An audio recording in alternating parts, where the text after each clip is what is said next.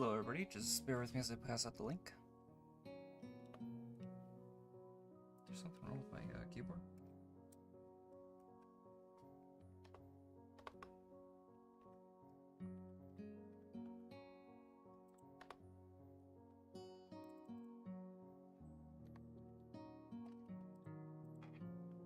I think my keyboard broke. That's fun.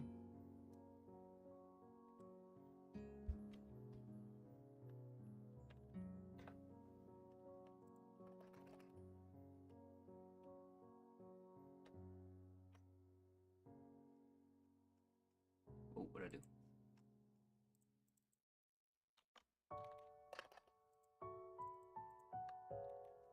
It's because Katawa Shojou? No. Some of the Windows key I think is open. There we go. Some of my Windows key was stuck. Alright, passing out the link, like I said. And once that is done, we'll be all good.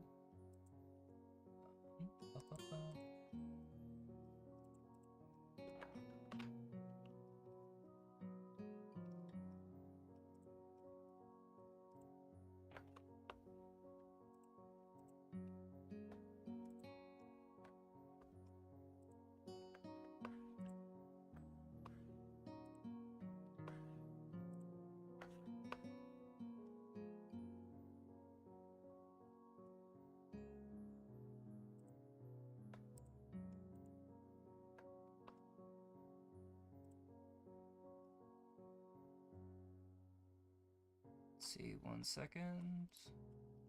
Pretty sure my mic's working, so let me know if that's not the case.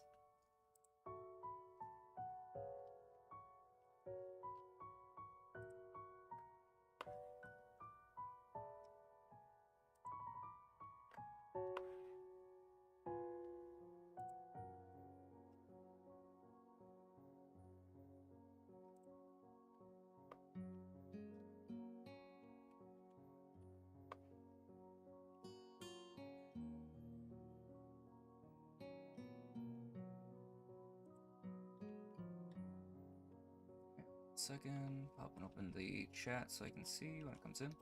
I'm gonna say I had to do something weird. My mouse not working now too. There we go. So I have to play this on a smaller screen. Actually, it's funny enough, I can see a bigger screen on the stream, like on through OBS, than the actual game itself. Unfortunately, if I try to full screen this, it's gonna go on my ultra wide, and it's gonna kind of bork the dimensions. So bear with the giant black bars on the screen. There's little I can do about that. So 1 second.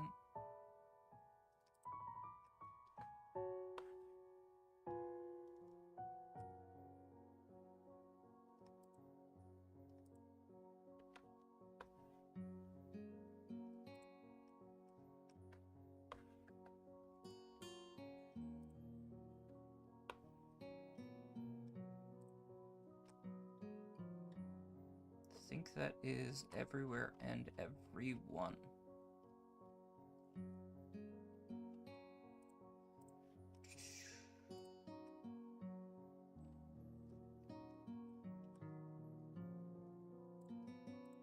Is there any other chats I'm missing? I don't think so.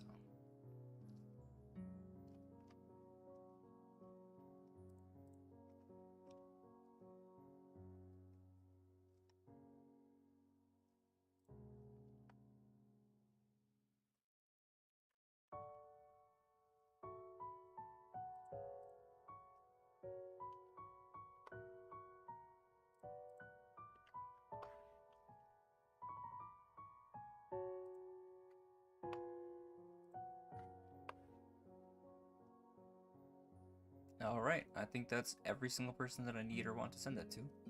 So we are good to go. Alright, fantastic.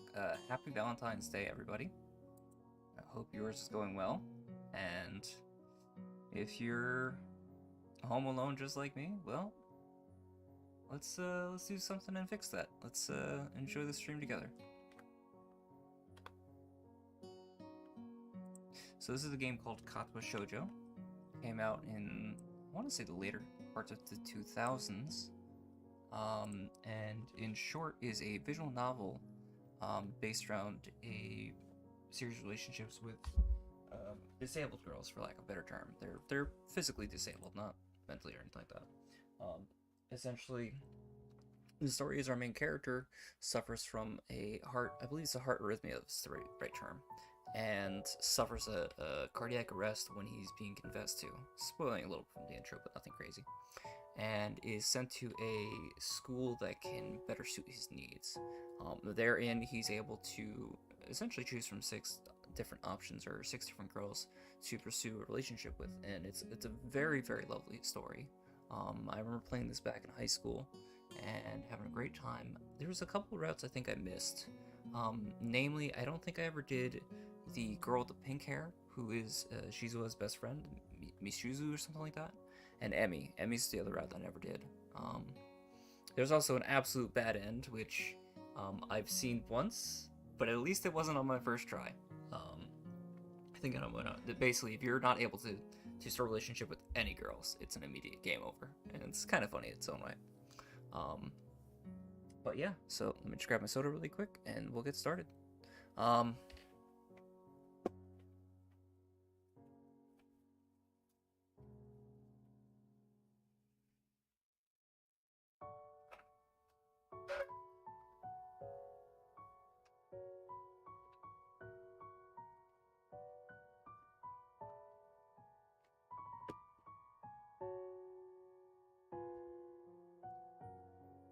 would like to add a mention that I will be creating a Discord server as a consolidation for all these streams moving forward, and those links will be found in the description.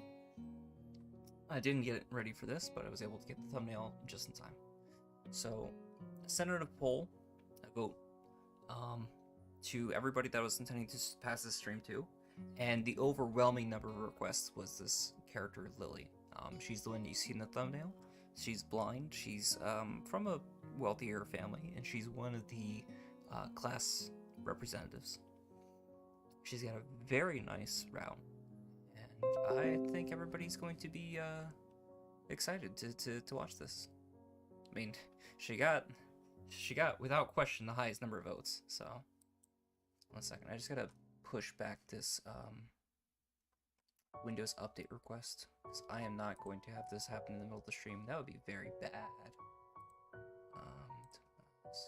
There we go.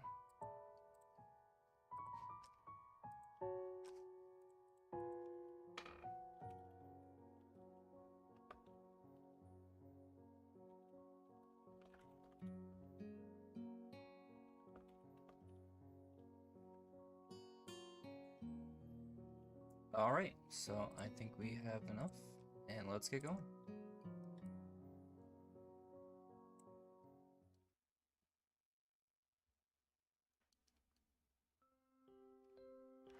A light breeze causes the naked branches overhead to rattle like wooden wind chimes. This is a popular treat for couples in the summer.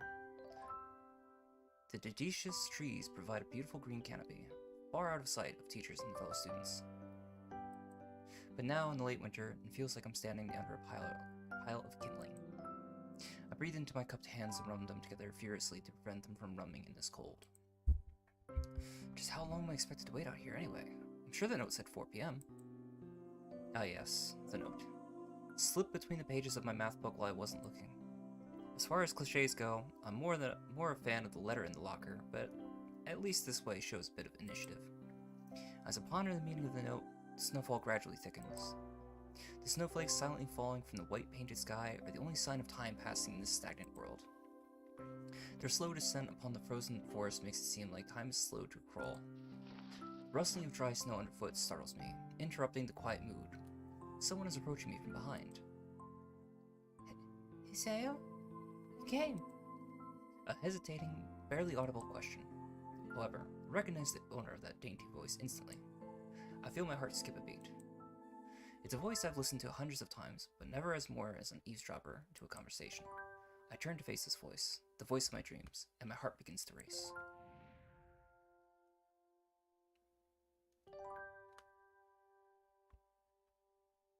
Iwanako, I got a note telling me the way here. It was yours? Damn it. I spent all afternoon trying to come up with a good line, and that was the result? Pathetic. Yes. I asked a friend to give you that note. I'm so glad he got it. A shy, joyous smile that makes me so tense I couldn't move a single muscle, even if I tried.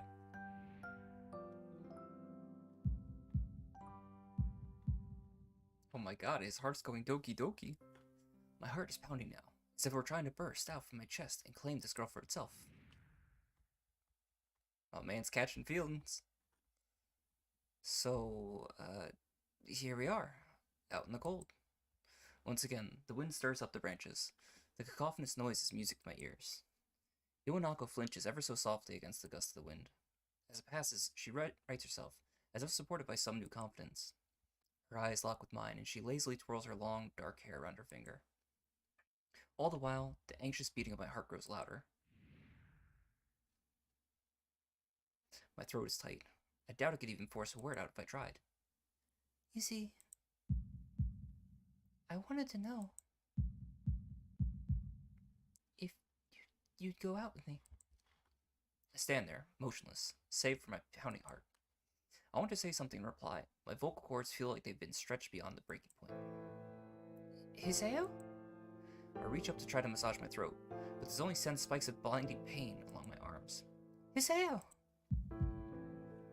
My whole body freezes, save for my eyes, which shoot open in terror. Hiseo! The beating in my chest suddenly stops, and I go weak at the knees. The world around me, the canopy of bare branches, the dull winter sky. Iwanako rushing towards me. All these fade to black. The last thing I remember before slipping away are the sounds of Iwanako screaming for help, and instant clatter of branches alone. It's been 4 months since my heart attack. In that whole time, I can probably count the times I've left this hospital room unsupervised on one hand. 4 months is a pretty long time when you're left alone with your thoughts. So, I've had plenty of time to come up with terms with my situation. Arrhythmia. A strange word. A foreign, alien one. One that you don't want to be in the same room with. A rare condition. It causes the heart to act erratically and occasionally beat way too fast. It can be fatal. Apparently I've had it for a long time. They said it was a miracle that I was able to go on so long without it happening. Is that really a miracle? I guess it's supposed to make me feel better, more appreciative of my life. It really didn't do anything to cheer me up. My parents, I think, were hit harder with the news than I was. Imagine it practically had 2 hemorrhages apiece. I had already had a full day between them to digest everything. To them, it was all fresh. They were even willing to sell our house in order to pay for a cure. Of course, there isn't a cure. Because of the late discovery of this condition, I've had to stay at the hospital to recuperate from the treatments. When I was first admitted, it felt as if I were missed. For about a week, my room in the ward was full of flowers, balloons, and cards. But the visitors soon dwindled, and all that get-well gifts began trickling down to nothing shortly after. I realized the only person I got in so many cards and flowers was because sending me their sympathy had been turned into a class project. Maybe some people were genuinely concerned, but I doubt it. Even in the beginning, I barely had visitors. By the end of the first month, only my parents came by on a regular basis. Iwanako was the last to stop visiting. After 6 weeks, I never saw her again. We never had that much to talk about when she visited anyway. We didn't touch up the subject that was between us that snowy day ever again. The hospital? It's not really a place I'd like to live in. The doctors and nurses feel so impersonal and faceless. I guess it's because they're in a hurry, and they have a million other patients waiting for them, but it makes me feel uncomfortable. For the first month or so, I asked the head cardiologist every time I saw him for a rough estimate of when I'd be able to leave. He never answered anything in a straightforward way, but told me to wait and see if the treatment and surgeries worked. So I idly observed the scar that those surgeries had left on my chest slowly change its appearance over time, think of it as some kind of an omen. I still ask the head cardiologist about leaving, but my expectations are low enough now that I'm not disappointed anymore when I don't get a reply. The The way he shuffles around the answer shows that there's at least some hope. I want to pause for a second because I want to check the audio from my end. So bear with me as I mute my mic and.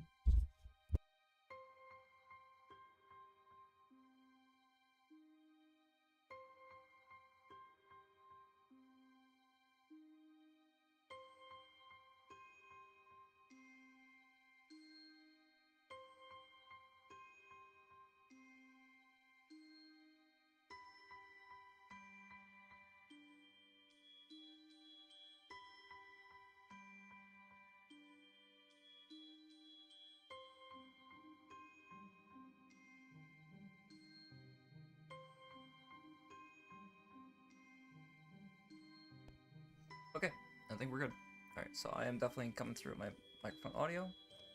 Just want to check really quick, so a couple messages. Nice. Okie dokie. So where were we? At some point I stopped watching TV. I don't know why, I just did. Maybe it was the wrong kind of escapism for my situation. I started reading instead. There was a small library at the hospital, although it was more like a storeroom for books. I began working my way through it, one small stack at a time. After consuming them, I would go back for more. I found out I liked reading, and I think I even became a bit addicted. I started feeling naked without a book in my hands. But I loved the stories. That was what my life was like. The days became increasingly harder to distinguish from each other, differing only by the book I was reading and the weather outside. It felt like time blurred into just some kind of gooey mass that I was trapped inside, instead of moving within. A week could go by without me really noticing it. Sometimes I'd pause in realization that I didn't know what day of the week it was. But other times, all the things that surrounded me would painfully crash into my consciousness, through the barrier of nonchalance that I'd set up for myself. The pages of my book would start to feel sharp and burning hot, and the heaviness in my chest would become so hard to bear that I had to put the book aside and just lay down for a while, looking at the ceiling as if I was going to cry. But that happened only rarely, and I couldn't even cry. Today the doctor comes in and gives me a smile. He seems excited, but not very. It's like he's trying to make an effort to be happy on my behalf. My parents are here. It's been a few days since I've last seen them. Both of them are even sort of dressed up. Is this supposed to be some kind of special occasion? It's not a party. There's this ritual the head cardiologist has. He takes his time, sorting his papers, then setting them aside as if to make a point of politeness of what he just did. Then he casually sits down on the edge of the bed next to mine, looks me in the eyes for a moment. Hello, Hiseo. How are you today? I don't answer him, but I smile back a little. Back at him. I believe that you can go home. Your heart is stronger now, and with some precautions, you should be fine. We have all your medications sorted out. I'll give your father a prescription. The doctor hands a sheet of paper to my dad, whose expressions turn wooden as he reads it quietly. So many. I take it from his hand and look for myself, feeling numb. How am I supposed to react to this? The absurdly long list of medications staring back at me from the paper seems insurmountable. They all blend together in a sea of letters. This is insane. Side effects, adverse effects, contradictions, and dosages are listed line after line with cold precision. I try to read them, but it's so futile. I can't even understand any of this. Attempting only makes me feel sicker. All this, for the rest of my life, every day. Shoot. One second. I skipped a line. If I do... There we go, text history. I'm afraid that's the best we can do at this point. However, new medications are always being developed, so I wouldn't be surprised to see that list fade over the years. Years? What kind of confidence booster is that? I'd have felt better if he hadn't said anything at all. Also, I've spoken with your parents and we believe that it would be best if you don't return to your old school. What? Please, calm down, Seo. Listen to what, please, calm down, Seo. Listen to what the doctor has to say. Calm down? The way he says it tells me he knew full well that I wouldn't like it. Am I gonna be homeschooled? Whatever my concern shows, it's ignored. We all understand that your education is paramount. However, I don't think that it's wise for you to be without supervision. At least, not until we're sure that your medication is suitable. So, I spoke with your parents about a transfer. It's a school called Yamaku Academy that specializes in dealing with disabled students. Disabled? What? Am I... It has a 24-hour nursing staff, and is only a few minutes from a highly regarded general hospital. The majority of students live on campus. Think of it as a boarding school of sorts. It's designed to give students a degree of independence, while keeping help nearby. Independence? It's a school for disabled kids. I'm just trying to disguise that fact. If it was really that free, there wouldn't be a 24-hour nursing staff, and you wouldn't make a hospital be nearby a selling point. Of course, that's only if you want to go, but your mother and I aren't really able to homeschool you. We went out there and had a look a couple weeks back. I think you'd really like it. Looks like I really don't have a choice. Compared to the other heart problems, people with your condition usually tend to live long lives. You'll need a job one day, and this is a good opportunity to continue your education. This isn't an opportunity. Don't call it an opportunity. Don't call it a goddamn opportunity. Well, you should be excited at the chance to go back to school. I remember you wanted to return to school, and while it's not the same one, special school, that's an insult. That's what I want to say. It's a step down. It's not like what you think. All the students there are pretty active, in their own sort of way. It's geared towards students that can still get around town and learn, but just need a little help, in one way or another. Your father's right. As many of the graduates of the school have gone on to do amazing things, a person doesn't have to be held back by their disability. One of my colleagues in another hospital is a graduate. I don't care. A person doesn't have to be held back by their disability. It's what a disability is. I really hate that something so important was decided for me. What can I do about it? A normal life is out of the question now. It's funny. I'd always thought my life was actually kind of boring. Now I miss it. I want to protest. I want to blame this lack of reaction on shock or fatigue. I could easily yell out something now, but something about how I can go back to school anyway, but no. I don't say anything. Fact is, now I know it's futile. I look around the room, feeling very tired of this all. This hospital, doctors, my condition, everything. I don't see anything that would make me feel any different. There really isn't a choice. I know this, but the thought of going to a disabled school, what are those even like? As much as I try to put a positive spin on this, it's very difficult. But let me try. Clean slate isn't a bad thing. That's all I can think of to get me through this. At least they still have something, even if it's a special school. It's something. It's a fresh start. My life isn't over. It would be a mistake to just resign myself to thinking that. At the very least, shoot, passed through it.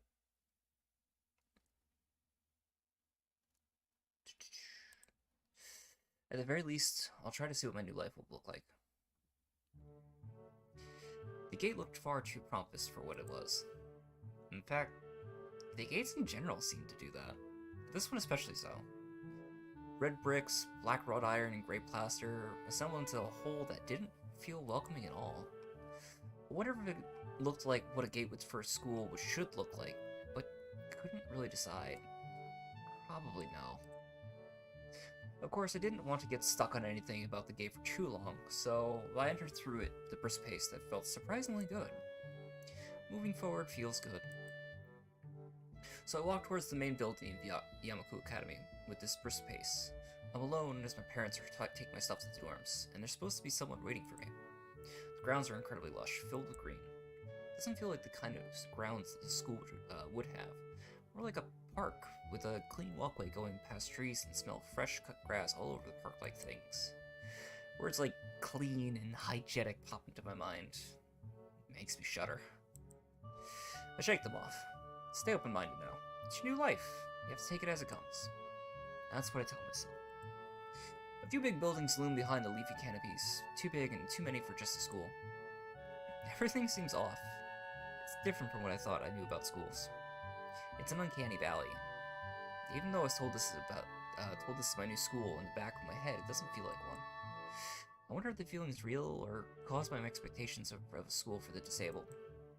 Speaking of that, I don't see anyone else here. It's kind of eerie.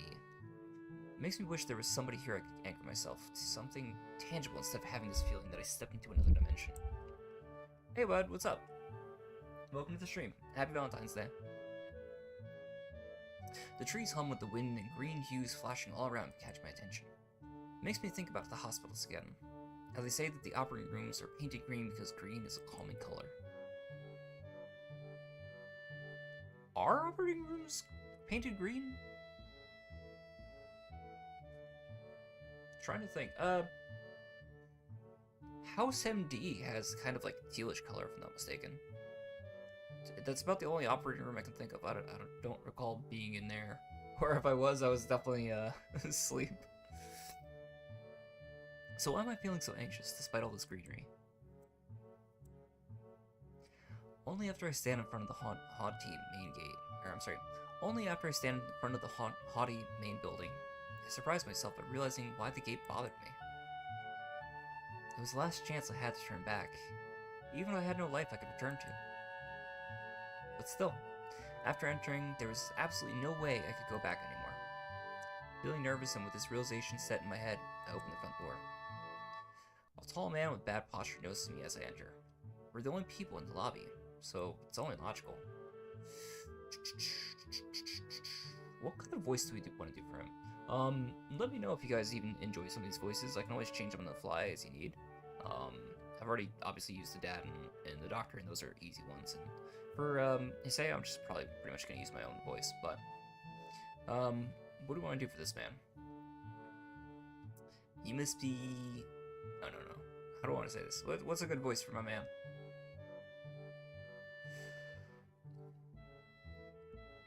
You must be Niki? Nakai. So you are. Excellent. I'm your homeroom teacher. Homeroom and science teacher. My name's Muto. Welcome. We exchange a handshake that is neither firm nor sloppy, and he looks at his watch. The head nurse asked you for a brief check-in visit, but there's no time for that now. Oh, should I go later? Yes, afternoon is probably fine. We should get going and introduce you to the rest of the class. They're waiting already. Waiting for me? I don't really like being the center of attention, but I guess it's inevitable in a situation like this. Somehow, not knowing what is waiting for me makes me feel really nervous. Thinking of this, I almost miss what the teacher is saying. Do you want to introduce yourself to the class? 1 second.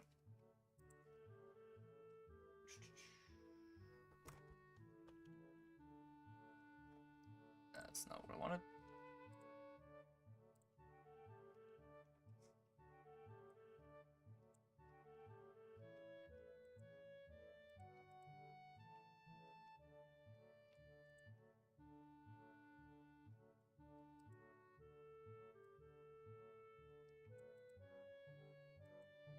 Why?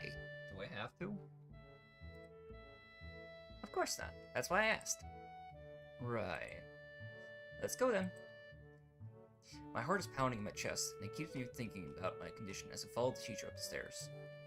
It's over. The third door down the third floor corridor is marked as the classroom for class 3-3. Muto opens the door and enters. Good morning, everyone. Sorry I'm late again. I hesitate for a split second at the door, freezing on the spot. Get a grip. It's a big step, I know that. But there isn't any point to worrying so much about it. At least, not this soon. I'll follow the teacher into the classroom and look around, partially so I won't have to meet the curious gaze of my new classmates. There is only one character in here that's important, and that's my girl in the back row, third from the left. That girl is Hanako. She is one of the 6 main girls that you can have a relationship with. And funny enough, her route is pretty intrinsically tied to Lily's, at least from Lily's side. You're gonna have to follow the same path just to start that. It's pretty spacious. The ceiling is unusually high, and there's a lot of space left over around in between desks. An entire wall taken up by blackboards and the high, old-fashioned windows only make it seem larger. The students' desks are just standard wooden desks with a shelf underneath for books and wooden chairs with metal frames. Simple and efficient. I stop walking in front of the classroom and face the other students. They all look like normal. Like students in any other school. But then, why would they be here? They're probably like me and have something wrong with them. Only, it's just not immediately obvious. Then, I notice that one of the girls seems to be missing the thumb of her right hand. It's a little jarring. Oh my god, what's up with my man in the back corner? He might actually be disabled. I hate to say it like that, but... the other two girls, the one with glasses that we're panning over towards and the pink hair, those are, I believe their names are Shizua and, oh lord, I don't actually remember their names. 1 second.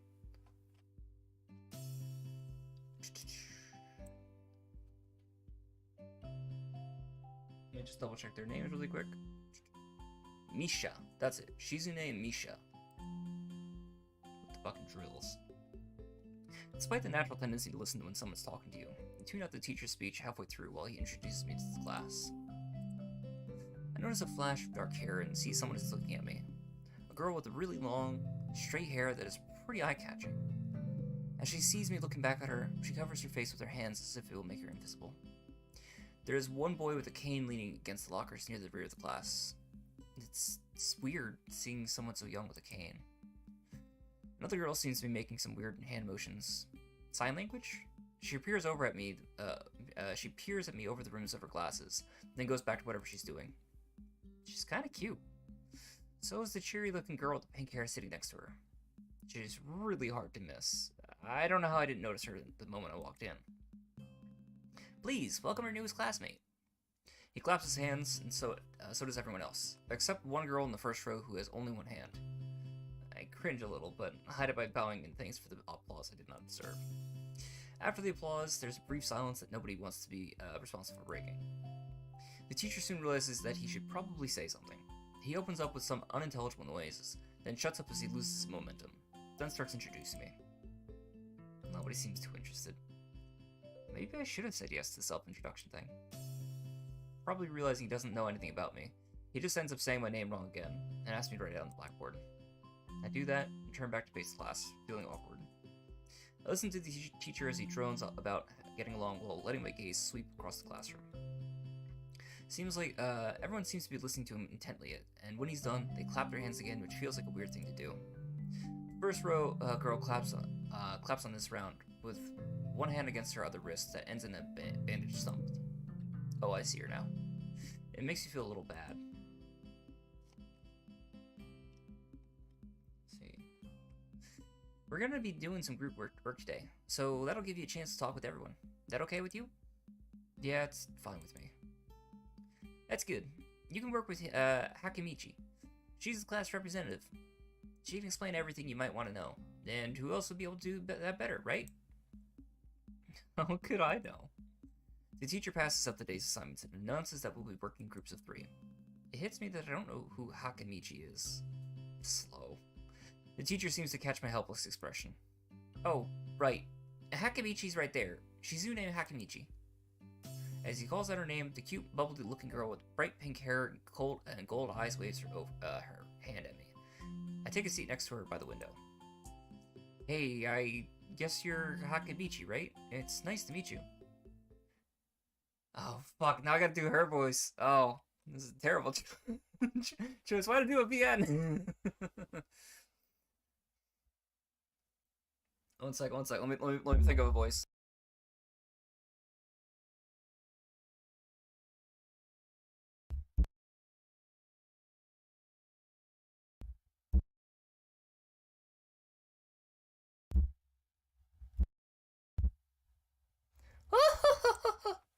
What? I'm caught off guard by her laughter. It's nice to meet you too, but I'm not Hakimichi. I'm Misha.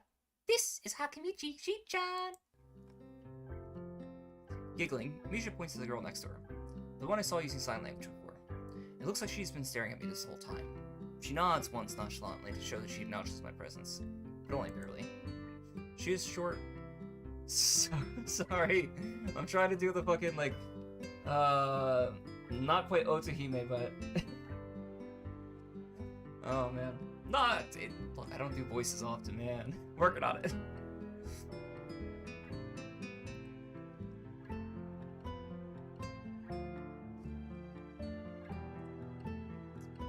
She has short yet careful, neatly brushed hair, a pair of oval-shaped glasses balanced on the tip of a dainty nose, and dark blue eyes that seem to alternate every few seconds between analytical and slightly bored. It's nice to meet you.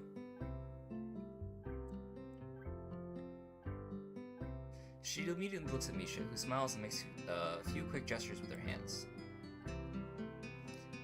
Hakamichi nods and makes a few gestures of her own. I start to wonder if the teacher was messing with me, saying things like, "You'll be able to talk to people," and who better to explain things to you? I can see you're a little confused, right? Right? But I understand why you'd think it was Shi-chan. Shi-chan's deaf, so I'm the person who translates things back and forth for her. I'm like an interpreter.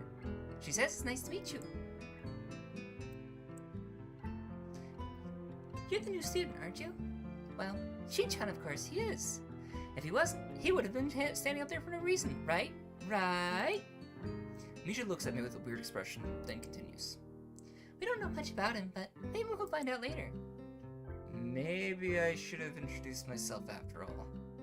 Anything would have given me a better first impression than the teacher's groan and fumble with my name.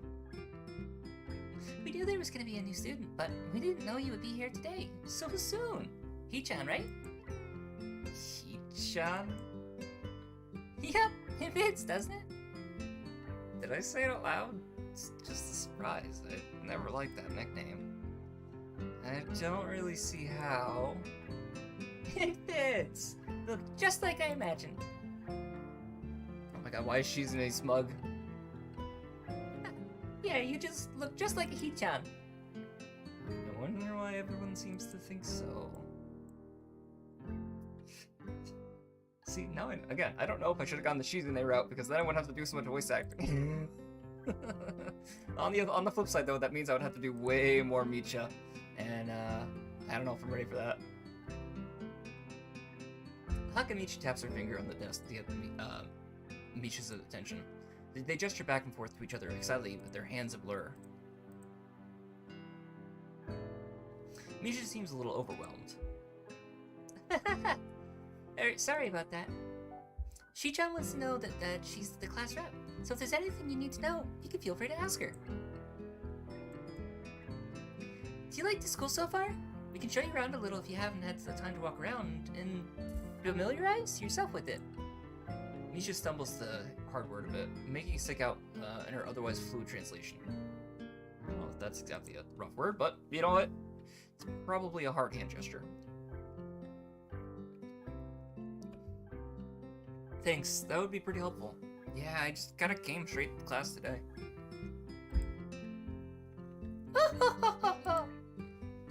That's no good. You should always try to learn as much as you can about where you're going before you go there. Not just with the school either.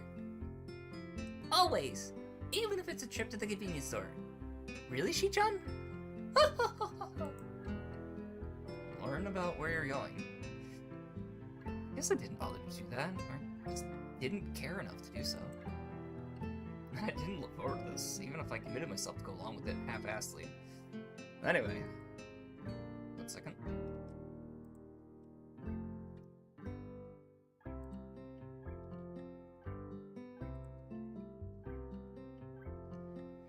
I don't see anything, and Misha signs something that ends in a shrug.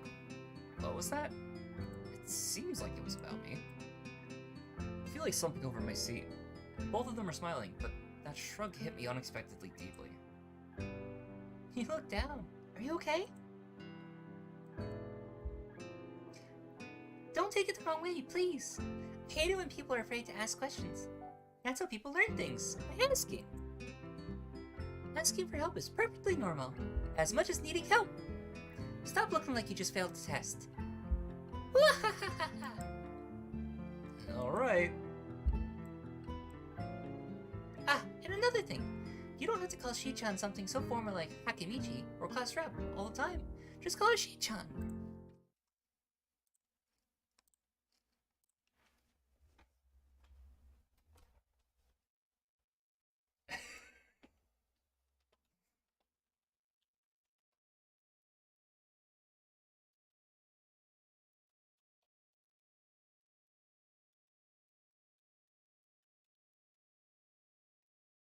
Pausing. Should I look in finding mods for this?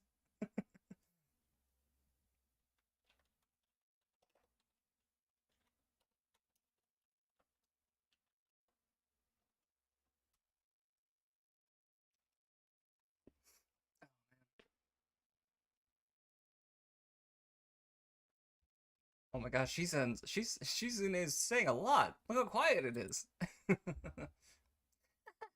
Okay, so maybe that's too casual. Maybe Shizune would be more appropriate. Yep, Shizune is fine. Okay, that'd be a lot easier for me.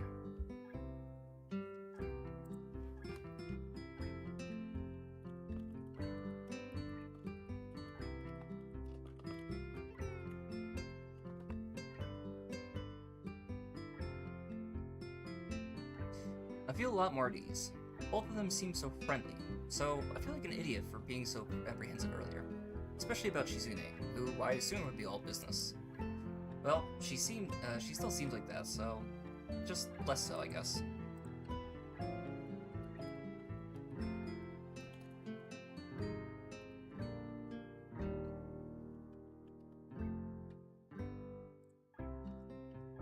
Huh? Oh right, we haven't even touched the assignment. We should start work now, or Shi-chan will get mad. The assignment is also kind of long, so we should start now if we want to finish it before the end of class. Wahahaha! That too! Shizune glares at the two of us impatiently. I don't need to know sign language to understand that. Okay, I get the message. After class, we can take a walk around the grounds together. It's a nice day today, okay? The assignment's actually very challenging to get through, combining aspects of being both difficult and unnecessarily long. Still, we finished after a few minutes earlier than anyone else in the class, despite our late start. Shizune and Misha are really capable. They're quite different, though. The class rep is as calm as professional as she looks, while Misha is a lot more playful and girlish, not to mention a little more easily distracted. To be honest, the two of them did most of the work. I feel guilty about that.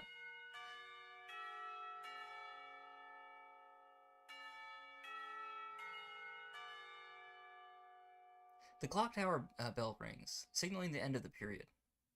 Time for lunch. Without knowing what else to do, I follow Misha, who is beckoning me into the hallway and down the stairs. We descend even below the lobby where I met Muto, down the bottom floor. Just like everything in the school, the cafeteria seems too spacious and oddly modern in contrast to the classic exterior. Its big windows open to the courtyard towards the main gate. 1 second, I just want to put a note for which voices I'm doing.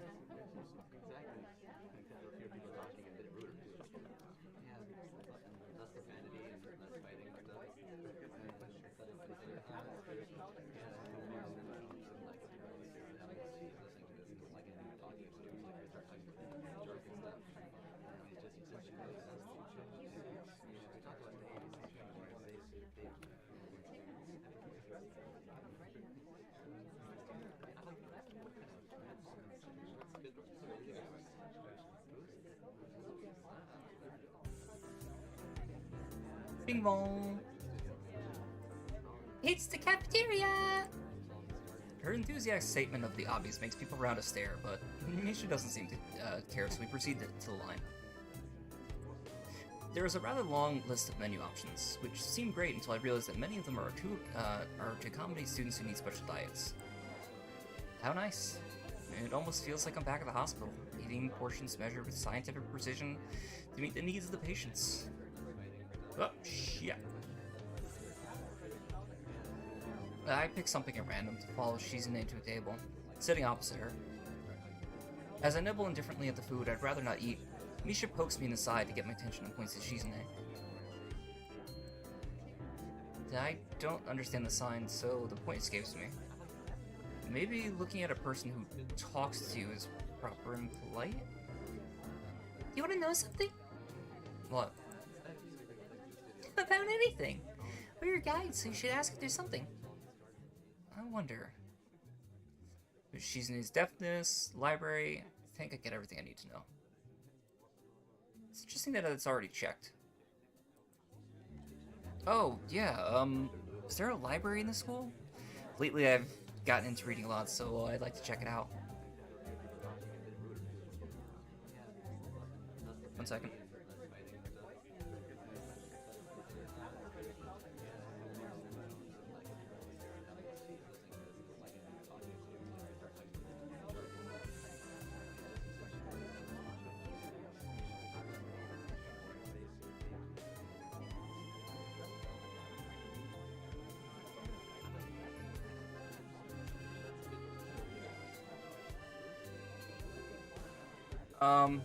Question. How's the quality of the stream? Because it's looking fine on my end, but I just got somebody saying that it's coming through crunched.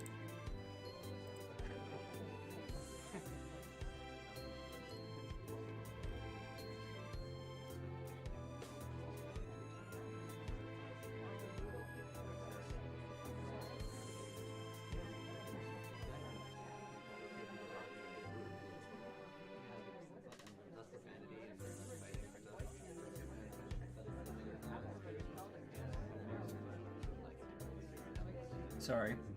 We're doing technical testing on the fly.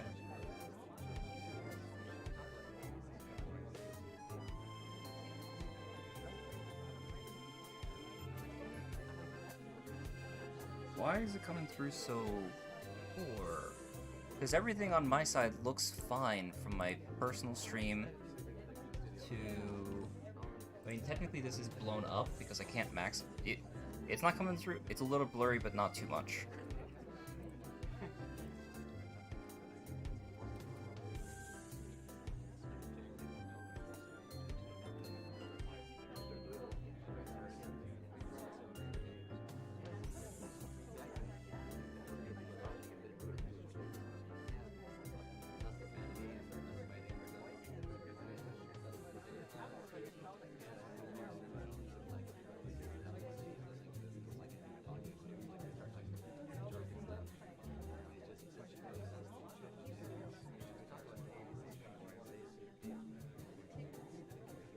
Alright, keep me posted if the quality's like too shit. I'll see what I can do to fix that, but from what I was understanding, my stream wasn't that bad.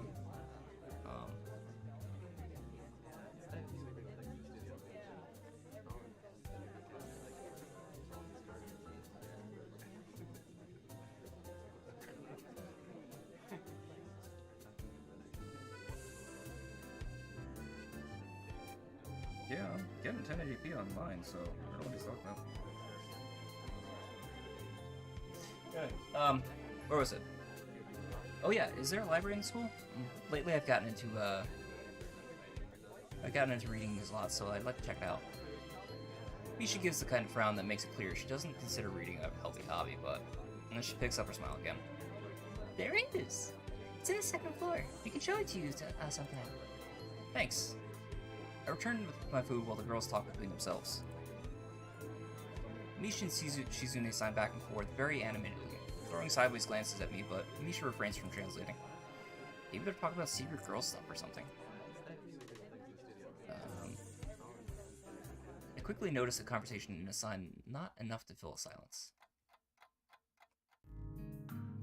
We arrived in the classroom early, but we're not the first. That dark-haired girl I noticed before slumped over her desk at the last row.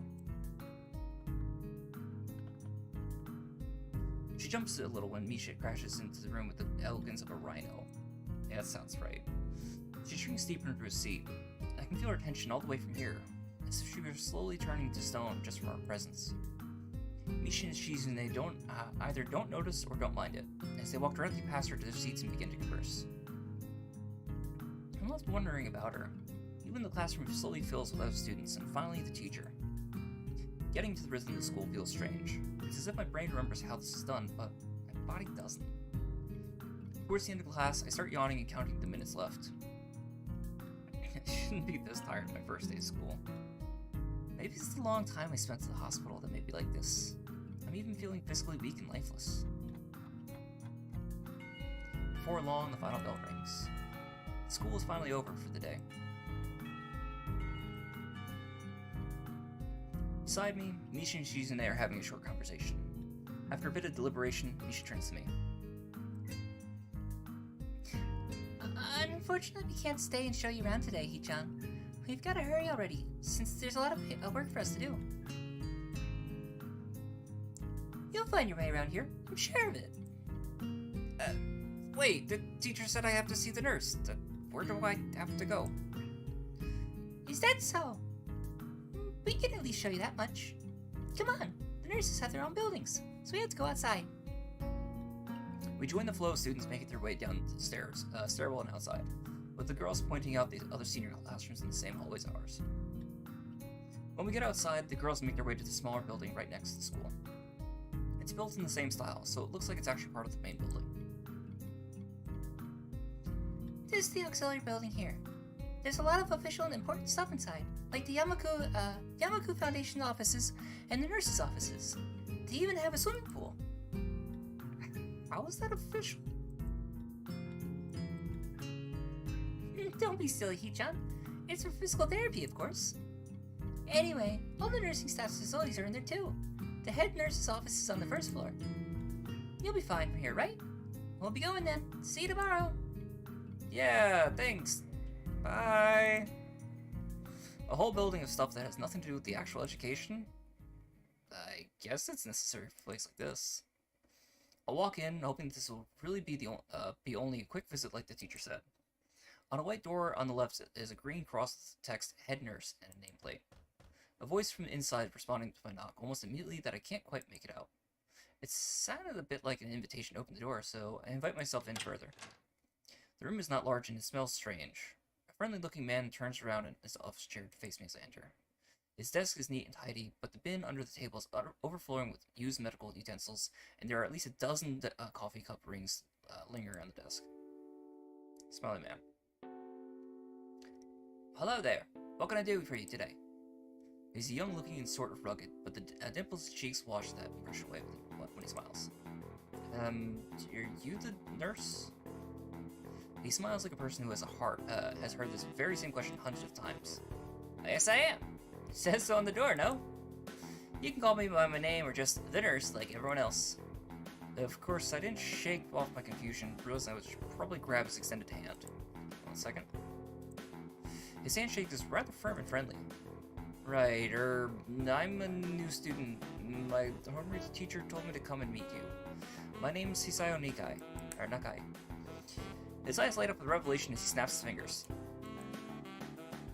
Oh, you're that Nikai. I was just reading your file in the morning. Some kind of chronic arrhythmia or related congestional heart muscle deficiency, right? He gestures to me to sit down in the vacant armchair in front of his desk. Yeah. Good. Well, you've probably been briefed about the school enough, so I'll go over this quickly. We have all kinds of facilities available, mostly physical therapy and such. And there's always some of my staff around, even at night, so never hesitate to call if there's a problem. The famous 24-hour nursing staff. Wow, it's like a hospital. Well, not exactly. For instance, we don't do brain surgery here. His joke feels so out of place that I'm left thinking what he even said it. Yeah, it's really weird to have so many medical people at school. You'll get used to it.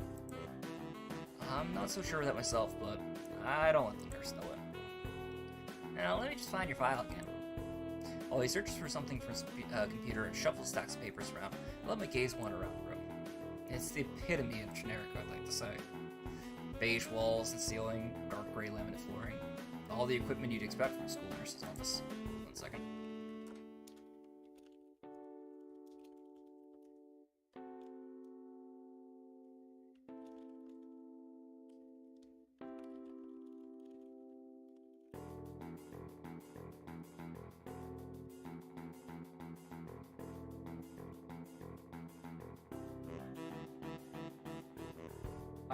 I have decided that it is my best interest to make a note of the different voices that I'm doing so I can go back to them a little more easily.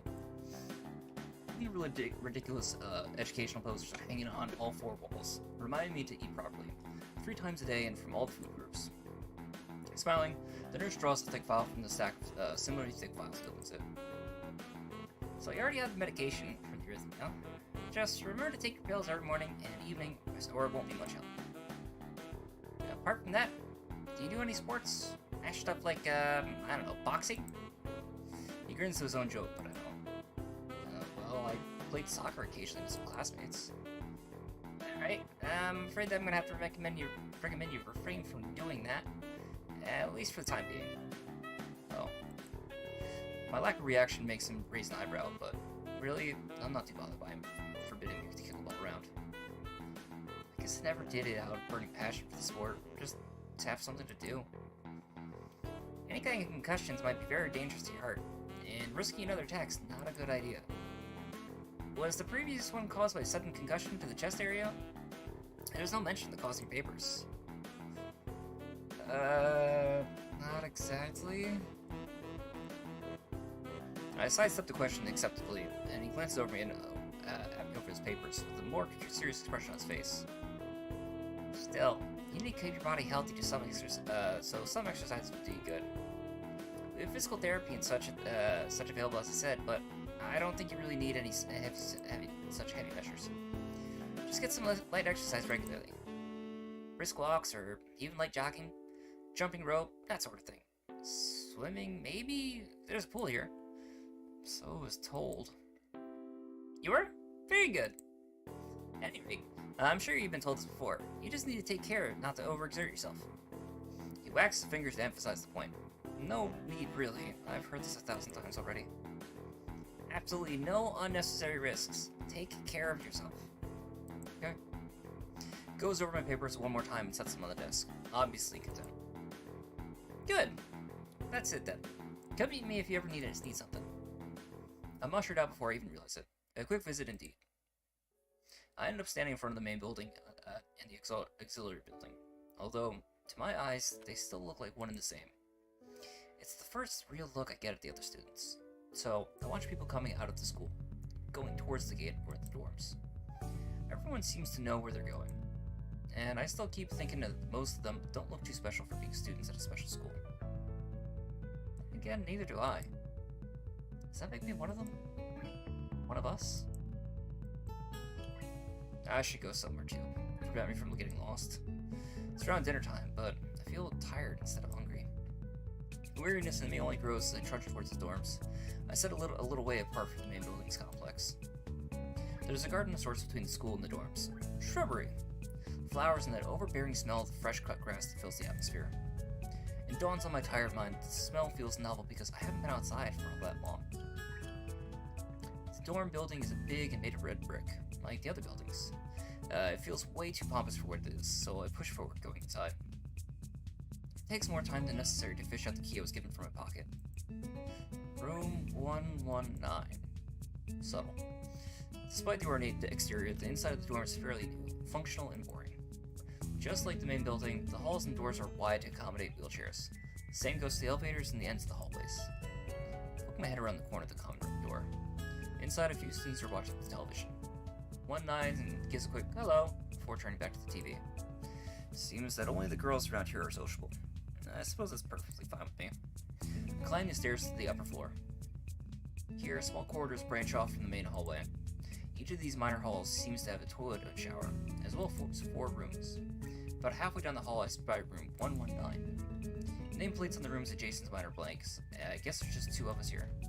Light shines from the door of room 117, so I knock lightly. Hello? Is anyone home? From inside, I hear a few movements, then the clicking of way more locks than I thought these doors had. After a moment, the door squeezes open. I'm not excited to do this guy's voice. I am, but I'm not. 1 second.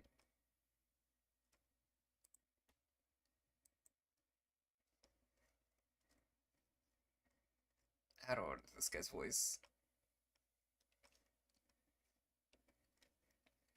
What's up, bud?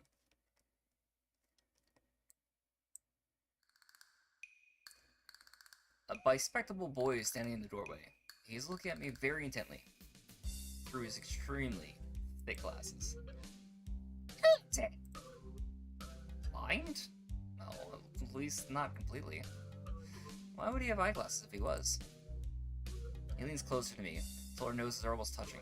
His breath stinks of garlic. Sayo Nakai. I'm moving into the next room. I thought I should introduce my... His face suddenly brightens in realization, and he stands back upright, thrusting his hand out in a smiling greeting, almost straight to my diaphragm. Oh, sup, dude? My name's Kenji. Hi. I take Kenji's sweaty hand and shake it, still a little rattled by the sudden change of attitude and vehement welcome. There were some suspicious-looking people going in and out of your room earlier. It's probably my parents. Your parents? You sure? Because they could have been some other people, too. Can't judge a book by its cover. Is that a place proverb is left hanging between us awkward as I try to think of some way to respond? I'd say the chances are high enough. He shudders and makes some exaggerated hand gestures.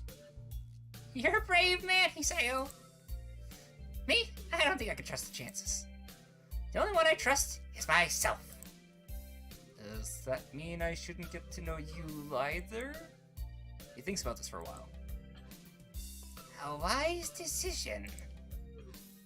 Damn, you're smarter than you look. Probably. What do you look like? I hope that's smart.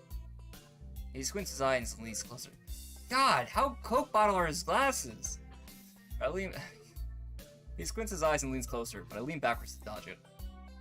Never mind. Doesn't matter. With that, he turns, fumbles around for a moment, searches the door handle, and shuts the door behind him. God, he is blind as a fucking bat.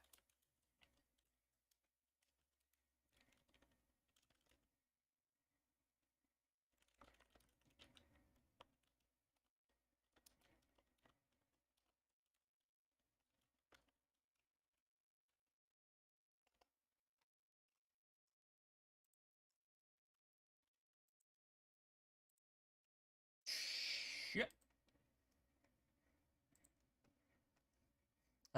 With that, he turns around, fumbles for a moment, searches for the door handle, and he shuts the door behind him. I slide the key into the lock of the door, marked 119. Bleak, beige walls, white linen, desk made of some type of light wood. Ugly curtains. It's no one's room. Impersonal, like my hospital room was. My bags are sitting at the foot of the bed, looking a lot emptier than they did this morning. The closet's sitting open, stocked with my clothes. Also, it seems that there are a number of school uniforms hanging there as well. A note is pinned to the sleeve of one of the shirts. Hi, Hee-chan. We've packed your, hi, Hee-chan. We've unpacked your things and made your bed. They said that if these don't fit, then you should go to the office tomorrow. If you have any problems, you can always call us. Love, Mom and Dad. Well, at least I don't have to worry about unpacking. I kind of hope I would have to. Or I would have. Then there'd be something to do. It's still too early. Put the note down on the desktop and lie down on the bed, feeling drained. Lying there makes me want to read something, but I have nothing with me. I wonder if the hospital conditioned me for wanting to read whenever I have nothing to do. The restless urge just keeps growing and I have to stand up. Maybe stress or something. I was pretty nervous about it before coming in for the entire day too. Still am, I think. Damn, I have to distract myself somehow, so it won't be this unnatural at the time. Tomorrow, I'll go buy some books from the library. Yeah, I'll do that. But for now, bottle of medications neatly arranged on my desk table catch my eye. I pick one up and shake it just to hear the contents rattle, and then read the glued-on pharmacy label. Hisayo Nakai, 2 tablets daily to stay alive. That's fucking impersonal. Doesn't really say that, but could just, well, that makes more sense. It's kind of twisted having your life depend on chemicals like this. I resent it a little, but what choice do I have? With a sigh, I begin my new daily ritual of taking the right number of pills from each bottle, being careful to check the correct dosages. Lie down again, feeling hollow and uncertain. And after that, I keep staring at the blank, unfamiliar ceiling for a long time. It doesn't start looking any more familiar. Not even after darkness falls and long shadows draw across my room like fingers. The sheets feel slightly more comfortable, warm, and nest-like against that chill that passes from room temperature here. Soon, the lighter shades of darkness that is the ceiling look like every ceiling that does... Let me try that again. Soon, the lighter shades of darkness that is the ceiling looks like every ceiling does at night, and it becomes the only thing I recognize anymore. Night beckons me to sleep, and I feel the coldness of unfamiliarity and fear creeping up my spine once again. Keep drifting further away from the world I knew.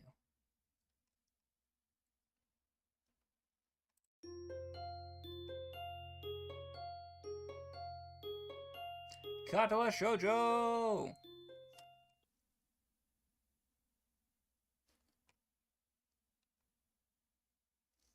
I wake up in a strange room. Solid morning light shimmers across against the light gray ceiling. I'd forgotten to draw the curtains closed last night. This is my room, isn't it? My room. It's the third room this year I'm supposed to call mine. Various things around here remind me of that, indeed. It's me who's supposed to be the one living here. My bag's on the floor, my new school books on the desk, my numerous medications on the night table. I stare at the bottles for a moment, deliberating, until I open a bottle, shake out a pill, and pop it from the tablet. Pop out a tablet from a foil sheet. I down them with the chaser of water without thinking about the chemistry. My uniform's in the closet. I slink out from under the sheets and stretch my back before dressing up. Putting on a new uniform feels like dressing in someone else's clothes. The artificial smell of the generic detergent invades my nose, but the feeling of fresh cloth against my back is a good one. Natural one. Feels like a school uniform, as it should. It's not much different from what I used to wear before. That goes for other things too. So far, this place seems more or less like a normal school. Except for the people. I think back to my talk with Kenji yesterday. I don't recommend doing that. Misha's constant laughter, and she's using a sweeping sign language gestures. Well, I've only met 3 students so far. Maybe they aren't that normal, but I'm sure others are. Or perhaps people like them are what passes for normal around here. What does pass for normal around here? What do people do? I didn't see a lot of kids hanging around after class yesterday, so maybe they're clubs. If so, I wonder if I should join one. All through class, the question remains on my mind, so I decide to ask Shizune about it when we split into groups. After all, she did say if I had anything I wanted to know, I should ask her.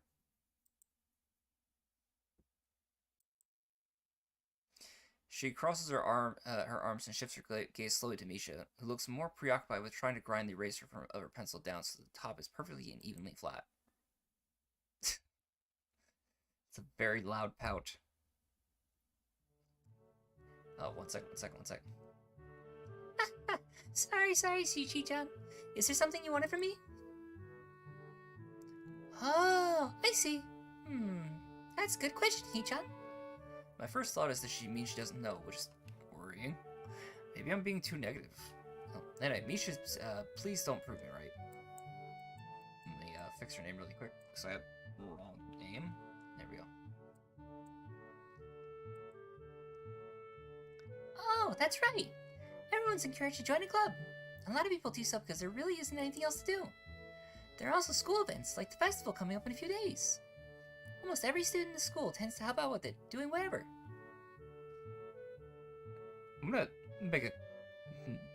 I'm debating doing a doctor girlfriend voice for her, because that's gonna be less harsh on my throat. Not throat, but still. A quick question to people who are listening.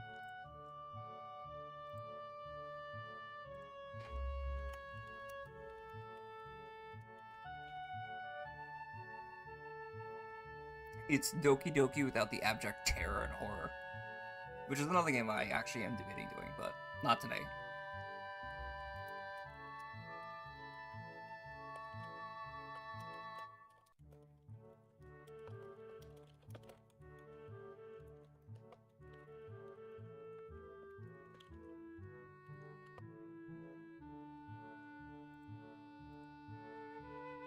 Yeah, no. This game doesn't have any horror elements at all. It's literally just a sweet game about this guy Hiseo and trying to build up the various different girls. And each route is obviously dedicated to, having a romance, relationship with them.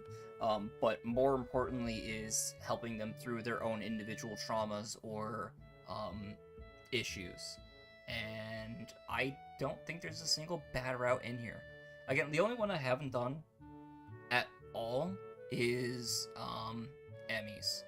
Emmy's is a really easy one to get to. I'll point it out. Basically, there's a single flag that if you say yes during it, you're set on her path. It's the easiest. I guess you could say it's the easiest route to get.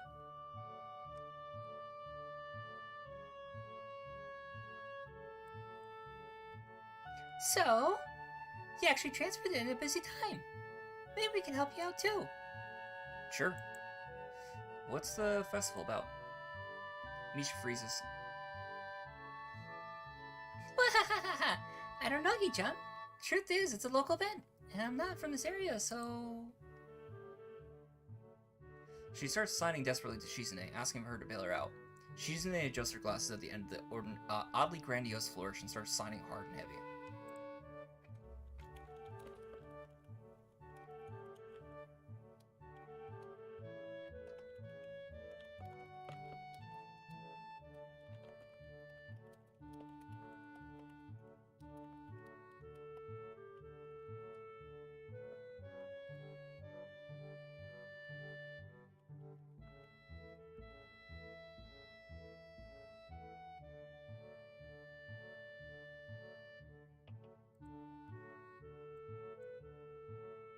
Huh?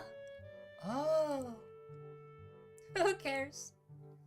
Misha puffs out her chest as she shouts Shizune's words at me with a disproportionate amount of pride. Too loud. I can see heads turn around, look in her direction. Not so loud. Human beings evoke with each other new generation. The ideals and beliefs behind a festival will inevitably change with time. Now it's about delicious fried food and amusing little games you play to win prizes. Ha ha ha ha. The teacher clears his throat very loudly, batting his long wooden pointer against the other palm like baton. He shoots a pointed gaze at us.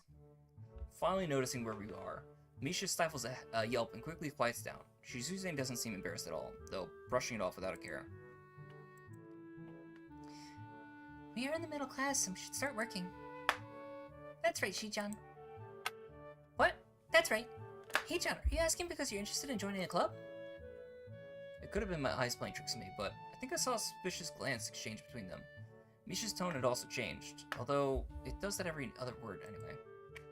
Yeah, I was thinking about it. Misha and Shizune look at each other again. I'm about to ask what they have in mind when something dark flutters in my peripheral vision, catching my attention. Out of the corner of my eye, I see the girl with long dark hair get up from her desk and slip silently towards the door. It doesn't seem like she was working in any group, and no one seems to notice her but me. I glance at the teacher who's also looking at the dark hair girl go. Why doesn't he say anything? Hee-chan, something wrong? Do I look as uneasy as I feel? Or was Misha just looking at me, looking after the girl who left?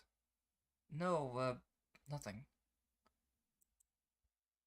Okay, well, like we were asking, you don't have any plans for lunch today, do you? I thought I would go to the library and pick up some books. Not really. Do you want to have lunch together then? Sure. Yay! Okay, Hee-chan, perfect. The rest of the class passes uneventfully. The girl with the long hair never came back. Before I have the time to put any more thought into where she could have gone, the teacher informs us that it's time to stop working. Shizune looks more than a little annoyed that we only just barely managed to finish all our work on time. I'm just glad we finished it all. It's not a contest or anything. Yes, it is, Hee-chan. Impossible. Really? Really. I've noticed this before, and it's kind of funny how Misha's always moving her hands and signing not only everything she says, but what anyone else is saying at any given time. Obviously, it must be so Shizune can understand it. Her eyes dart back and forth between Misha's hand and me. I don't know who I'm supposed to be looking at. I'm talking to Misha, but that might be wrong. Maybe I should face Shizune? I'm used to looking in the direction of the person whose voice I'm hearing, but really... Shizune can't hear me. But it would be disrespectful to talk to her only through Misha. Then again, isn't that what she's doing? No, she's at least looking at me. It's all very confusing. It'll take some time to get used to. It's not a contest, because contests are competitions over a prize. If there's no prize in the line, it's not really a contest. Shizune's eyes flash dangerously with a competitive glare. She stares at me, as if surprised that I'm challenging her. I think maybe this is a contest to her. I never noticed how dark and blue her eyes are. It's truly an alluring gaze. Are you sure, Hee-chan? Very sure.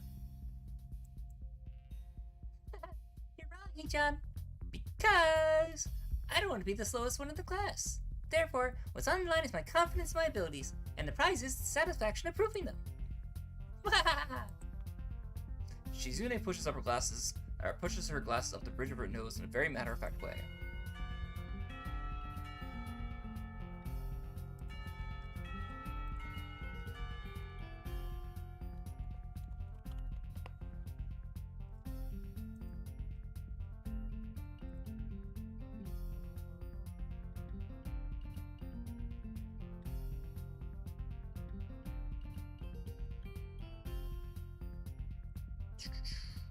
Sorry, I was looking at something.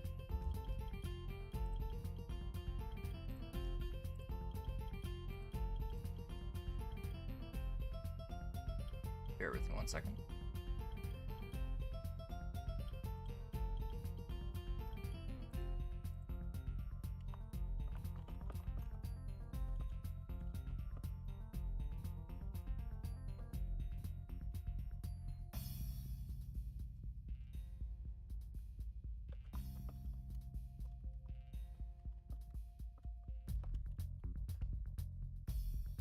I'd argue more, but the bell rings, and she quickly gets up and picks up her bag, looking at me expectantly.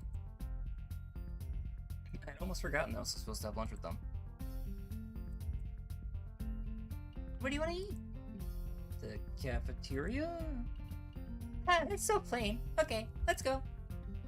Plain? Well, I guess. At my old school, I like to eat outside, near the back of the building.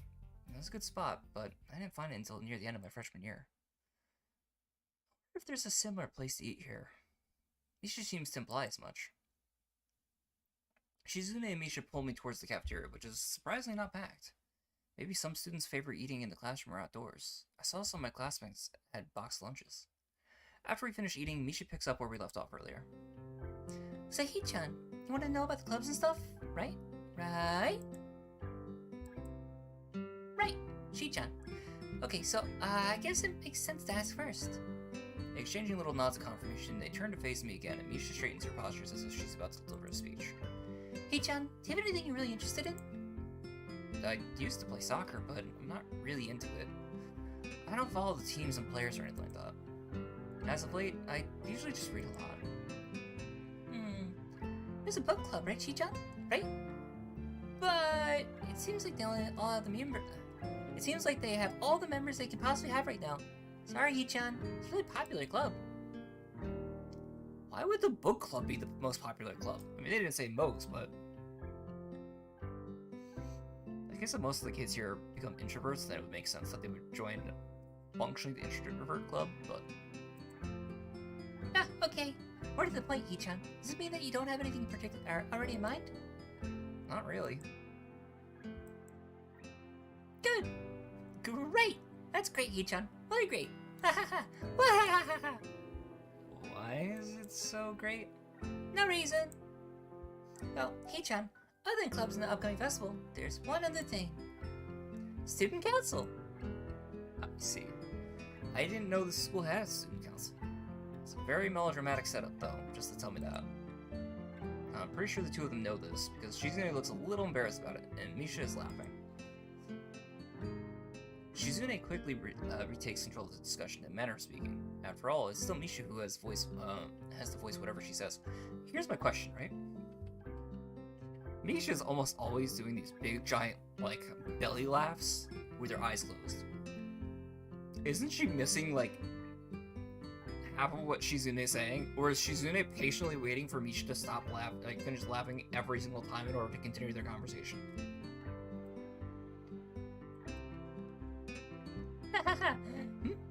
Right. Hee-chan, maybe you should join the student council. They could use more people. Yes, definitely. You should definitely join. Why? Well, for one, we could hang out every day, Hee-chan. Shi-chan and I are both in the student council. Actually, Shi-chan's the president. I'm starting to get the suspicion that Shizune and Misha might not exactly be the most unbiased people to talk about this with. As if reading my mind, Shizune quickly adjusts her glasses to sign something to Misha. Of course, we're not trying to get you to join just because we would want... Of course, we're not trying to get you to join in just because we would obviously benefit from you joining the student council, and therefore have an incentive to try and get you to. So you're admitting that... No, we admit nothing. I mean, Hichan, of course it'd be nice if you joined, and we'd appreciate it. But even without that all, joining student council shows a healthy interest in the workings of one school. Yep, it's the truth, Hichan. Besides, don't you want to spend time with us after school, Hichan? She's being pretty forceful, and she's forcing the Hichan way too much. I can't tell if she's being genuine or if she's just really good acting. Both of them seem to be trying hard to look their cutest, though they're already pretty cute to begin with. Well... So it's settled. Welcome to student council, Hichan. What? No, no! Aw, see, Hichan? Of course it wouldn't go so easily. Yep, that's right though. It would be boring if it went that smoothly. Oh well. Hichan owes me candy now. You were betting on it? Hey, my life's not a game here. Shizune seems intrigued by this when Misha signs it to her. The aggressive glint returns to her eyes. Oh no. That's interesting, Hichan. Let's play a game. I need to tell her I lost my family in a house fire and I'm slowly losing my sanity. Her. That's so funny.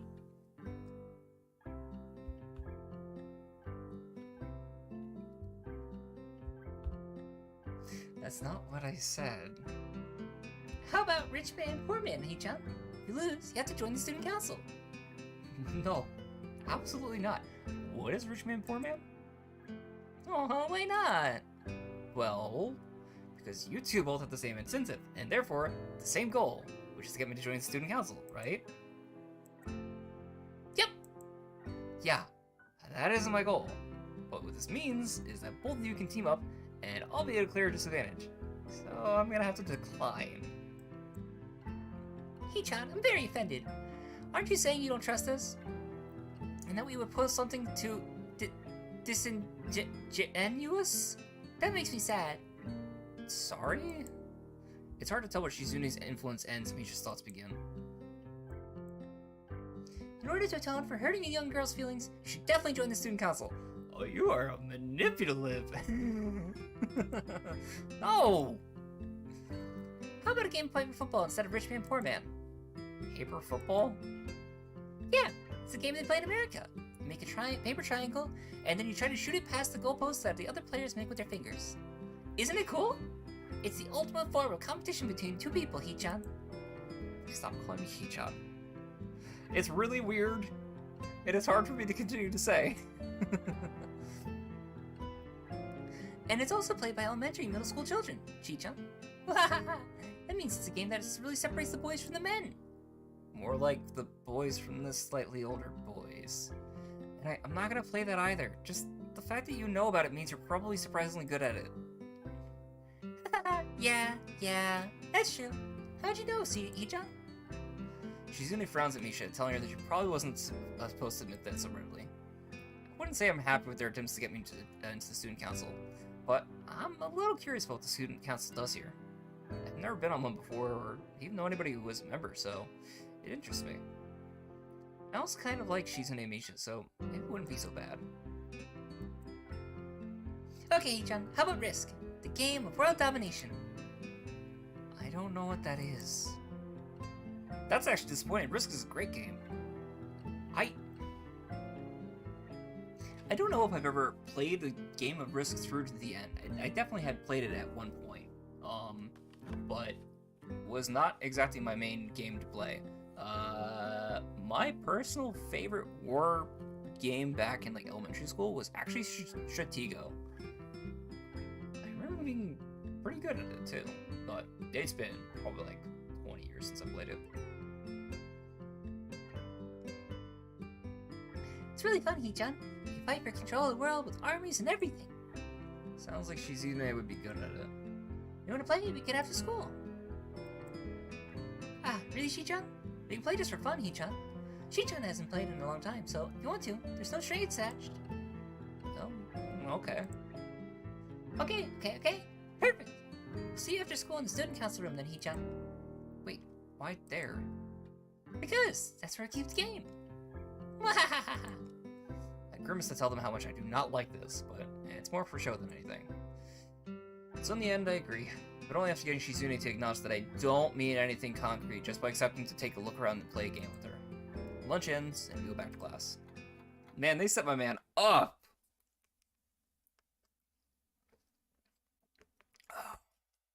That voice is so rough to do. I'm incredibly happy that we're not doing Shizune's route because her voice would be horrid. I still gotta pick a voice for Lily though, which is gonna suck. During afternoon classes, the long-haired girl comes back and sits down in her seat without a word. Again, no one seems to notice, or if they do, no one says anything. I want to ask Misha about it, but I don't want to be nosy. Learn sign language, then you can be a gossip all you want and nobody can hear or tell.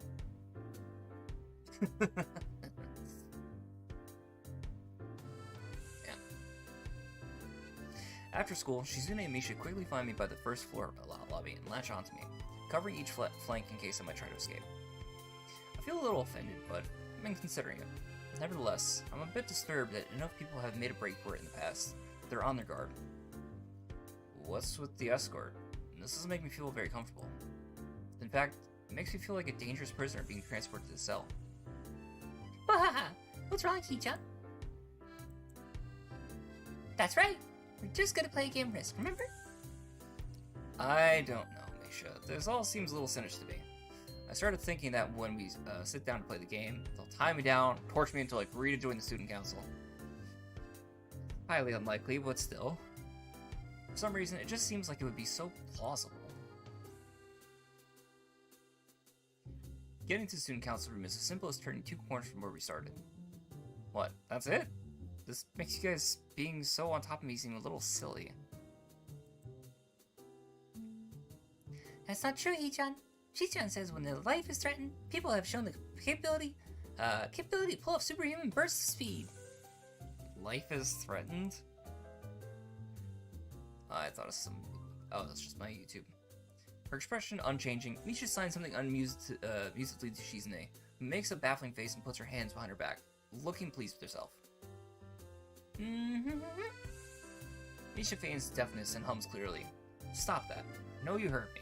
You have no excuse unlike Shizune. Shizune opens the door to the student council room. It's a very plain, sparsely decorated room, although it's quite large, maybe even a little larger than a classroom. There's a big table in the center surrounded by chairs, and a smaller desk prominently placed in the back that I assume is Shizune's. There are a few regular desks and chairs stacked into one side. As well, extras, perhaps? Aside from the tables and chairs, the room doesn't have much else to offer. Just a couple of filing cabinets and bookshelves stacked with old school records and documents. Not much else. In fact, nothing else. It's a pretty bleak room. They could at least put a potted plant in here or something. The most notable thing in the room doesn't have But the most noticeable thing that this room doesn't have is other people. Are we early? Nope. What do you mean, no? Does it mean nobody else is coming today? Yeah, that's right. Before I manage to ask why that's the case, Shizune claps her hands together very energetically. Hey, Chan, let's play Risk. Come on, you promised, didn't you? You have to. Okay. Do you want to know the rules? We can explain it to you while we set everything up. Forcing this man to play this game, and they weren't even about to tell him the rules. While Misha's talking, Shizune takes out what looks like a board game from behind one of the filing cabinets and throws on the table. Actually, this looks kind of interesting.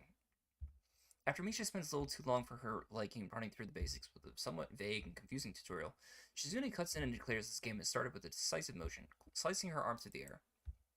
Shizune's aggressiveness is rubbing off onto me. I start feeling more competitive than I intended to be when I agreed to this. Halfway into the game, while I try to ponder how to defend against Shizune's assault from 2 fronts, she breaks my concentration by drumming her fingers on the table to get my attention. Shi-chan, Shi-chan wants you to know that you're taking too long to make a move. Shi-chan also says that she will let you keep the Australia if you agree to join the student council. She's making these deals in the middle of this game. I thought this is a game with no strings attached. Just the fact she would dangle that over my head as an offer means that she knows I care about the outcome of this game. Anyway, no!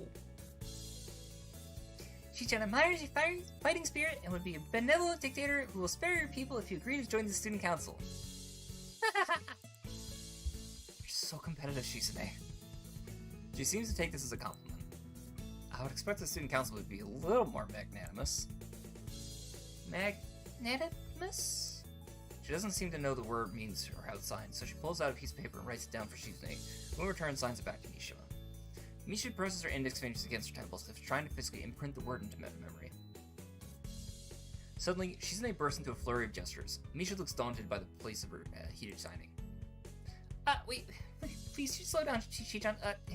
Hee-chan, Shi-chan says you're going to lose. Tell her I'll crush her world empire with my rebellion. Okay. Those eyes of hers shine with childlike mischief. Oh my gosh, she had little cat eyes. Oh, they're adorable. She says you have no chance if you keep playing like this. No, you won't. Bear with me 1 second. Checking something.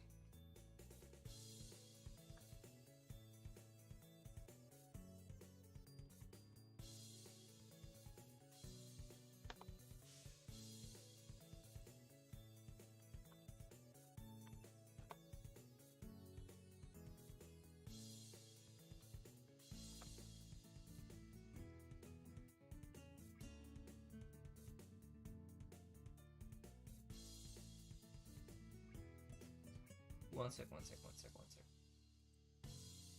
There we go.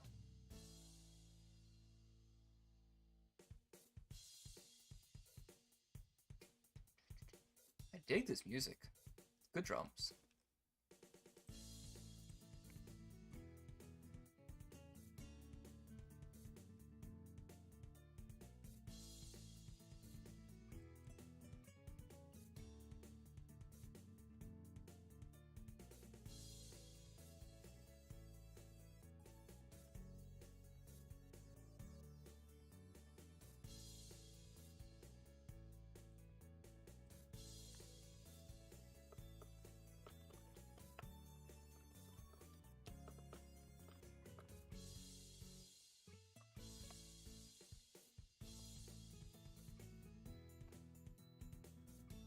She's a point technically. What should I do?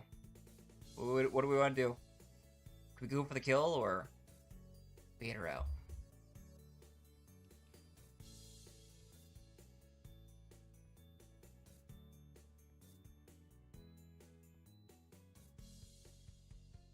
Wait, I know what we're supposed to do.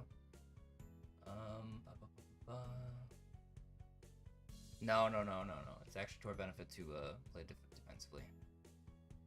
Because I think, yes.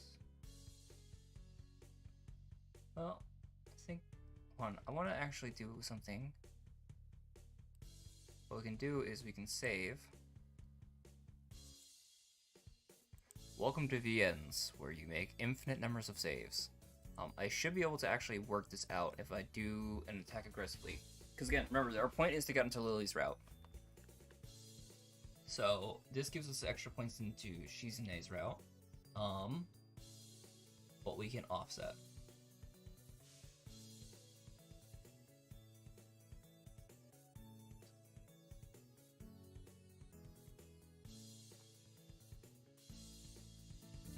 She's either really mocking me or trying to trick me. I have nothing else to lose though, so I may as well try something different. Maybe if I spread out my forces and try to control more territories, I can recoup the advantage. Shizune seems to focus on conquering whole nations, so maybe I can sacrifice my hold on continents to gain more small countries. It's worth a shot. A few turns later, I end up losing the game anyway. Shizune adjusts her glasses victoriously and allows herself to tentatively pump a fist in the air in celebration. I win! Yay! There's no need to translate that. It's pretty clear. Wahaha! Don't look so sad, Hee-chan. You're really giving it your best. That's what I thought. Sometimes your best isn't good enough, though. If anyone knows that, it's me. You did very well for someone who just learned how to play. Hee-chan, you attacked Iceland and North America at the same time. It's a very daring move. Shi-chan's impressed. The mark of great people is they're daring. They can follow through. You're already halfway there. Isn't that great, Hee-chan? That isn't enough, though. Just potential isn't enough. There's no need to, there's no point to potential if you don't take the first step. And there's no point to that if you don't keep going, keep going. I want to see more. Right, Shichan, but that's so demanding. Shizune leans forward, suddenly looking a lot less playful, more like the serious person I expected to be from the start. Hee-chan, would you like to join the student council? She really doesn't waste any time, does she? But it's only my second day of school, so I'm hesitant about committing to something so easily. I haven't even taken a look at my other clubs yet. But spending time with Shizune Michi doesn't seem like something I would hate. I still need more time to think about it before I decide for sure. Maybe. I'll get back to you on it. Okay, Hee-chan, but I hope you're not just saying that so we don't feel bad. No, really. Really? Hee-chan, if you're going to say that, you're Sorry. Her voice is hard, man.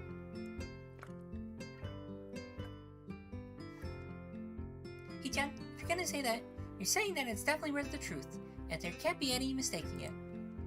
I know. I guess I should have my revenge for losing at the very least. Shizune smiles at me in that mischievous way that feels like twisting the knife in the wound of my loss. Oh, there's that fucking cat face again. I love it. It's adorable. You have tape on your nose? I take a glance at the clock on the wall and realize I spent far longer playing Risk than I expected. Sorry, I think I have to go. I wanted to go to the library. It's not closed yet, is it? Shizune scratches her head and gestures at Misha. How hard can it be to determine whether the library's open? There's a clock right on the wall. It should be, unless the librarian's absent. I think you're right, Shichan. I think the library's open. It's on the second floor, can't miss it. Do you want us to show you where it is? No thanks, it's okay. See you tomorrow. Bye-bye! One flight of stairs up and I run into problems. The second floor hallway is a carbon copy of the third floor one. Wide, of course, and plain, like only hallways can be. Problem is that the library's whereabouts are not as easily determined as one would think. Classrooms are marked with signs stating which class they belong to, but then there's a plethora of others, unmarked rooms. Is the library one of them, or is it just somewhere down the hallway? I bet on the ladder and choose my directions at random. After I turn around the corner, an unmarked door draws my attention because it's not closed. It's not open either, though, just barely ajar so that I can see. It's not it. Oh, 1 second. It's not open either, though. Just barely ajar so that I can see it's open and nothing else. It would make sense for the library door to be invitingly open, and while this one is not quite that, it's good enough. At the very least, it means that someone is inside and I can ask for directions, no matter how embarrassing that is. I gingerly push on the central door with my fingertips, every muscle in my arm ready to pull back at a moment's notice. The feeling of being an outsider to the schools can't be shaken from my mind. So much so that I instinctively fear doing something that would wrong by entering. The door slowly creaks as if groaning from a deep sleep, though it was much easier to open than I'd anticipated. Leaning over and poking my head ever further inside to gain a sight of the room as fast as possible, to meet "Hello" on my lips is quickly snatched away. It's Lily! Oh no, it means we gotta come up with a voice for her. This is not what I was expecting. I mindlessly left the door open to its full extent, taking in the sight of the solitary figure taking center stage in the otherwise abandoned room. The situation steals my voice, leaving me standing at the door, staring at the beautiful girl.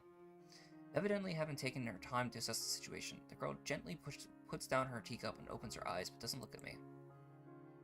Hello there. May I help you? Staring directly in front of herself, the movements of her lips seem to break the silence rather than the words. However, it's a soft, measured voice that reminds me she's being separate from the room itself. Not only is she likely the tallest girl I've ever laid my eyes on, but even among the foreigners I've met, she's strikingly distant. Hi, sorry for intruding. I was, kind of lost. She takes a moment to formulate a response before speaking. Every action she takes feels as if they're carefully choreographed beforehand. Care to take a seat? Unexpected, considering that I'm intruding upon her. 1 second, put my, post down here.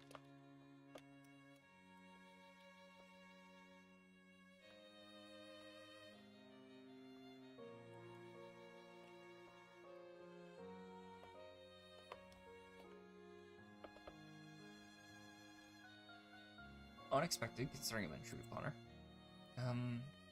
Thanks. I'll slowly step towards another seat opposite her, the girl resting the teacup and saucer on the wooden table in between.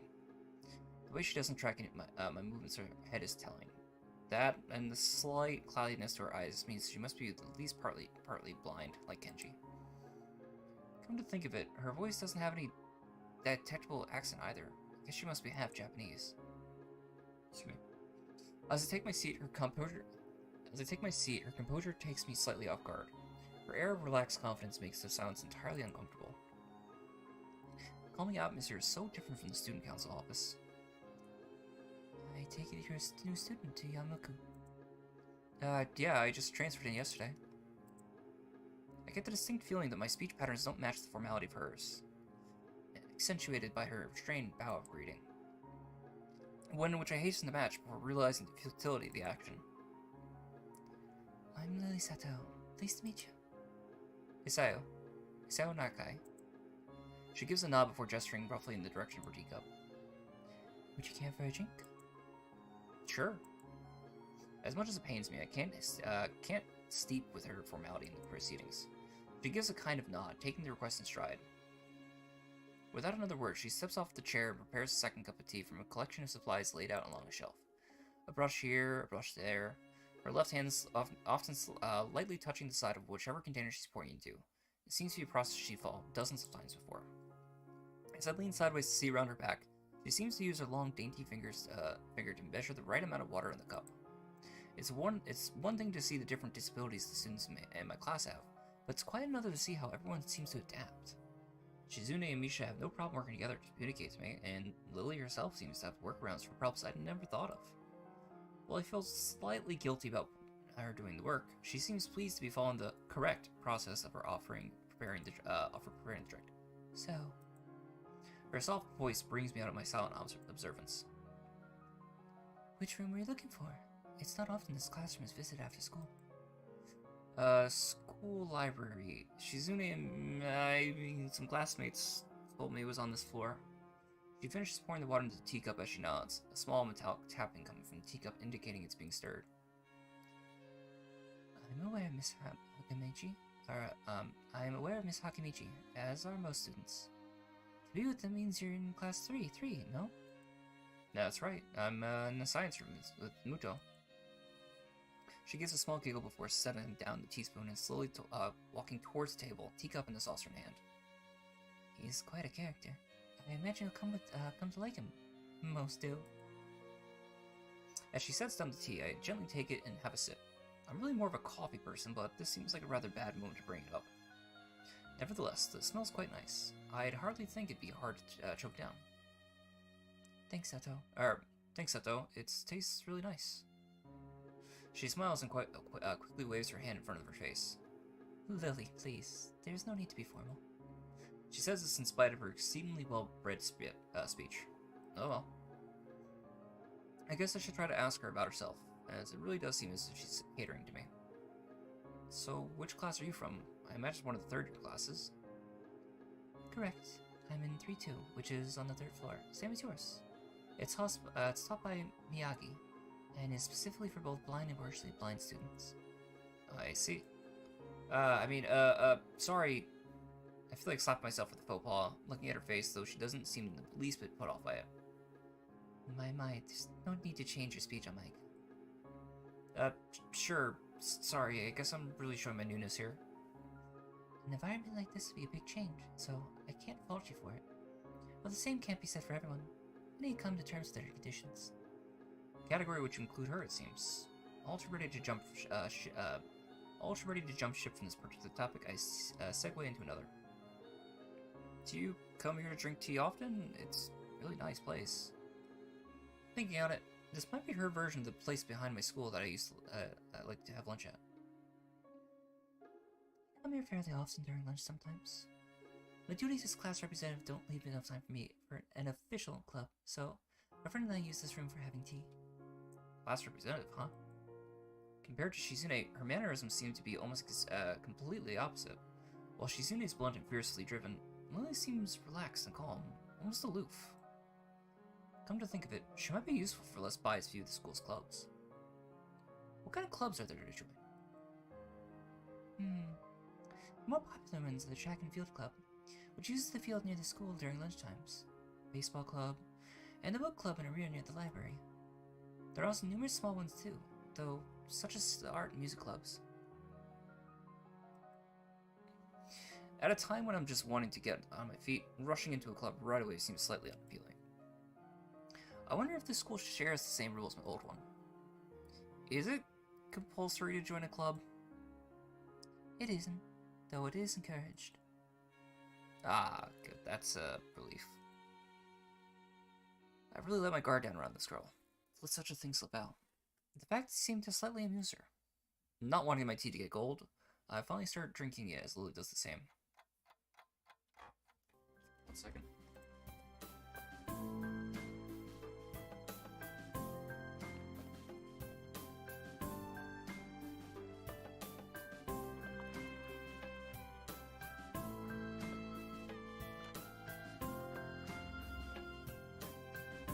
As I look over to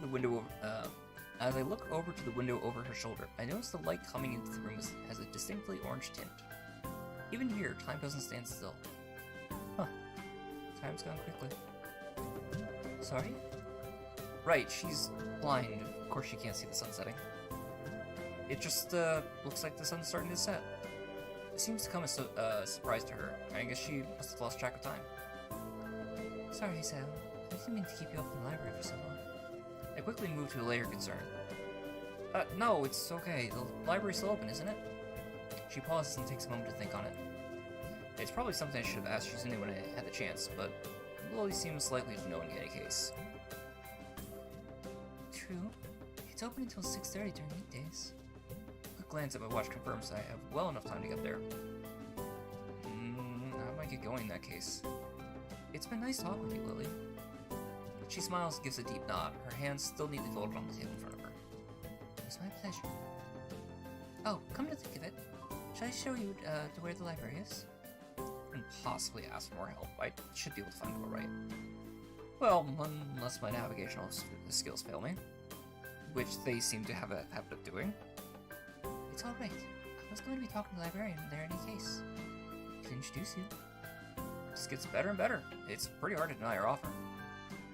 If you're sure, that'd be great, thanks. She stands up to follow me. She takes hold of the straight, retractable cane that had been slipped in the hand of her bag on the floor. Compared to the cane the boy in my class had, Lily's is much thinner and longer. His must be for support, whereas Lily's is for navigation. Together, we leave the peaceful room and enter the empty hallway on the way to the library. I gotta think of Hanako's voice now. Side by side, my pace carefully slowed to match hers. We slowly walk through the hallway. It doesn't take long for us to arrive at the door to the warm-looking room, apparently situated in the center of the room, rather than either wing. Ladies first. She gives an appreciative smile at the gesture, taking her lead as we file in. To the left is the wooden library counter, with library proper being on the right. It easily dwarfs my old school's library, with the distinct smell of old books giving the place an almost old-world air. Sorry. There don't seem to be a lot of students here. Considering the time, it isn't a big surprise. Everyone's probably either in the school grounds or the dorms. Yuko, are you here? She says it to thin air since the librarian doesn't seem to be present, and of course, Lily can't see this. What's unexpected is it draws a reaction. Something from under the counter thuds against it, followed by a quiet wail.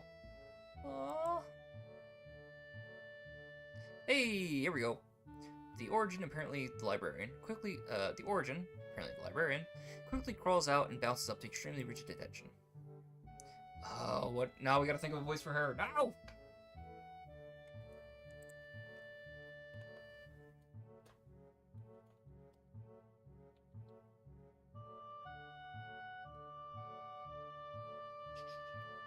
Alright, let's think of a voice really quick. Hey, Lily, how can I help you? Her voice is strained in a failing attempt to sound casual, and she's rubbing the back of her head. Good afternoon. What happened just now? I heard a strange sound. It's nothing. I just hit my head. See, I dropped an eraser on my desk, and while I was looking for it, pencils dropped, and when I was looking for both of them, you came and surprised me. Are you alright?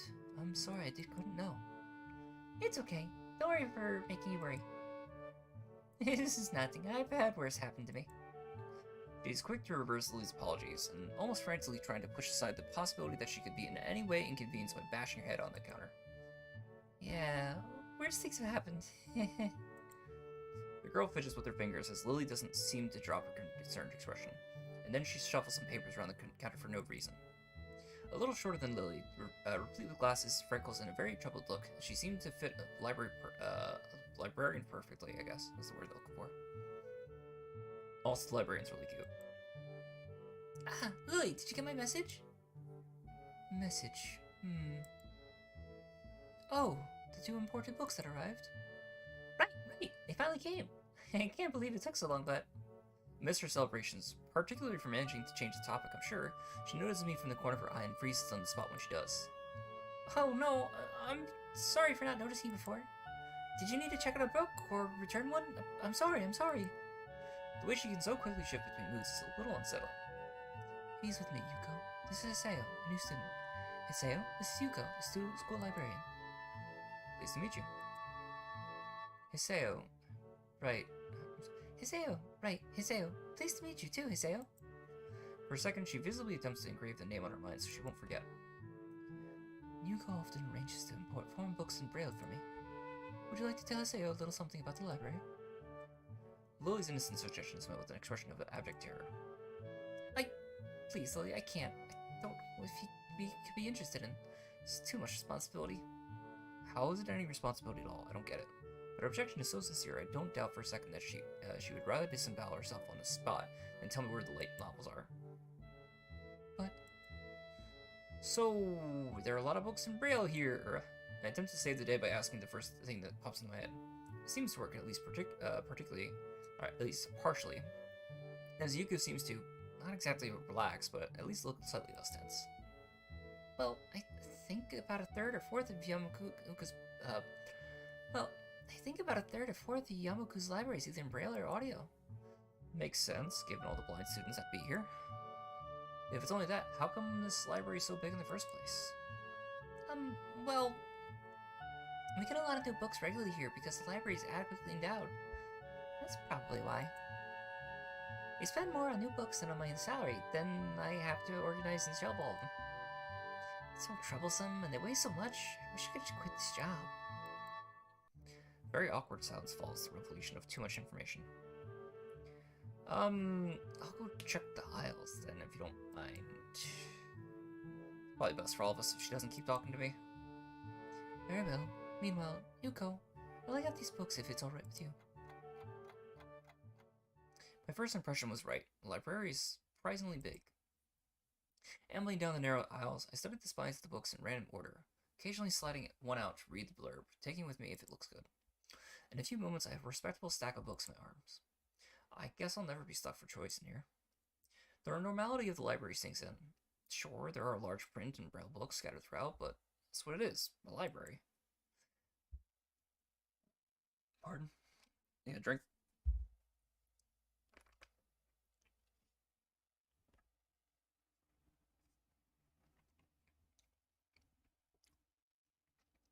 It's as if the calm mood from the room I had tea with Lily snuck in. It's as if the calm mood from the room I had tea with Lily in snuck with us here, unless it was here to begin with. Something about that puts me at ease, just like before. I reach the end of the aisle and find a collection of desks, set up for study or personal reading. Going a little further, though, I discover a nice quiet corner at the back. While the rest of the library has the odd student sitting at a desk, either reading or stealthily sleeping, the back is pretty much deserted. As I glance around, I see someone who I recognize sitting on one of the several beanbags. I didn't remember being on a beanbag. It's the dark-haired girl from my class, the one who snuck out of the classroom earlier. She's reading a book, keeping it close to her face, which makes her look like she's really into it. See if I can reposition myself.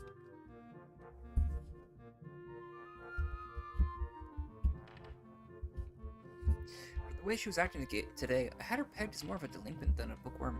In fact, pause. How do you get delinquent from Hanako? I know she, skipped out of the room, but no.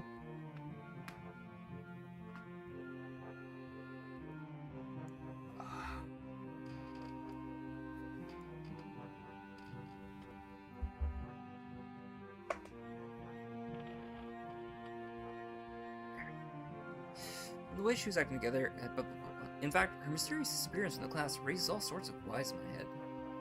Intrigue floats slowly but surely towards the surface, and before I know it, I'm walking towards a mysterious long-haired girl. I guess there's no harm in introducing myself as I would with anyone else. She's a classmate after all. Walking over to another beanbag, I take a seat and lay my books beside it. The girl starts, looking scaredly up at me from underneath her fringe. It's the first time I've seen her this close. Underneath her long, dense bags, I can bet underneath. Lord. Underneath her long, dense bangs, I can see that the part of her face, at least a third, if not half, is pretty badly scarred. My eyes are immediately drawn to the scars, subconsciously peeking past her hair until they meet her own eyes. For a second, I'm shocked and divert my eyes to the book in her hands, before I realize that looking at it probably only makes it worse. It takes too many seconds to collect myself, and I remember what I walked up here for. Read.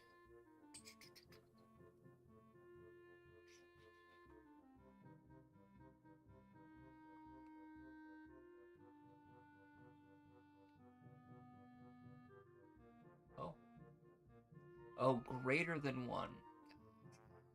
Gotcha. I would have needed 2.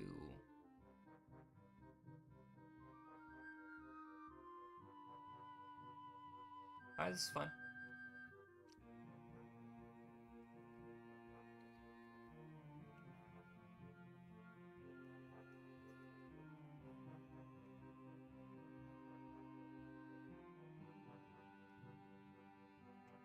I feel like somehow we missed some stuff, but I could be wrong. Maybe they updated the routes. Anyway, talking to her.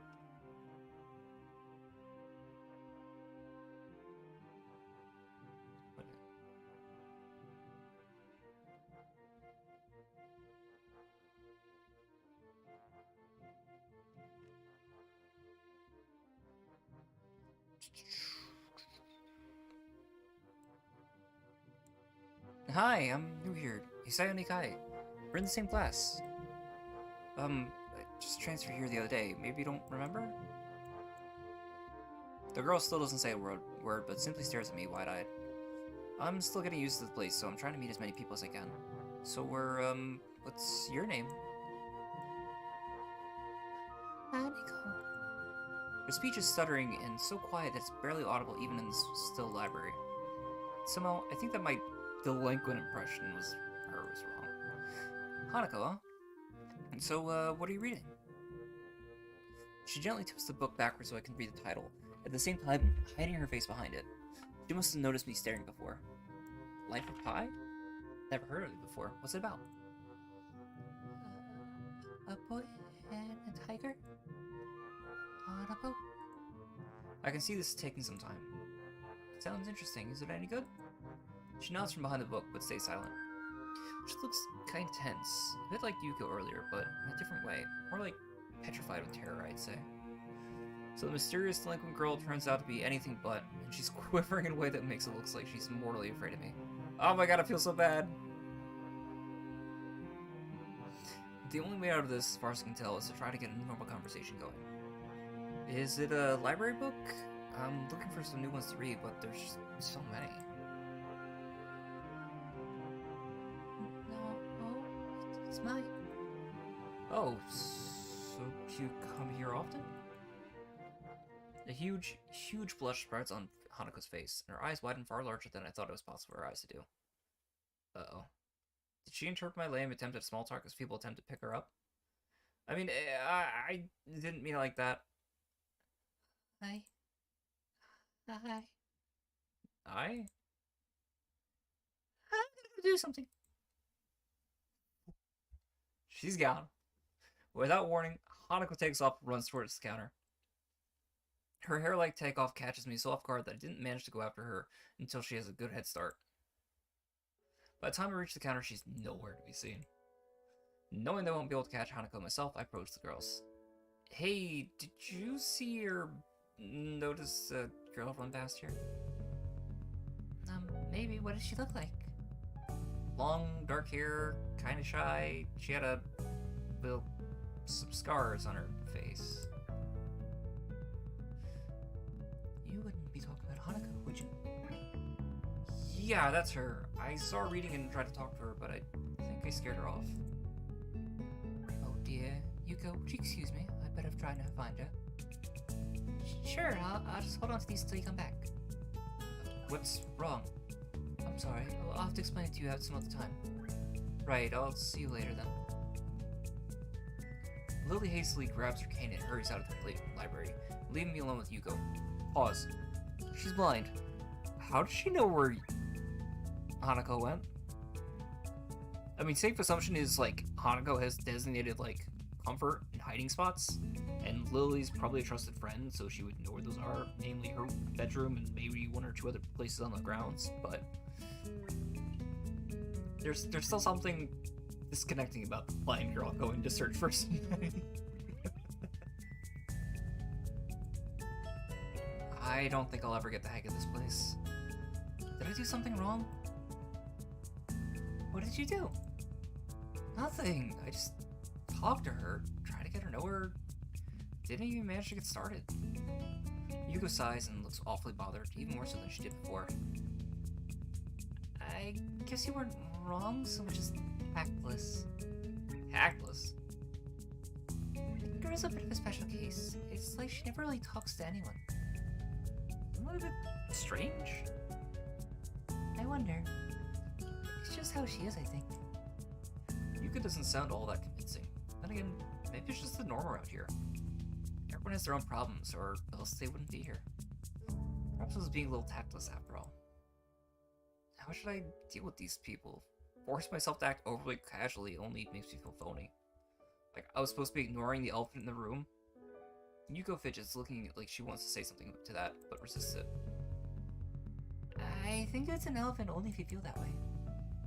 Because she doesn't have a good sense of self-restraint. It makes me smile, and she blushes heavily. Oh my god! Are we making moves on the teacher? What? That sounds stupid? No, it sounds really wise. I guess you're right. It's more about me than anyone else. Neither of us have anything to add, so Yuka fills the silence by shuffling some papers around. People who have papers on their desks really like doing that. Did you find any books? They should be closing soon. I mean, this library should be closing, but I have to do it. I hope it's not too inconvenient for you. Oh yeah, I wanted some books, but I left them over there because I'll just go get them. I fetched my stack of books from beside the beanbag where Hanako and I were sitting at the turn of the counter. Wow, you read a lot, don't you? I surprised myself with that too, honestly. At least when I really think about it. A lot of free time earlier this year, so I just kind of started reading books to fill that time. Couldn't do much else. I see. But she doesn't say anything else, and just checks out my books for me. I guess this is what they call tact. Holding the library books with one arm, I trawl my pocket for the key to the door. A sudden sound from behind me startles me, making me nearly drop the books I'm carrying, or the key that I almost managed to get into the lock. Who is it? Oh no, it's Kenji! I turn around to see who's talking to me. It's Kenji. He seems to be in a friendly mood, although the light glinting off his glasses in the dark gives him a sinister look. It's just me. This makes him pause and lick his lips nervously. Who is me? I don't remember anyone called me. You some new guy again? His voice suddenly strained and quick. Yes, but we've met before. Yesterday. I don't think so. I remember someone I met yesterday. When was that? What day is it today? I try to ignore him. Is he joking or what? Before. You live across the hall. You're Kenji. Kenji jumps back, his eyes filled with uncomprehending fear. Oh, my name. This can only mean one of two things. Either we have met, and you are telling me the truth, I just can't remember it, or you're a spy. He pauses. A psychic spy. His eyes dart around me, trying to speak into my room, although it's hard to believe he can see anything through those thick glasses.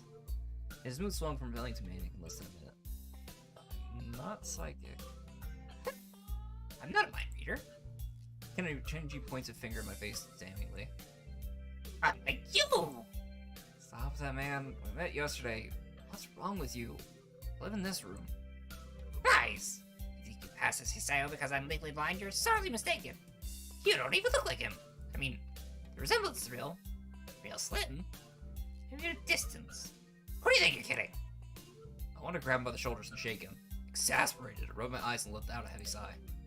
Stay there! Kenji comes closer, one careful step at a time. I stay still, lets the assault me physically, although I doubt he could do much damage even if he could. Little did you know! Oh wait, I see it now. Damn, it really is you.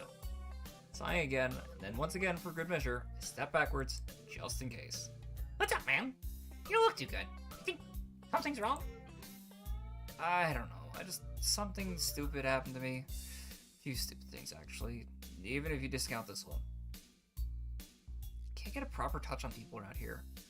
No idea if it's because of me or because of them. I don't really know why I'm telling this to Kenji. It's not like we've had any contact either. That's rough, dude.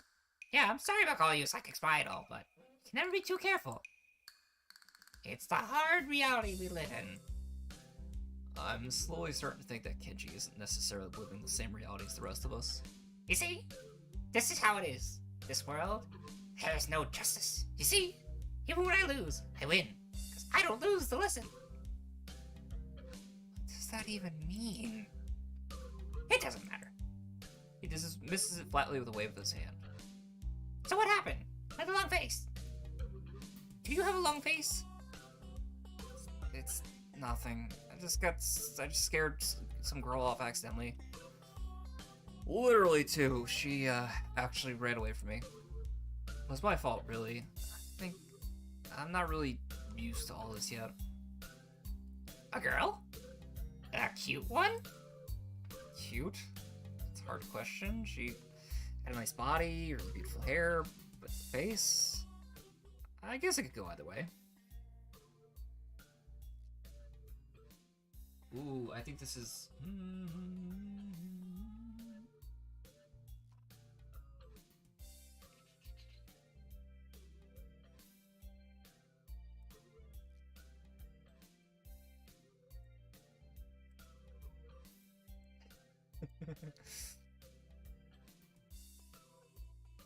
I got somebody responding to me.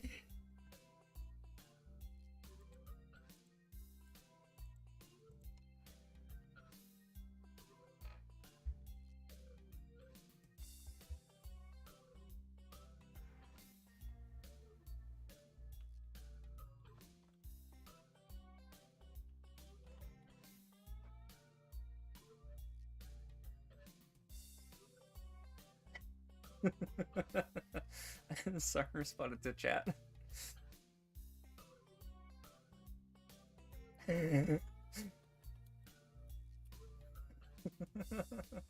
Somebody saying, dude, the doctor misses the monitor for Hanako. No! I love Hanako, she's adorable! Oh my god.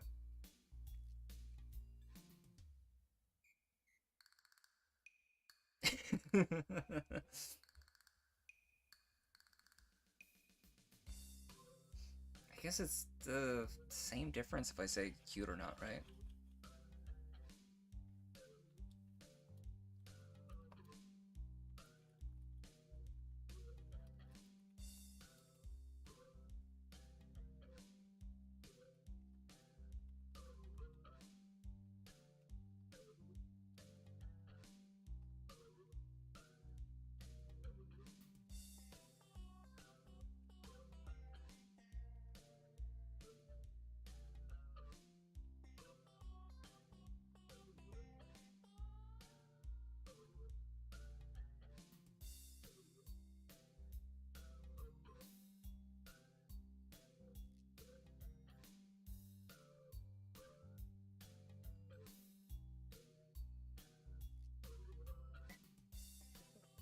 Yeah, I gotta save the fucking voice then.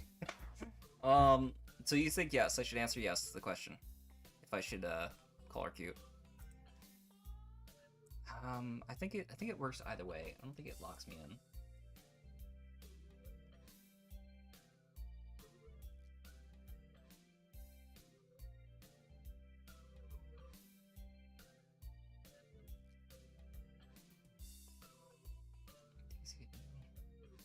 I think yeah.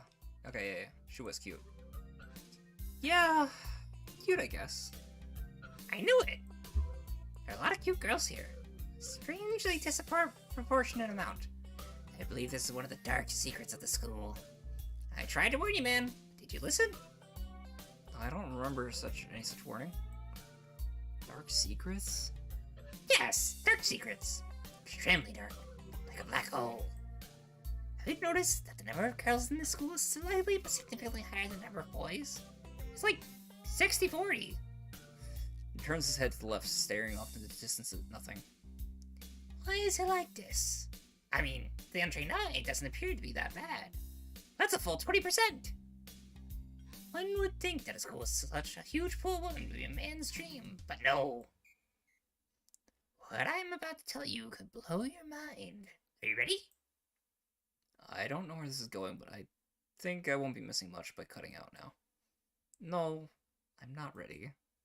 I'll only get as far as turning the doorknob before Kenji starts talking again, showing that he doesn't really care if my mind is blown or not. I believe this school is a battleground. The site of a feminist infiltration. This disparity in the number of men to women is a clear sign of how far they've come. In case this Cold War turns hot, they'll have superiority in numbers. Just another skirmish in the external war against the force of the feminists. They're everywhere. In Japan, women outnumber men. It's not a 60-40 split, but it's only a matter of time, man. Even in America, women are majority by a hair. They're building up their numbers. In the past, the buildup of military has always been the clearest sign of imminent war. Japan is just the first step. Our economy is badass, and the country itself is a small and isolated, yet a huge part of the Pacific in terms of the political value. The perfect target. They're so cunning. That's expected of women. Soon the day will come when... Kenji's voice trails off ominously. That's why you can't trust him. He'll string you along and kill you, just as they killed me. You'll end up just like me. You died? I got better. Oh, hell no. Can't stop myself from blurting it out. Hey, what does that mean? You said it, not me. It's the best I can think of. So? I'm not supposed to say something like that. Damn, so rude. Where was I? Oh yeah. Vast feminist conspiracy. Stop it, stop! I lost you way back there somewhere. Somewhere around feminist infiltration. Too hard to follow? It's cool. I have some grass and stuff in my room. And puppets. Like puppets? Oh, puppets. You like puppets? Okay, grass is still cool though, right? He speaks energetically, responding to almost as before I'm done talking, moving his hands in animated ways he continues to rant on. This is too strange. I had him pegged as a relatively normal, but clear I was wrong. Something on your mind, dude? Just think about what it's like to be the last sane man in an insane world. Kenji frowns, looking deeply upset. You mean that's you? That can't be. Because I'm the last sane man in an insane world. That's my dream. You just can't steal man's dream. What the hell? There can't be two of the last sane men. It would invalidate the whole last part. And that part's kind of important. There can only be one. Like in that foreign movie where there could only be one. And in the end, there's only one dude left. Because that was the point. I love Kenji. I've never seen anyone talk so heatedly and so defensively about absolutely nothing before. Anyway, wait here. I can get my graphs. I also have a list of the other dark and complex conspiracies that the school holds, as Tangled does. Quick, finish my analogy for you. Be a pal. I'm going to bed now. It's extremely late. That doesn't sound like an analogy, but whatever. I like you. You seem like a cool dude. Most people don't understand what I'm talking about when I try to explain the vast feminist conspiracy to them. The Heil's a terrible thing. Later! He claps me on the back and vanishes into his room so quickly and quietly. It's like he didn't even open the door, but instead walked right through it like a ghost. The secret come out. The ultimate conspiracy. Kenji is a ghost. I don't know if I can fully digest what happened, so I give up and just go to my room. Kick off my shoes before falling face first into bed. It takes some time to relax and get up so I can get started on my homework. It's because the sheets are cool and comforting against my cheeks, and it feels good just lying there with my eyes closed. The school is like some kind of bizarre and surreal island. It's isolated on top of a mountain. Each person is stranger than the last. Just can't seem to fit in. What irony. One would think that fitting in a place that's made for people who are unfit for anywhere else would be easy. Maybe I'm trying too hard. Although I say that, it doesn't help shake off the edge, and the words are left echoing off my empty walls. I guess it's not as bad as expected, though. This place really is more a school and less a hospital pretending to be a school than I thought it would be. Nothing else, the scenery's beautiful. I opened one eye, seeing the school books and bottles of pills arranged side by side on my desktop. Maybe this place is too much like a normal school after all.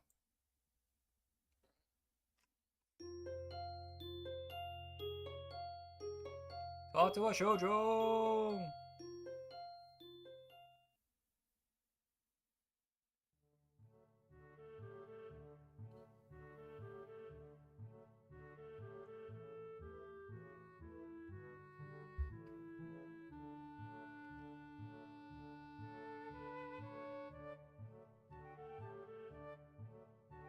Okay, I think we're okay on route progress. I'm keeping an eye. Just because there's some numerical values to make sure we get into the Lily route. I felt very tired this morning, probably because yesterday itself was a very tiring day. On top of that, I woke up far earlier than necessary. After saying hi to Shizune and Misha, I started doing the work as instructed from the board. It already looks like today's going to be heavy. I don't have a problem with that for now, though Shizune and Misha might jump on me trying to get an answer about whether or not I've decided to join the student council, even if it's just one day. Now, I wouldn't put it past them to try, and I don't have an answer for them if they do, so the situation is convenient for me. About 10 minutes in the class, Hanako walks in and takes a seat, but no one looks at her. The teacher doesn't even comment on her lateness. He does, however, stop us to say that we're going to break into groups again. I turn my head and see that Shizune and Misha are looking at me. Shizune gives me a smile that is equal parts cute and menacing. This is a smile that says, "We have you now. There's no escape." Hey-chan! Looks like we're together again. Yay, yay! Misha leans sideways while Shizune pushes her dark hair desk close to mine. But there really is no escape now unless I were to jump through the window. Jumping out the window isn't the best option, sadly. What's wrong, Hee-chan? Oh, Hee-chan, you been thinking about what you said yesterday? You said that you would think about joining the student council, didn't you? It's okay, Hee-chan. We were talking about it after you left. It'd be rude to expect you to already have an answer for us this early, right? Right? Ha ha ha ha ha! I'm so happy you two were able to have a laugh at my expense, and even more pleased to know that you both know how crazy the two of you can be. Now that it's over, Shizune snaps back into serious mode and smacks today's assignment with the back of her hand in an overly dramatic and important way. When I actually look at the stuff, it's mostly just reading. In fact, there's only 2 problems. I almost want to say something about how her rush to get started seems a bit much, considering the small amount of work. In fact, Shizune probably knows how little there is and simply doesn't care. Yeah, it seems like the workload doesn't matter to her so much as the fact that there's work. The actual amount is unimportant. She approaches everything with the same level of ambition. While I'm reading, I let my eyes wander in the room to catch Hanako trying her hand at solving the problems. It looks like she's working alone. I can't remember seeing her working with other people before. Thinking back to how shy she is, it's understandable. Hey, that girl over there. Who, Hee-chan? Her, Hanako, over there, does she always work alone? I think so, Hee-chan. Do you feel sorry for her because she's all alone? I was just thinking that maybe she could work with us or something. No, I don't think that'd be a good idea, Hee-chan. Why not? She-chan wouldn't get along with her. Why? Misha shuffles around the question, letting out a laugh that sounds very strange. It's nervous, but still has that lifting or lilting up and down quality present in everything she says. Just because, Hee-chan. By now, Shizune has noticed her conversation and makes me realize again how Misha's been singing everything she's been saying this whole time. What, Hee-chan? The friend of my enemy is my enemy? That sounds so harsh. I'm not gonna say that. You said it anyway. Damn, that is fucking brutal. I know, Hee-chan. It's fine if you overhear. I wonder if Misha's way of keeping things fair, since without her, I wouldn't be able to understand what things Shizune is saying, and vice versa. Oh, look at the pout. Is that also why she signs all the time? So there's never conversations she's unable to be left out of? Oh, I know why she said that. I know who she's talking about. I know who the main enemy is. Friend of my enemy is my enemy. Anyway, we should start our problems now, Hee-chan. We finished the time to spare, and I decided to ask if there are any alternatives to the cafeteria, as frankly, the food so far has been subpar. This shouldn't send Shizune and Misha arguing amongst themselves about their favorite restaurants. All of them are downtown, so I don't think we'll have time to go all the way there. And what about the bill? Are they arguing just for the fun of it? Maybe. They seem distracted by it, but they don't even seem to notice the start of the actual lunch break. I look over my shoulder towards the back of the classroom. She seems to be studying her notes from the previous class. It's an odd sight. Everyone else in the class is busying themselves with the lunch break. Socializing, gossiping, rearranging desks. The ones with the actual box lunches mixed in and chattering like everyone else, only interrupted by short bouts of eating. But when I catch Hanako, it feels like I'm the only one who can see her, almost as if she was invisible, sort of hiding in plain sight. Is she being bullied? Is she isolating herself from the rest of the class on her own accord? I see her look over her shoulder towards the classroom through her door. Come to think of it, she hasn't turned a page since I've started watching her. I guess she's waiting for someone. What to do?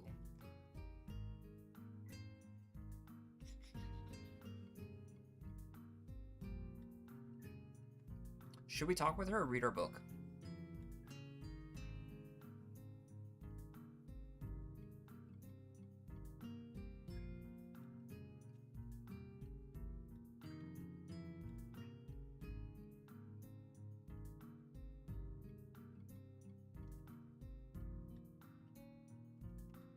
What do we want to do? I think read would leave us more neutral and keep us going towards the Hanako Lily route in general. I don't know if we get too many points with Hanako, it winds up forcing us to that. Oh, gotcha.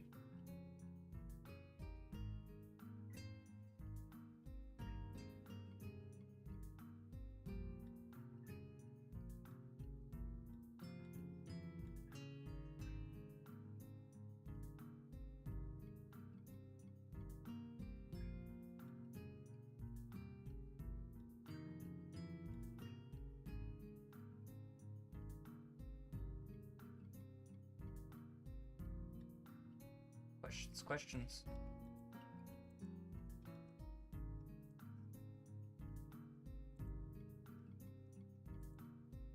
Give a couple more seconds. I gotta rest my voice anyway.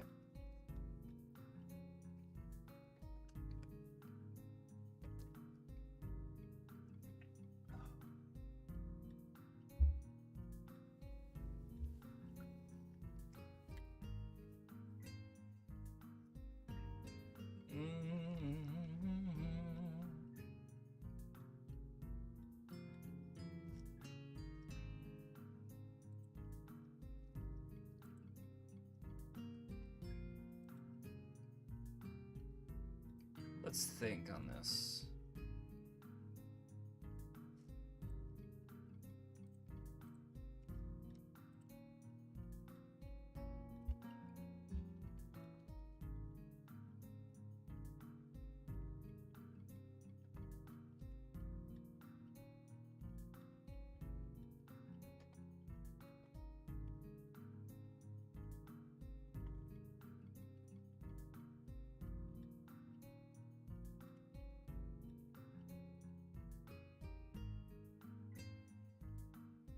Waiting for somebody to give a decision.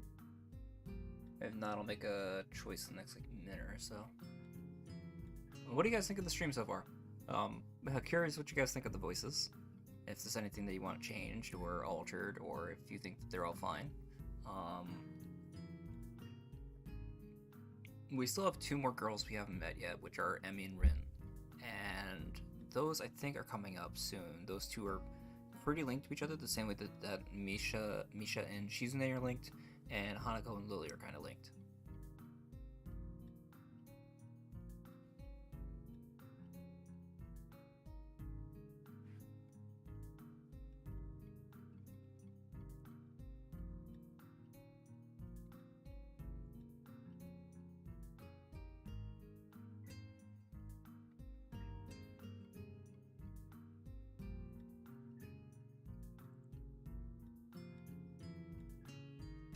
Yeah, it doesn't hurt.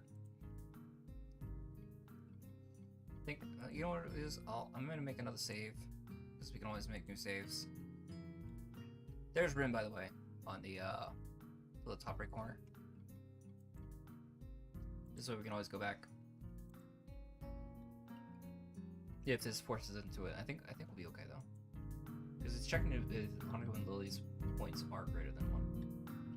I still feel bad for making her run away yesterday, so I better say something. Hey there, Hanako. Is that you? At least she remembers my name. Hey, I just wanted to apologize for yesterday. I didn't mean to startle you or anything. I'm just new here. I thought I should get to know my classmates. As Hanako looks up at me, I notice her scarring more and more. It's a little bit bewildering that you can barely notice it from across the room, but it's so noticeable from up close. That's okay. It was my fault. No, it wasn't anyone's fault. It just kind of happened. So, are you waiting for someone? I saw you looking at the door before. Yes, Lily.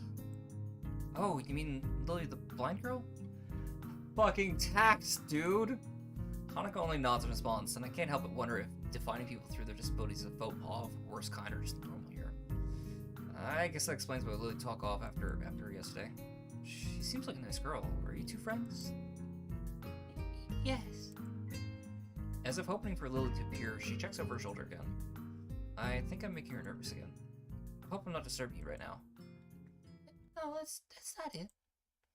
It's just easier if Lily doesn't come here. Oh, because it's hard to get around the classroom?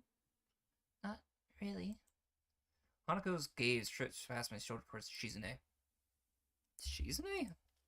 Hanako nods again. What about her? Don't they get along? Hanako shakes her head. Clearly this is something she doesn't want to talk about.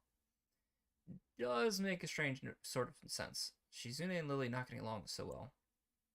Communication between the two must be all but impossible. It's hard enough talking to Shizune through Misha, even when you can see whose hands are talking. Hanako's so focused on Shizune that that I am the first to notice Lily at the door. Oh, she's here now. Hanako spins around to confirm this. Upon seeing Lily, she moves quite quickly to the door. Lily. Ah, Hanako. Good morning. Is the president here? Yes. Hanako glances over her shoulder at Shizune again, as if to confirm she can't hear them even though it's impossible. I suppose we'd best be off then. Lily's sigh and tone of what seems to be like frustration makes me raise an eyebrow. I guess some kind of enmity between the two. It's intriguing, but that's not really something I'd like to ask about. I'm sure if they wanted me to know, they would tell me. It's only my 3rd day here. I should be trying to make friends, not finding out why people are enemies. Still, it's a little funny to find out that the school has little feuds, just like my old high school. Even if people are more tolerant of others, they're still going to get on each other's nerves. Hey Lily, how are things? I'm sorry I made you run off yesterday. Oh my, is that Hiseo? I didn't realize you were here. It seems that Lily's a little embarrassed about being so frank in front of me. Sorry, Lily. I thought you realized. No, it's alright, Hanako. Hiseo, please don't worry about yesterday. It was just a misunderstanding. If you say so. I'm still working out this place. Well, then I think you'll find most people here a lot more forgiving than elsewhere. If you're feeling a little confused, please don't be afraid to ask questions. Sure, I'll remember that. Lily? Lily gives a small nod of acknowledgement. I'm sorry, Hiseo, but you must be off. Hanako really doesn't look all that uncomfortable here right now, and Lily seems to be a little embarrassed. I wonder if my apologies really made any impact. Mind if I accompany you two?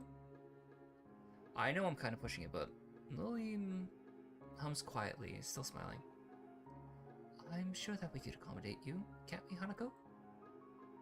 She looks at Lily and then at me, and then she freezes wide-eyed. Sure. Well then, shall we go?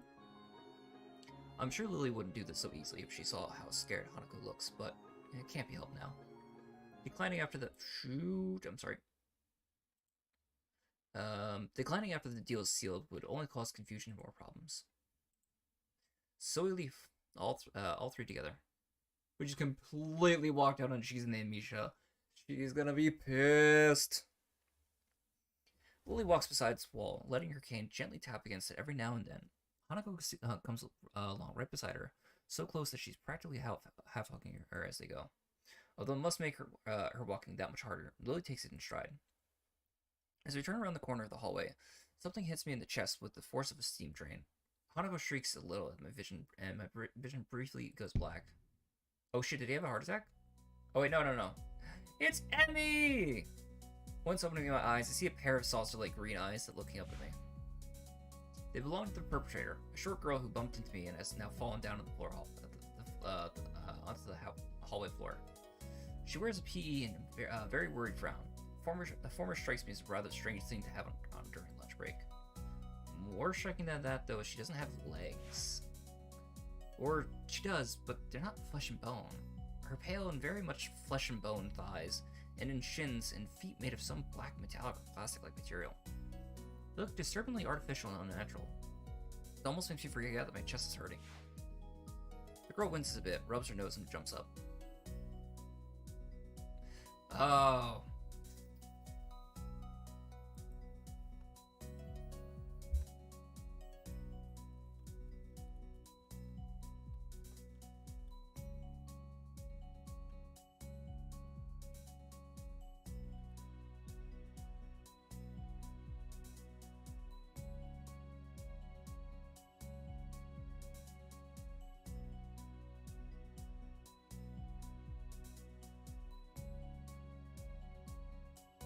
Bear with me. Debating voices.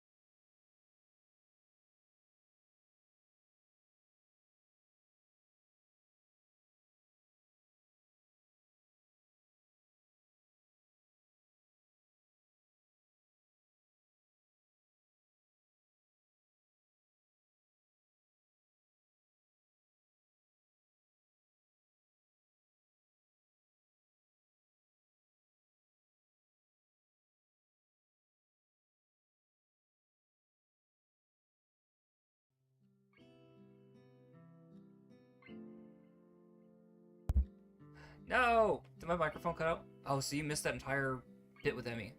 Ah! Alright, thank you for speaking up, though. It sucks.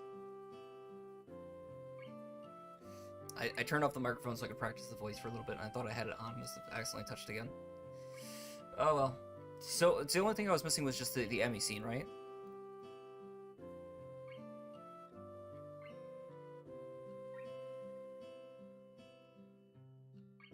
Do you want me to go back and kind of redo the voices, or read back through it, or you're fine with that?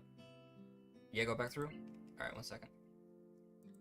Try to skip through it. I'm gonna skip over, the Lily stuff for the most part.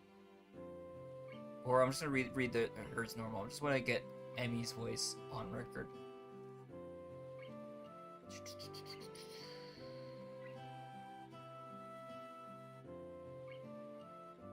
Can I, hold on.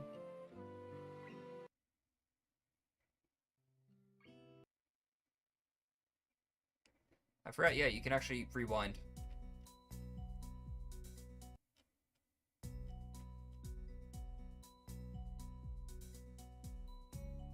So how far back? Was it just at the start of her dialogue? Did I read the whole girl winces, rubs up her nose and jumps up? That part where I'm talking about her legs? How far back do I gotta go?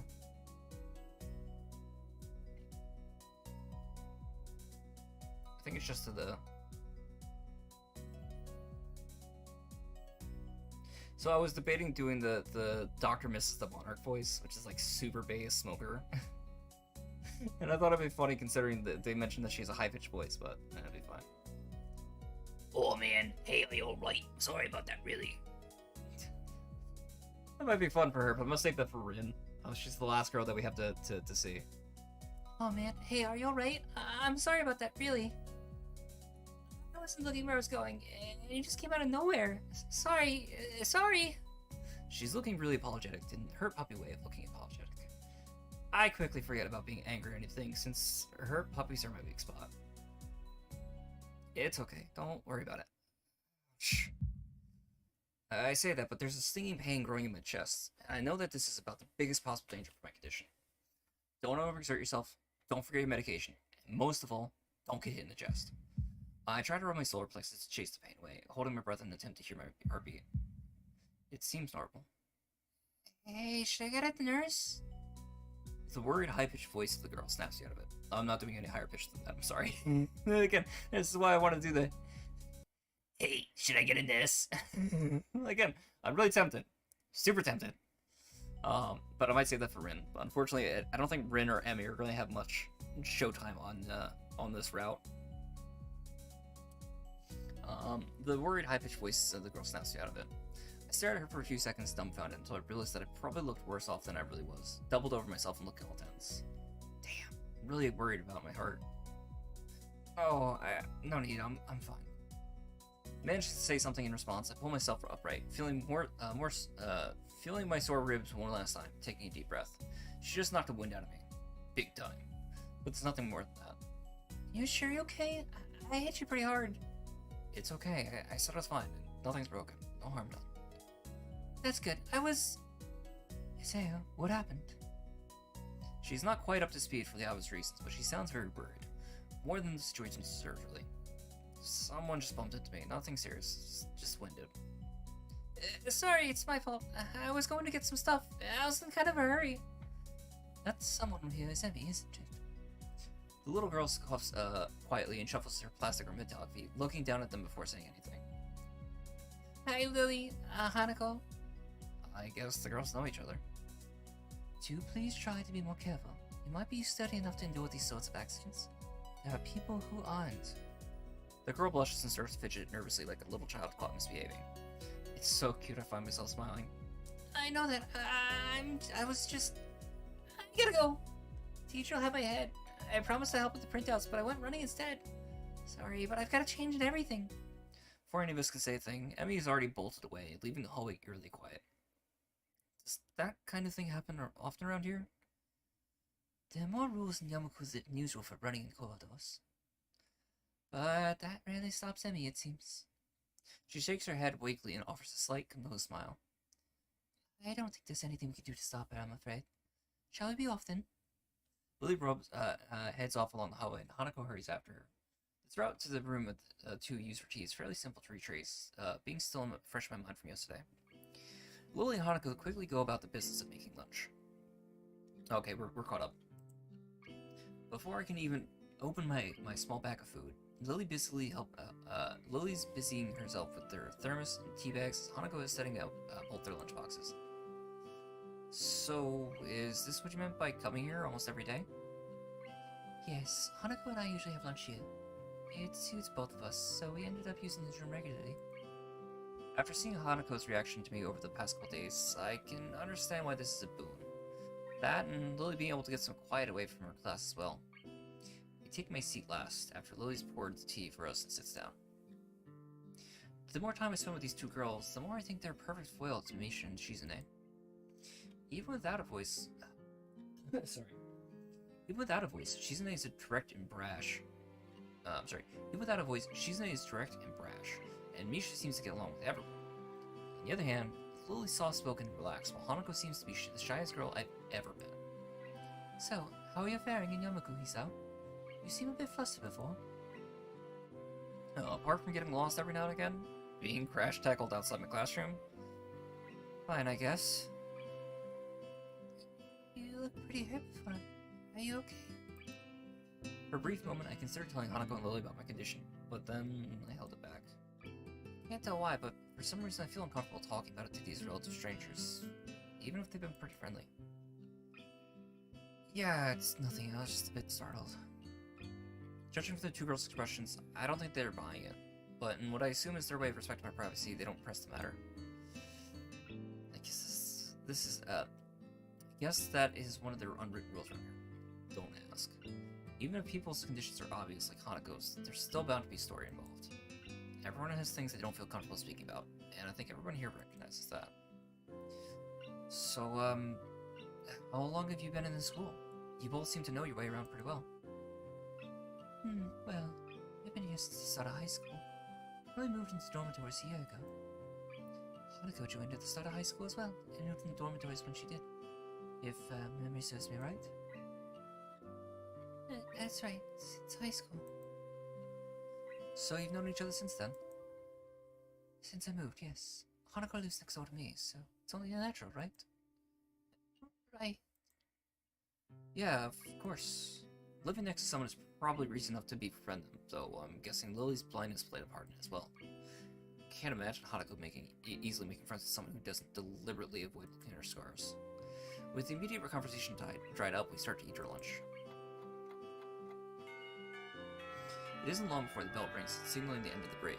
Like me, the girls pack up their lunches as efficiently as they set them out.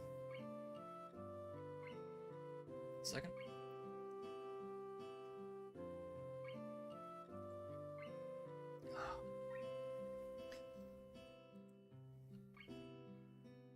I guess I'd be better off. Are you going to go with Hisao, Hanako? Hanako looks at me for a second. I can see she's considering skipping class. Maybe just avoid walking to the classroom with me. Yes. I don't know what to think of it. Hanako really is delicate to the point of breaking if looked at the wrong way. It makes me a bit nervous too, but push the feeling aside, trying to be as natural as I can. We should hurry then. Class already started by the sound of it. Lily gives a nod of farewell as she bends down to take her cane. Hanako and I fling out before her. We walk quickly down the empty halls to our respective classes. As we reach the door to Lily's 3-2 classroom, she turns towards me. Hisao, thank you for sharing lunch with us today. My pleasure, Lily. And with that, we part ways. Lily entering the classroom and leaving Hanako and me to take off to our own. She's still looking like she wants to run away. So, do you really want to go back to class now? Yes. Okay then. I feel like I should say something more to her, but it's hard to come up with anything that would be appropriate and safe enough. Lily was right. The more time we spend out here, the more explaining we have to do. I open the rear door to the classroom and walk in. Teacher looks up at me and opens his mouth to say something. However, as Hanako follows in me and closes the door, he simply nods to us and continues his lecture. third time the Hanako has had her truancy practically ignored. There's definitely something going on here. We make our way to our seats, and I notice that Misha and Shizune are both missing as well. I wonder if it's some form of informal agreement with the staff, or if it's just a perk according to the unique students at the school. Trying to make as little disturbance as I can, I extract the relevant textbooks from my bag and start catching up. Class goes on quietly. Teacher seems like an okay person despite the weird first impression I got, and the material is relatively interesting. However, the way he teaches is really bizarre. It's as if he expects that everyone is a natural genius. When the final bell sounds, I realize that there's still a lot of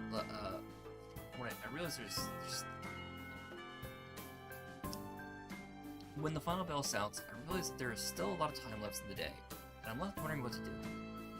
It's odd. At the hospital, I had 24 hours a day of free time, but here, filling the considerably shorter hours feels difficult. Everyone else leaves, and I'm left alone as a teacher. Muto is examining the assignment sheets we were working earlier, marking them with a red ball pen. Raising his eyes from his papers briefly, he noticed me and furrowed his brow. How did I have his voice?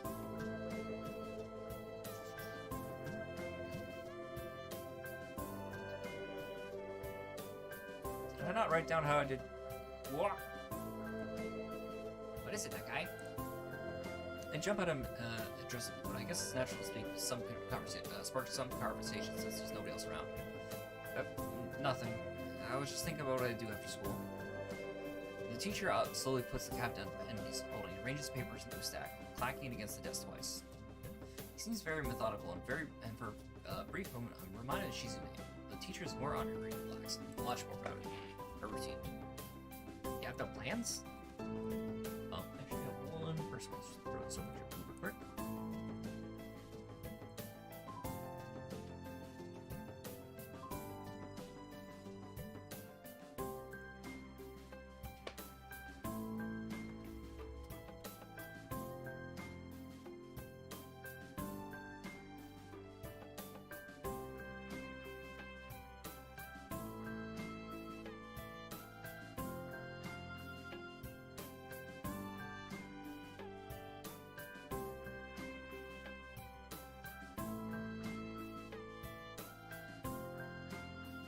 I think we're not quite done yet. Long game. I think I'm gonna try to get to the end or start Lily's part, and then probably call it there. So we still have some time. We have to do a couple larger scenes, which I think are coming up now or soon, which would maybe give a half hour tops of the stream. I'm not trying to jet out, it's hard to read all this, and I'm curious if people want to do this as a regular series or just doing this for the day. No, I consider joining a club, but I don't know what kind of club would interest me. Go observe a meeting of someone else's club. It pique your interest. Yes. But I don't know how to continue from there. Muto looks at me in a way that makes me quickly want to take the words back to avoid a conversation. But I can't, so I have to forge ahead. I just don't know how to deal with people. I mean, those students. Talking to people and everything, so it's not that I'd be isolated or anything. I just don't know what to think about the disabilities. It's like, it feels that I'm being impolite if I pay attention to them, and it's weird to ignore them. Damned if I do, damned if I don't. Teacher scratches his cheek absentmindedly, looking very unresponsive. These things are only an issue if you make them work. You can talk normally with someone, even if they're blind or something. Try to look behind and superficial. There's not a single student here who isn't just a normal kid behind whatever they might seem at the first glance. He says the same thing that Yuko did.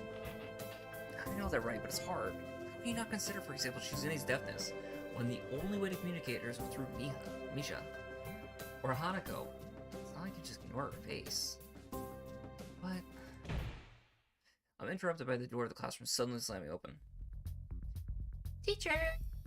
Misha crashes in, hands straight and enthusiastic greeting her voice loud and lively enough to wake the deaf from their graves. She starts towards the teacher's desk with her bouncing steps, hands energetically swimming with the rhythm. Muto, visibly dismayed at the interruption and Misha in general, slumps in his chair. Gato. Misha stops in her tracks and looks around cluelessly, as if she's sensing from his tone that something's wrong but has no idea what. Yes? We've talked about volume control before. Yes? But she doesn't lower her voice at all, and the teacher just rubs his eyes. What is it? Hey, we need help. We're running out of supplies for the festival stands. This is a distress. She waves a pink slip of paper she's holding around. So we'll get more from the supplies from the art room. What's the problem with that? Plywood. Plywood's always the problem. Last time we wanted more, there was only a little. But that time we took it. But that time we just took it all and went with that. Now there's like none left. So do you know where the school? There is some. I don't understand. Why would I know? Shi-chan. I mean, the president thought that the teacher would know if there's plywood. Is she wrong? Muto looks like he's in great pain, frowning with his entire essence, and Misha doesn't get it at all. Looking at the two of them communicate is terrible, like looking at a man being tortured by the drilling his skull open while blasting pop music at full volume at the same time. I'm afraid I have no idea if there's any plywood in the school, let alone where it is. Let alone where it would be if there was any. Oh, what should I do? Perhaps try to find Mr. Nomiya? Nomiya? I'm quite sure you would know where to find everything you need. You'd have to pry him for his cold, dead hands, but that's a different matter. I don't have time, we're so busy. She holds her head with both her hands, looking as looking as despairing as it's possible for a person like her. Without even noticing, she crumbles the note she's been holding against her hair. I shouldn't even be fetching these things. There's so much more to do, we're failing behind the schedule. Muto looks at her gravely, then suddenly smiles. Smiling doesn't really fit his face. I think it'd be better if it didn't. I wonder if he can get some temporary help. He switches to staring at me focusedly, with a hard expression, as if trying to say, go make some friends. I guess I can give you a hand. You can? Thanks, Hee-chan, you're really nice. She pauses, does a double take, and then points at me with her finger. Yelling, ah! And looks at me very puzzled. Come to think of it, what's Hee-chan doing here? Class is over, you should be having fun. We just had a little chat. Oh no, it's not detention, is it? Are you in trouble, Hee-chan? No, I'm not. Is Hee-chan trouble, teacher? No, he's not. Muto sighs deeply, and I feel that I have to help Misha get her off the teacher's back. So what do you need? Here's a list. I can try to find the plywood from somewhere if there's none in the art room. She offers me the note she's holding. I take it, hesitating a bit. I said I'd help you, but no implications on whether I'm joining the council or not. Aww. Still. Thanks, Hee-chan. Try to be quick. We're in a stall building streak now. We must hurry, hurry, hurry. She bounces out of the classroom, leading me and the teacher looking at each other with something that feels like a silent agreement. Well, there you have it, Nikai. You have something to do now. Please don't sound so smug. Looking at the list of number of items ranging from paint to plywood, it's all written with small, neat handwriting that's undoubtedly Shizune's. I heave a sigh. I'll be going then. Waving the long list limply at the teacher, I exit to the hallway. Classroom's closet, close to our designated belonging to classrooms 3-1, 3-2 on the right, and 3-4 on the left side, each door looking exactly the same. Further down the corridors with identical doors are rooms that I didn't think were used for classes. I guess the art room is not a classroom as such. I carefully push open the furthest door and peek in. It's a classroom, but it seems rather badly kept or not in use. Am I in the right place? Desks and chairs are all around the room. A thin layer of dust settled on them. There are some easels in the corner, at least this looks like the right place. The room is flushed in sunlight from the big windows, shadows creeping all over the desks. Specks of dust are dancing in the stagnant air, making the beams of light almost visible. Jokingly, I call into the empty room. Anybody home? Something catches my eye and I stop mid-sentence. Sitting on a desk is a short-haired girl, curiously wearing a boy's uniform, with a fork between her toes, a morsel of food stuck firmly in it. This odd way of dining seems to be caused by her apparent lack of hands. Her presence here is what takes me back even more.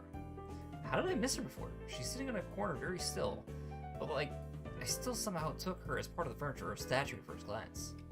Only two observers today as a whole. The girl seems to be frozen in place, staring at me with her huge eyes like a rabbit in headlights. Staring at me, her mouth wide open, ready to accept the fork.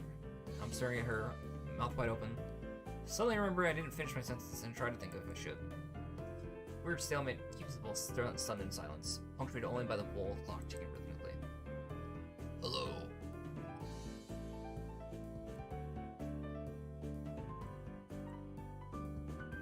Hey, Monarch.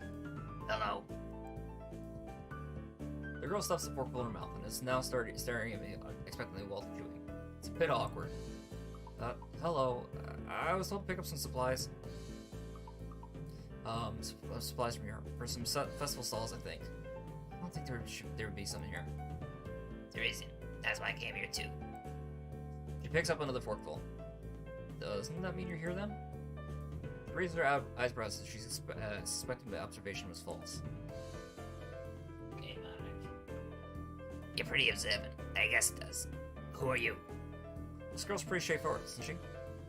I'm Nakai. Hisao Nakai. I just transferred in on Monday. Rin. Tezuka Rin. Rin Tezuka. I won't shake hands with you, but at least we know who we are. It's very nice. Her deadpan manner of talking makes it hard to determine whether she's joking about shaking hands or not. Kinda bothers me, but joking about these matters doesn't feel appropriate at all.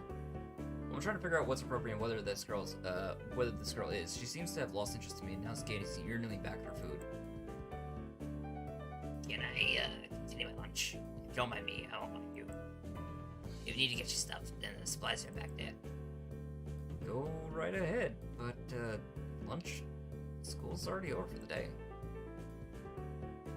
What word did you use then? There's no word for a meal you eat after lunch before dinner, right? Bothers me very much too. I don't know what else I should say. I don't think you're supposed to eat a meal between lunch and dinner, do you? But I'm hungry now. My delicious boxed lunch would go to waste otherwise. I have curry. It's very delicious.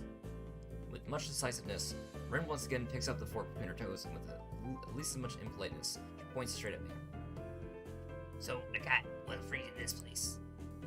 Like I said, I was told to look for these things. No, it's school. Outside look fine. It's your problem inside. Go to a full stop, opening my mouth but not getting a word out. Hey. I can guess. I'm good at guessing. Better than most people. Rin cuts me off before I can answer a question. Or skirt around it somehow. I don't know which one I should have done. I froze in front of this issue again. I haven't even told anyone here about my condition. Or maybe it's only because it really hasn't come up. I do get the feeling it's not making issues out of this part of the social code here, as the teacher said. I wonder if the people here could relate. Probably not any better than my normal person could. I can't relate to Shizune's circumstances or Lily's either. Naturally, while I go through this in my head, Rin keeps considering what my condition could be, with an overtly contemplative look on her face. She puts her fork in between her lips and leans back, looking at the ceiling as if the answer was written up there. A beam of light illuminates her face from the window side, creating a mask of dark shadows on the other side. I don't think it's anything in your head, or something in your guts would be boringly ordinary, like this lunch of mine, and less delicious. Problem must be in your pants. Messed up Sherlock Holmes kind of statement, and the sheer lack of tact was delivered with catches me completely off guard. I think I might have reeled back even physically as Rin's eyes widen in revelation and astonishment. So I was right. There's something wrong with your tackle, isn't there? I love Rin so much.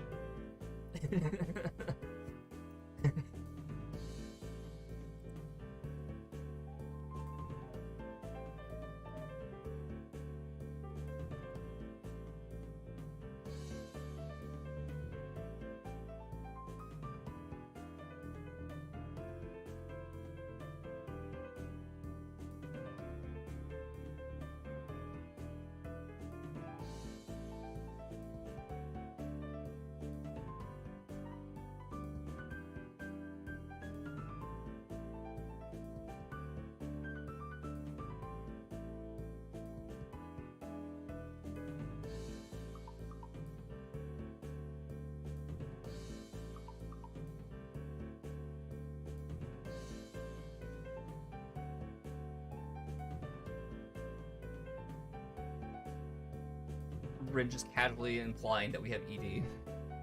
Fucking love Rin. Still particularly in shock, but recognize the need to reply something. I spit out the first thing I can think of. No! Nothing like that. I have a heart problem. Arrhythmia. I said it. More like blurted it out, but I said it. The girl in front of me purses her lips together and glowers at me, looking very disappointed. How boring. Trouble in the pants is much more scandalous. What is with this reaction? Sorry to let you down. I forgive you. Just act like people in a person with, you know, that kind of problem has been really great. Collect people? People with different problems. Huh. So you just, like, go around asking people what's wrong with them? Pretty much. I see. Rin doesn't give a fuck about tact. No patience for that shit.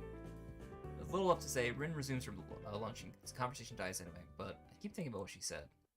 It's the first time I told anyone about my condition. All the people here have either known about it already or heard about it from someone else. Or didn't need to know about it, like every other student here so far. Should I have told it as part of as a natural part of the introductions? Is expected of me? Hi, I'm Hisaro. I have a very serious heart condition. Is that how I'm supposed to go around introducing myself from now on? As if her disabilities would define us. What a disgusting thought. Or maybe this Tezuka girl just has an unnatural interest in such things.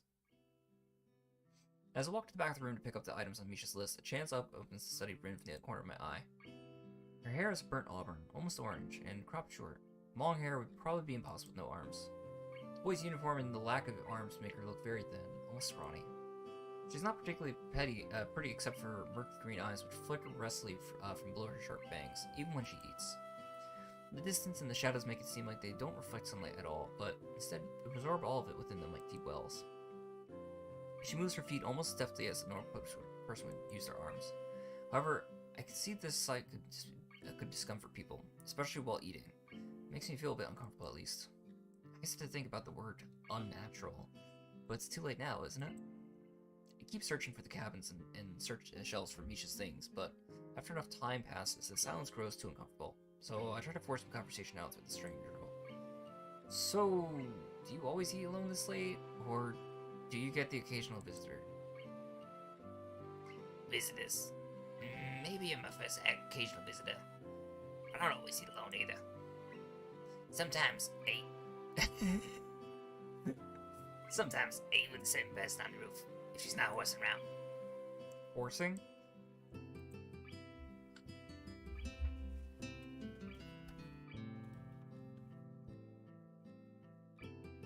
Oh no.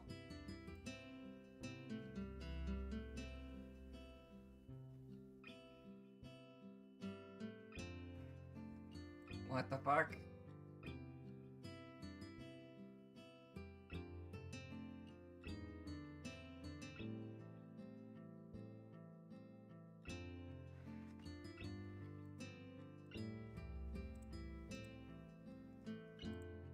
Pause.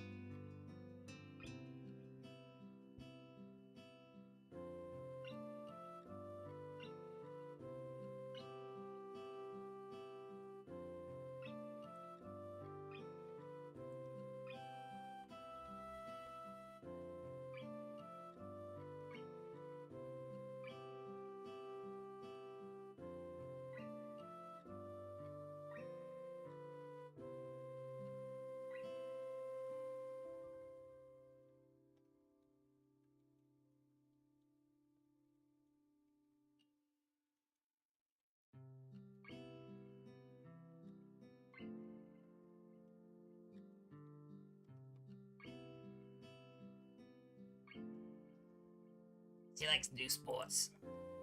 Oh. And that's all I can think to say. Both of us fall silent again as Rin forks the last bit of her meal to her mouth. I look down at my haul and double-check it with Misha's list. It seems I have everything except plywood. So I think I have all the things I need now. It's very nice for you. Don't feel obligated to stay. I was about to take a nap anyway. You do whatever you're gonna do with that stuff anyway, right? Or perhaps you like to watch girls sleeping. I'm not sure what to make of this, but Rin looks serious. Even if I did, I think I have to be going. I'll catch you around, Tezuka. You can call me Rin. I feel our relationship at this point good enough to warrant this much. I was already turning to make an exit, but she draws me back in. Fine, then I'm Hisao. Then you are. Rin looks at me hard in the eyes, but with that intimidating feeling you get when someone stares at you isn't there. It's like she's actually not looking at me at all. She blinks a couple times, and I can't figure out why she paused like this just popped between us out of nowhere. See you later, Sal. Something like a tiny smile on her face, though. Maybe. I quietly back out of the room. As I shut the door in front of my face, I whisper to myself, what an intriguing person. From the side, I hear a muffled sing-song. I heard that. What did you hear? Fuck! That's too fast! Too fast! I jumped to the sudden appearance of Misha, who I had not heard approaching despite the completely empty hallway. So much she got into the jumping distance of me without making a sound.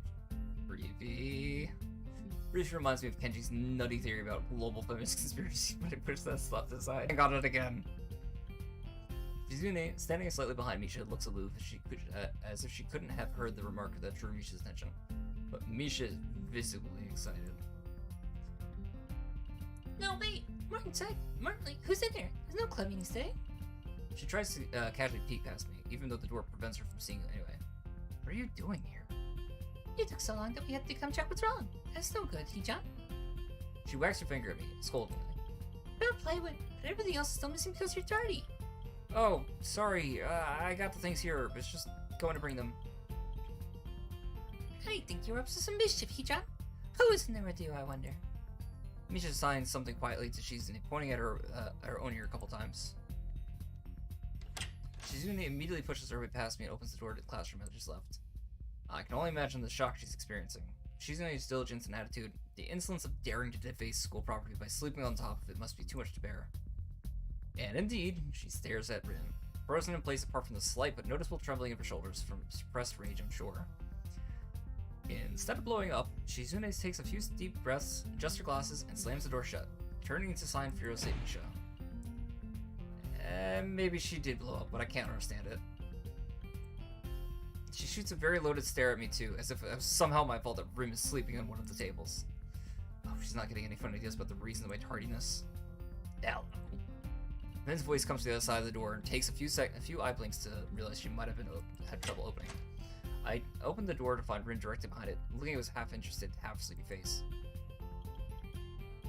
Hello? Miss Tezuka. Oh my god, the whiplash! No! This is terrible! I got a whiplash between Misha and Rin! Alright, let's try it. Miss Tezuka, what do you think you're doing? You have absolutely no permitted to use school property for such disgraceful activity. It's sure suddenly very crowded in here. I didn't know it was this popular. It's hard to say whether she's happy or unhappy about this turn of events. At any rate, she ignores Shizune and Misha's scolding so that they have no choice but to drop the issue. Shizune taps Misha's shoulder, points at Rin and makes some quick signs. On Polarity's side, please don't do that anymore. Anyway, how's your project going? Will be done for the festival? Rin looks at them blankly, apparently at ease under the pressure Shizune's cold stare is putting her on. Keep wondering about that myself. And? I'll think about it harder. As Misha signs her reply to Shizune, her face turns into an unsatisfied frown. Miss Tezuka, please do not take this seriously. A big disaster. The wall looks like someone threw up their lunch on it. Rin nods assertively. We'll think more seriously. Misha actually giggles at that, but Shizune doesn't. Not even after translation. She just shakes her head, takes the materials from me, and takes off with Misha and tow. Rin frowns thoughtfully as she looks after the retreating student council duo. How rude. True though, I must finish my project for the weekend. There'll be dire consequences if I don't. The end of the world as we know it. Like weekends usually are, but more dire. Much more dire. Maybe I'll postpone my nap to unforeseen future. I'm about to ask what project she has and what those these apocalyptic consequences. But she walks back to her classroom. Since you have nothing to do, would you give me a hand? Pink can doesn't fit my bag, but I need it. She kicks slightly a huge can of paint that's lying on the floor next to the table that she's sitting and sleeping on. It lets out a dull clang. Being the gentleman that I am, I'd actually pick it up. Heavy. Yeah, sure. Where do you need it? Away. And with that, she takes off to the hallway. Me and the paint can following since there's little choice for either of us. Hallway's quiet, quiet and empty now, with Shoes and Amy gone. So we two leave towards the stairwell at the other end. Every 10 or 15 or 20 steps, I have to change the can from one hand to another, so the thin handle cuts into my palm. At least it keeps my arms from retiring too fast. Ren strolls on beside me with an uneven pace that I have trouble matching, or maybe I am walking weirdly because of the extra weight. Seems one of us is constantly walking too slow or too fast, and I can't figure out which. 2 flights of stairs below, trouble appears in the form of the head nurse and his fox-like grin. How did I do this guy before?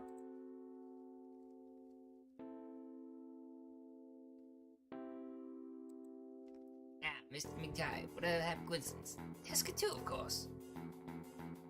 He nods courteously to Rin, who does not acknowledge it back, and then turns to me because he obviously hates me, who he had some business with. There's something I forgot to mention on Monday. I nod and wait impassively because I can't even begin to guess what he forgot. The feeling of the handle delving deeper into my skin doesn't make me feel enthusiastic about its interruption either. It's about your medication. Since you haven't been down that long on your current medications, there might be some unexpected side effects, which might require an adjusting dosage or even changing to another kind of medication. So, we'll do a few tests regularly, but what I want for you is to keep an eye on everything in condition that feels off, if you get what I mean. Nausea, headaches, anything. And come see me if something happens. Alright. So how are you? Everything fine?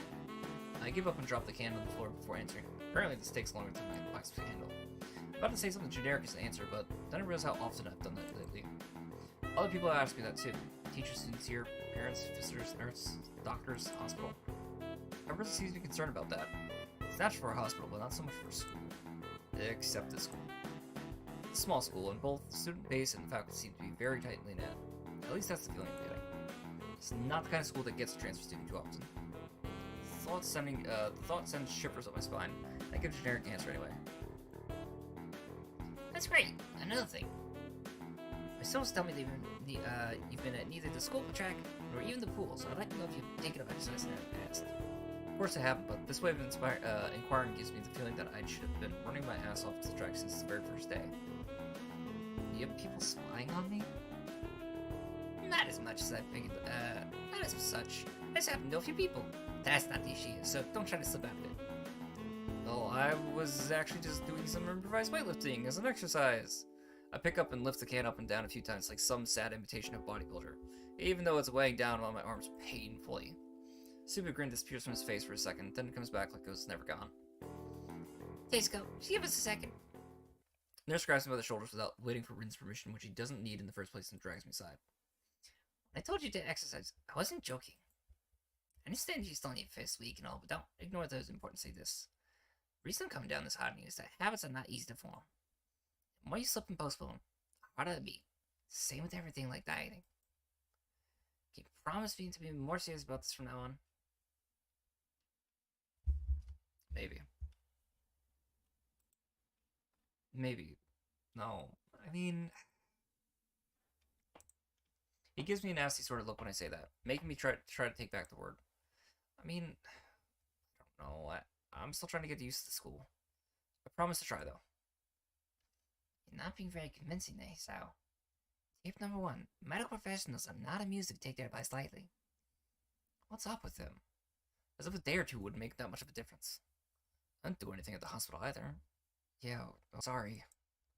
He studies me for a moment and shrugs, smiling again. Okay, that's more like it. If you go to the school track tomorrow morning, you'll meet my spy, who probably has no qualms offering consultation to you if you want to jog a bit. Consultation? See you around. He leaves with a wave of his hand and no answer, and I walk to Rin, who's been waiting, idly leaning against the hallway wall and staring at the pale lighting fixtures in the ceiling.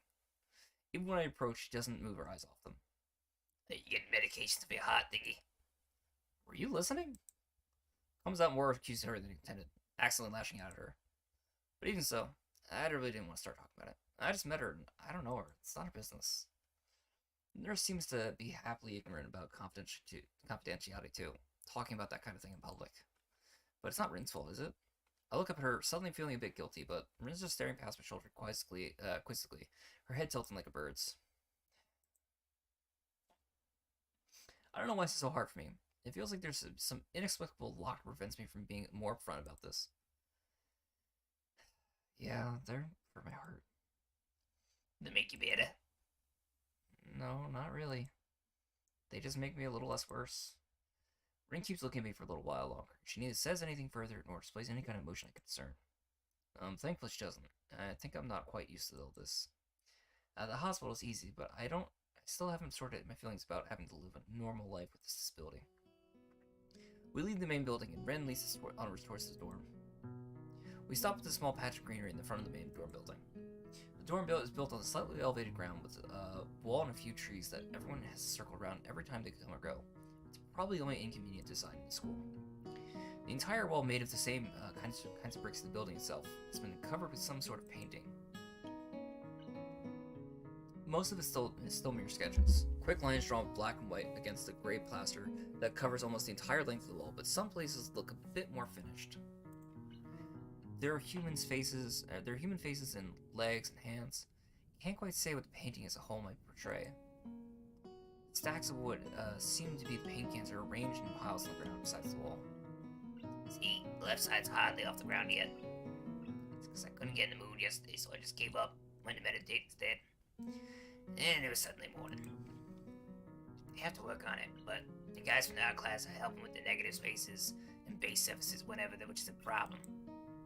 It's easy to paint the big areas, but it's easy to paint the big areas if there's a lot of people with hands. The reach is better. It's faster too.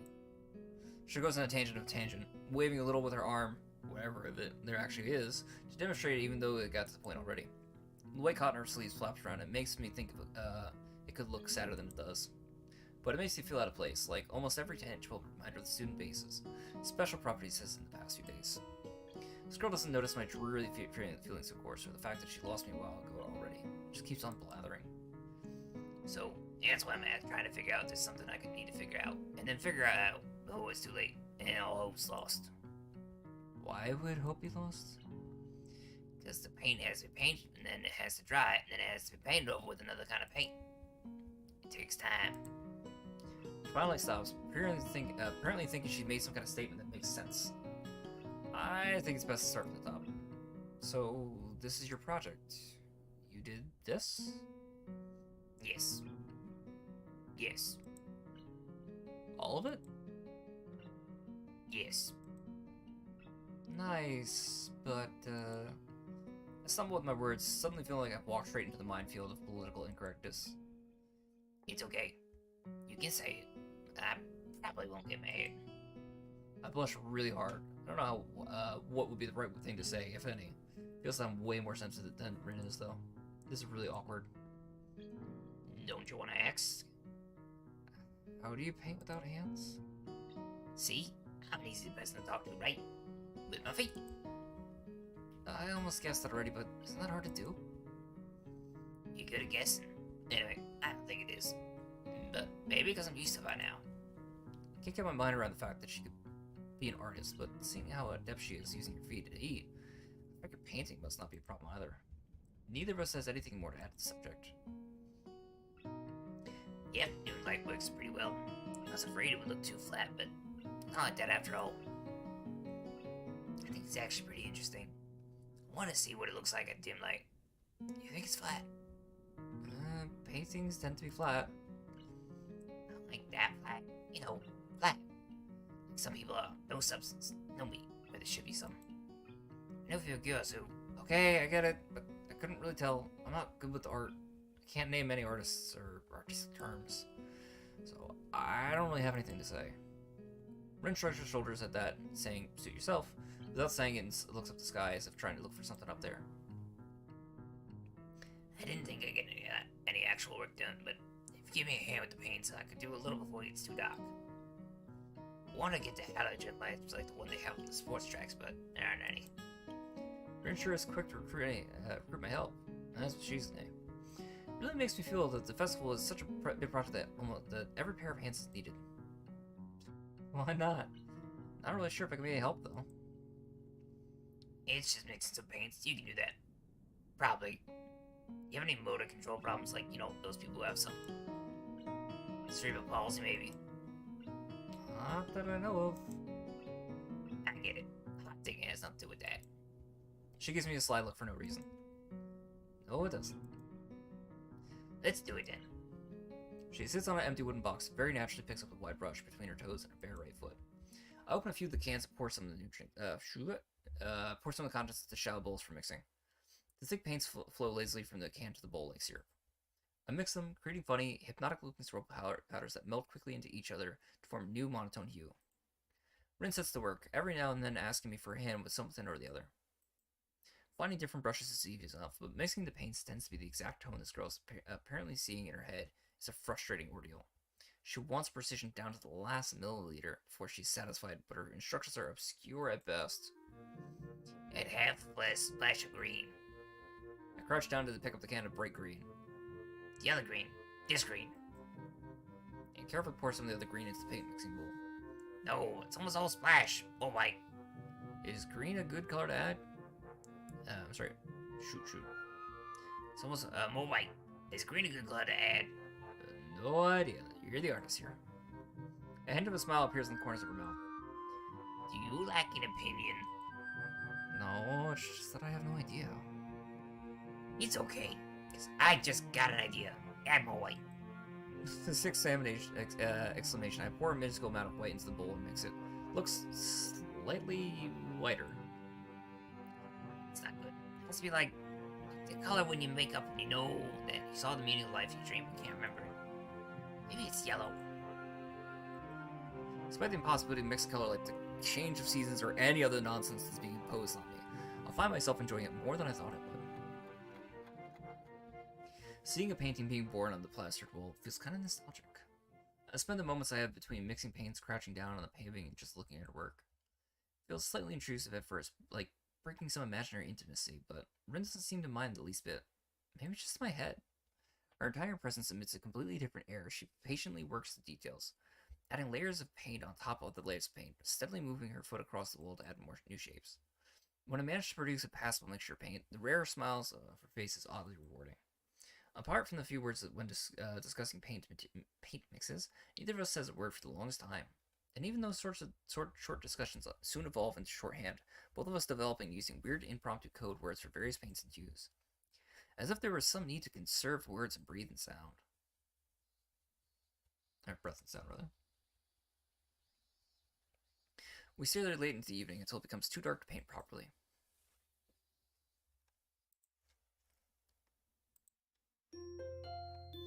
The next morning, Katawa Shojou. Alright, give me like a minute break.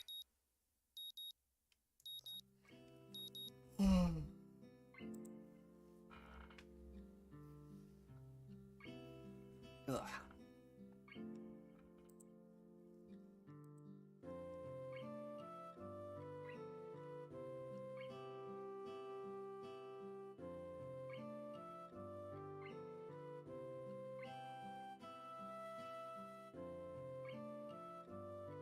Wow.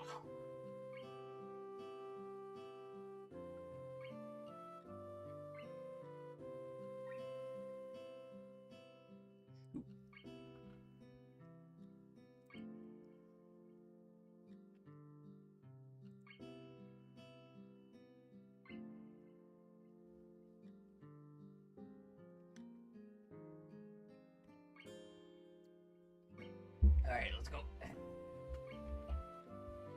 I think we're almost done.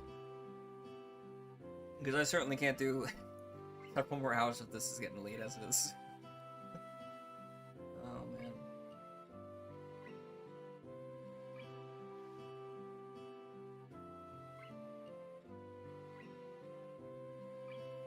I mean, are you enjoying the stream? I hope you are. I mean, I'm having fun with it. It's been so long since I got a chance to play this proper. I think I tried playing this maybe a couple years ago, and for some reason it just wasn't working, or maybe I just decided I didn't want to sit through all the different routes again, and I was trying to find a way to migrate my save data over. But, let's see. Okay, so we just finished that. About Let's go into the training.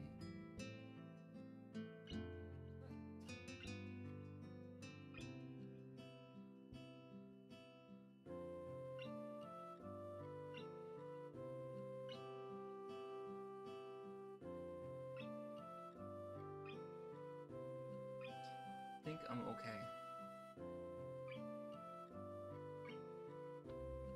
The sound of an alarm pulls me out of fitful slumber and onto the unpleasant state of wakefulness. I linger under the blanket for a few minutes, gathering energy to rise up while making excuses for why I haven't already. Honestly, I wouldn't mind staying here for all day. School is surprisingly exhausting after a long pause, and the culture shock still hasn't faded, I think.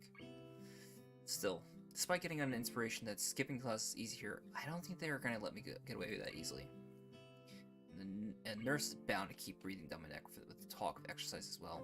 So, eventually I do rise up, swallowing the morning medications and put on my old soccer clothing. Thanks to my condition, I was exempted from taking part in gym classes at Yamaku, so I didn't get issued a gym uniform. I'd order some to cover such contingency, but wearing my old soccer clothes is kind of nostalgic. Can't use them for more than that anymore, so maybe get new life out of this way. A bit like me. Seems a bit stupid to me, really. But I suppose this way at least I can tell the nurse honestly that I'm doing something about my health. Not that I was ever much of a runner to begin with. Can't hurt to try, though. I'm surprised to discover that I'm not the only one present at the track. Not just that, but it's a face I've seen before. The prosthetic leg girl who bowled me over in the hallway yesterday is running on the track lithely like a half-mechanical gazelle. What was her name again? It was a short one, but I can't remember. She seems to be running laps at somewhat easy lope, her prosthetic legs clacking rhythmically on the hard track surface. I wonder what reason she has for running this early in the morning. Maybe something akin to mine, and the nurse is pressing the poor girl to jog just like he's pressing me.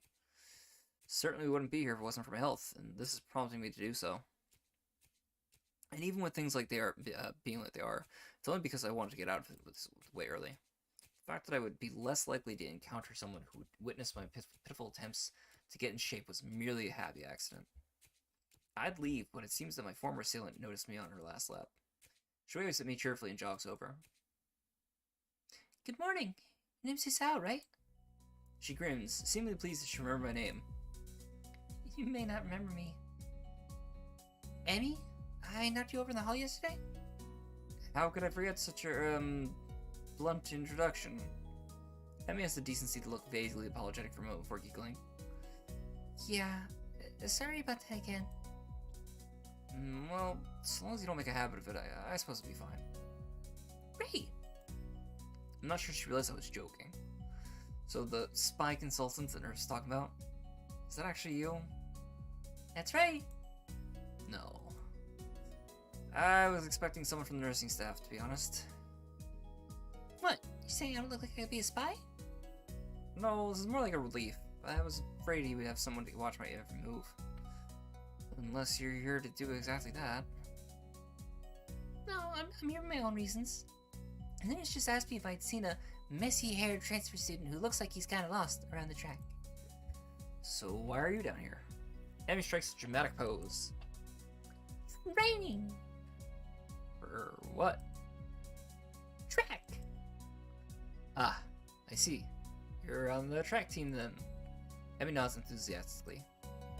Yep, I'm one of the better runners too. And modest about it too. Hey, you should join up. It's good exercise, you know? I think that much activity is probably out of the question for me. Nah, I'm not even sure I really like running all that much. Plus, I'm just not into organized sports, you know? It's true, I never even really got that much into soccer. I mean, I'd run around with my friends and all, but that was really the only reason I ever played. It wasn't for the glory to be found on the field, that's for sure.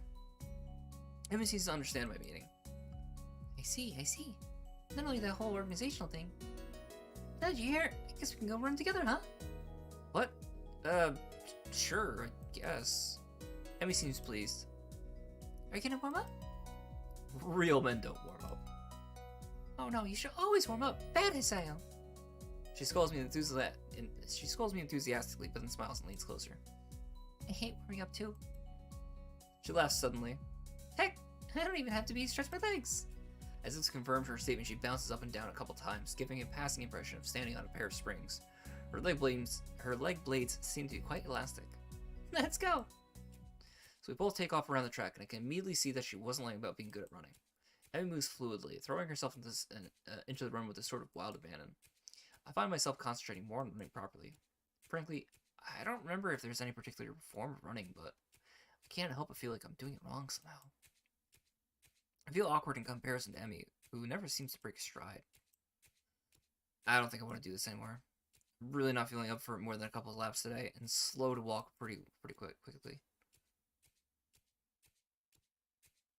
Emmy keeps running, doesn't seem to notice I've stopped until she passed me a second time. She quickly skids to a halt, breathing steadily and conscious of my own somewhat gasping demeanor. Finished already? I hang my head ruefully. Yeah, I'm not in very good shape right now. Emmy nods and grins at me. She seems to do a lot of smiling. Well, the important thing is you started, right? Next time you just have to try out you just have to try and hold out longer, and then longer, and longer, and eventually you'll be great. Keep that in mind. But I think right now I'm gonna get ready for class. Shouldn't you? Emmy shrugs unconcerned. No, I've got plenty of time. I know she's not wearing a watch. Are you sure? Another careless shrug. Not really, but I gotta finish my routine. See you later, Sal. Yeah, see you.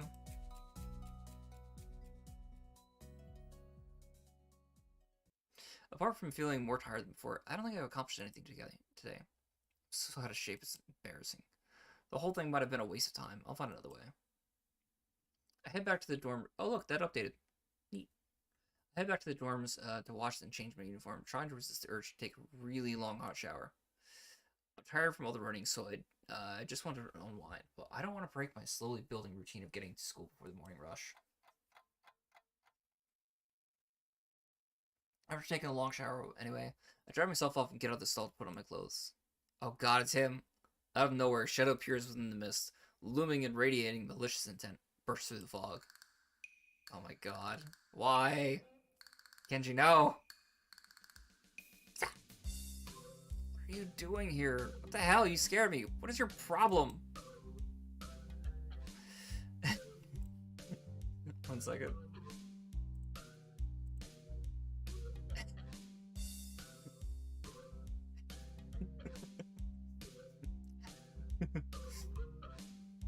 I know I should be asking you that.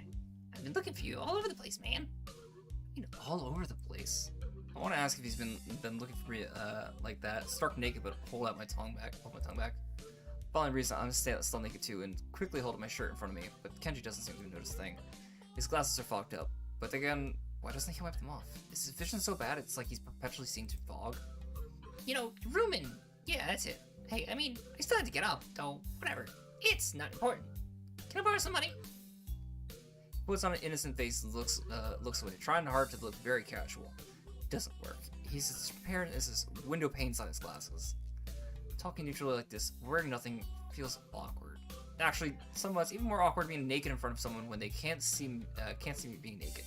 To say nothing of the fact that he's naked as well. I try to brush the feeling off with a little success.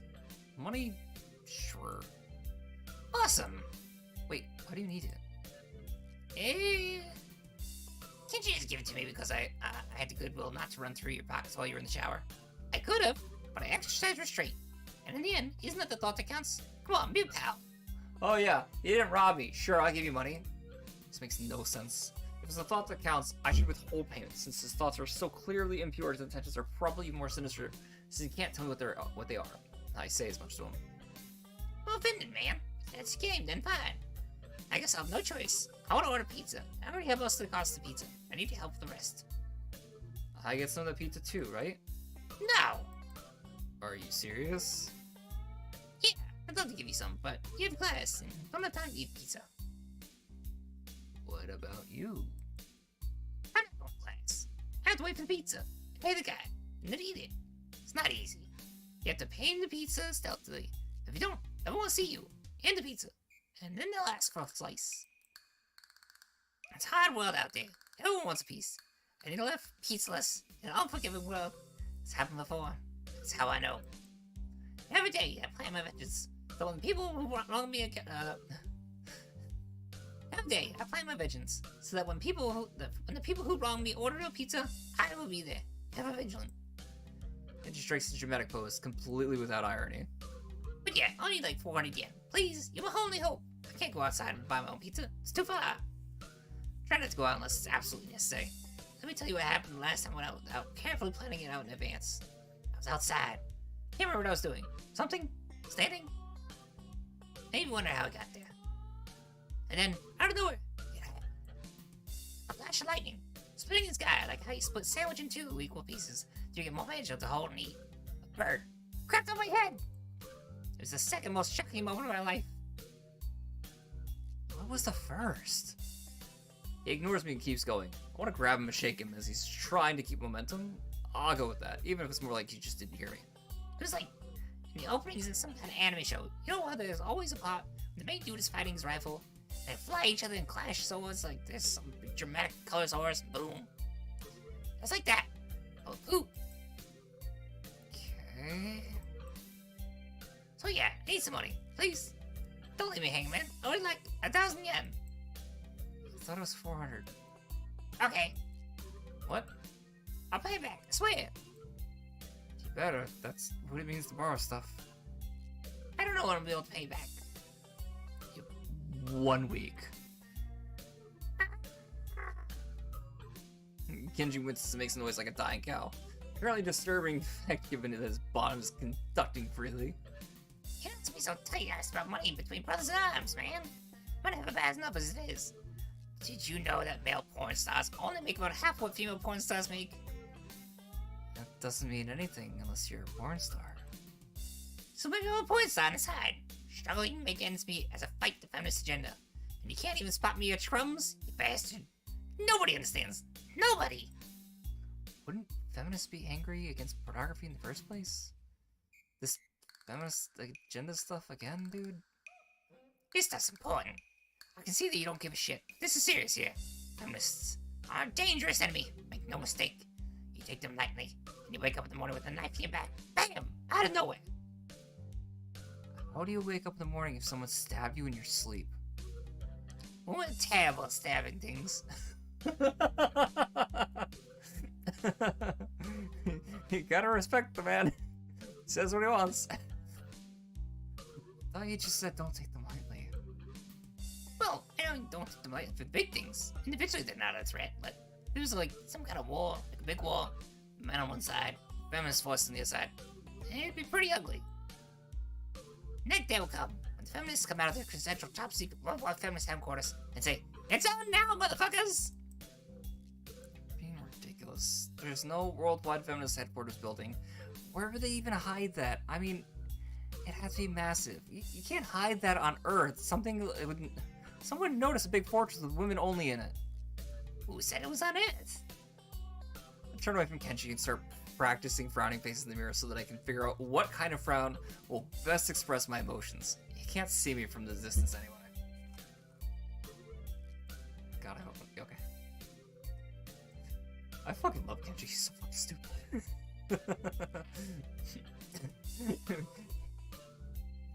I didn't think this was before the incel became a big thing.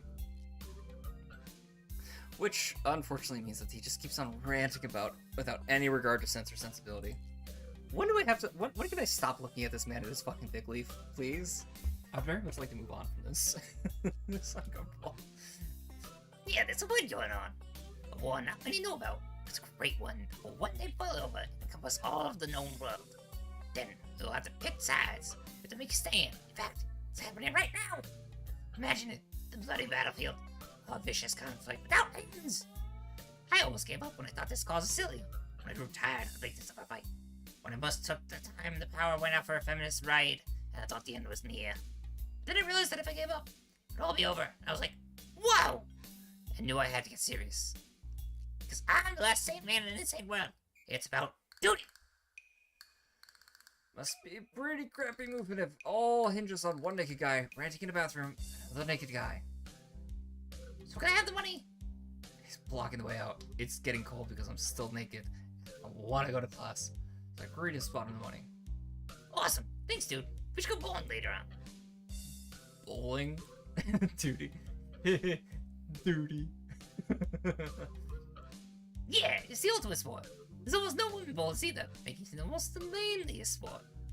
A woman in pink bowling shirt with matching shoes with a pastel green with flower accents. They're bowling clothes? Maybe. Anyway, you better pay me back. I can pay back and stuff, right? I don't have the time to ask him to elaborate on what that means. I don't know. Gotta get to class. You're never in the way. Oh, sorry. Yeah, I don't hold you, and I have some stuff to do myself. The time has come. The time for what? I just like saying that. Okay, now time really has come. For what? Let's use the bathroom. Get out! I'm just going to. What is that? It's a big bathroom. So, I have to be alone. I can't go. The pressure. Okay, what if someone else comes in? I'll think of something. I give him my practice round, and it just looks kind of silly reflecting his glasses. He doesn't notice, doesn't see. Anyway, so I get dressed and run back to my room, feeling as though an eternity has passed since I woke up. And that is time I will never get back. I'll get him back for it somehow. But right now, gotta get to class. I'm the first person in class today, although I think I'm a little too early. Then again, sitting alone here for 20 minutes sure beats having to suffer that time with Kenji. A combination of fatigue, frustration, and boredom starts making me feel very tired. I blacked out for a second, waking up when my head hits the surface of my desk. Rubbing my forehead, I realize this is a good reason, as good a reason as any to stay up for now and stop coming to class so early later. Eventually, I hear a tapping noise outside in the hallway. Lily's tall figure appears in the doorway. She's not in this class, so she must have some other business. Maybe she's looking for Hanako? Lily stopped at the door, looking as if she wasn't a vampire who came in unlisted. Sorry, let me rephrase that one. Lily stops at the door, looking hesitant as if she was a vampire who can't come in unless invited. I consider doing so because she looks rather lonesome standing there. She steps in on her own accord, though, after straightening her skirt and shirt collar as if it was of importance to look prim when entering the classroom. Excuse me. She goes into the quiet classroom with a probing, delicate voice. I realize the silence might unnerve her because the blindness was breaking. Good morning, Lily. Miss Al? Good morning. I didn't hear you come in. Wonder if she thinks suspicious I didn't say anything to her before. It's likely. If I were to tell too big a lie now, it'd sink me. Well, I was already here, or just sleep till now. Oh, have you seen Hanako today by any chance? No, she comes in only just before the bell rings, or after that. Do you want me to tell her something for you? No, it's fine. But I think the only two people in the school right now. I didn't hear anyone else on my way here. I shouldn't have gotten up so early today, I guess. You're chastising yourself for doing something other people should. Functionality is a good thing. I think so, anyway. Very busy morning today. Festival's coming up soon, and today is the deadline for event registration, budget reports, and other official paperwork. Could be that everyone is trying to complete the necessary forms for the last minute. Maybe that's why it's so quiet today. Hi! Misha pops into the room with Shizune as if on cue, shouting with a loudness that makes Lily visibly flinch. Hi, Hee-chan! Hi. Look, it's the class representative. Hello! Lily smiles, probably amused by Misha's or Shizune's use of the word look. Good morning. Of course, you're not the representative of this class, right? Right? I'm not. Lily seems a little more guarded in her answers to Shizune than she was with me the other day. I guess they really don't get along. Yeah, so you remember that whole, like, friend of my enemy is my enemy thing that Misha was a little uncomfortable about? Shizune and Lily really don't get along. So by proxy, Shizune doesn't like Hanako because she's friends with Lily. Which is kind of petty as fuck. I'm not cool with it, because Hanako's a sweet girl. But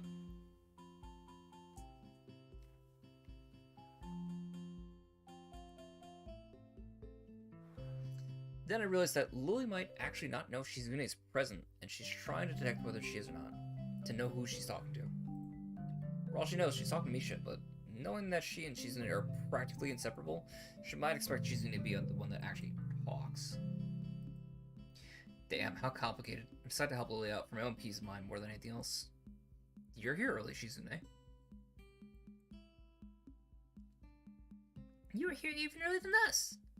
Misha puffs out her cheeks angrily. Why is she this angry? Did she feel emotions on Shizune's happy too?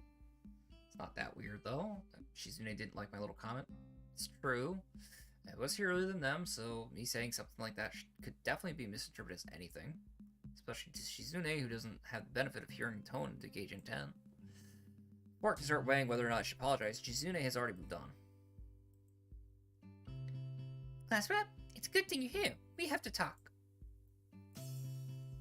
The festival's coming up in 3 days, right? Every other class has already handed in their projected budget reports for their events. Even the first years. Except you. Wahaha! There's still time to hand it in, isn't there? Today! The deadline's today! You're certainly taking your time, aren't you? If I had it my way, I'd have all the necessary paperwork days ago, but someone had to say the deadline, please extend it. Yes, that was me. Planning on something this scale is not a small task, and a week is too small time frame to expect a whole class to work on such a complex issue completely. Do you know what's harder than distributing the funds for one's class event? Handling the same matter for every class in the school, and then some. The one who does that is me. Misha starts putting her hands on her hips and stands up straight. Wow, she's really getting into the role. Lily doesn't look like she's very amused, though. Hey, Shizune, aren't you being a little too hard on her? There's still a whole day left. Please, Hisao, it's alright. Lily seems happy I'm taking her side, but a bit conflicted that I might not think she can take care of herself. If this is about the budget, then I'm disappointed you think I've forgotten about it. I understand how important it is.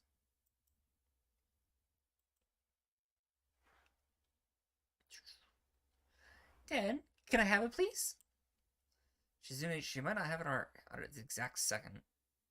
It's not right here. It's not here right now. I have 2 students to take care of it for me. Students from my class. She emphasizes the last sentence, much to my surprise. She knows about Shizune and Misha's efforts to rope me into the student council. I guess word must have got around, so now she's using me as ammo against Shizune. Just gets better and better. It was your responsibility. A budget report isn't something you should just be delegating away as a class rep. It's your job to be on top of things. This kind of disregard for proper procedures really terrible. They completed, being capable of doing so. But the students have been sick recently, so they could not come into school and give back to me. If they won't, I'll apologize on behalf for being sick. Okay. Although Misha's Mrs.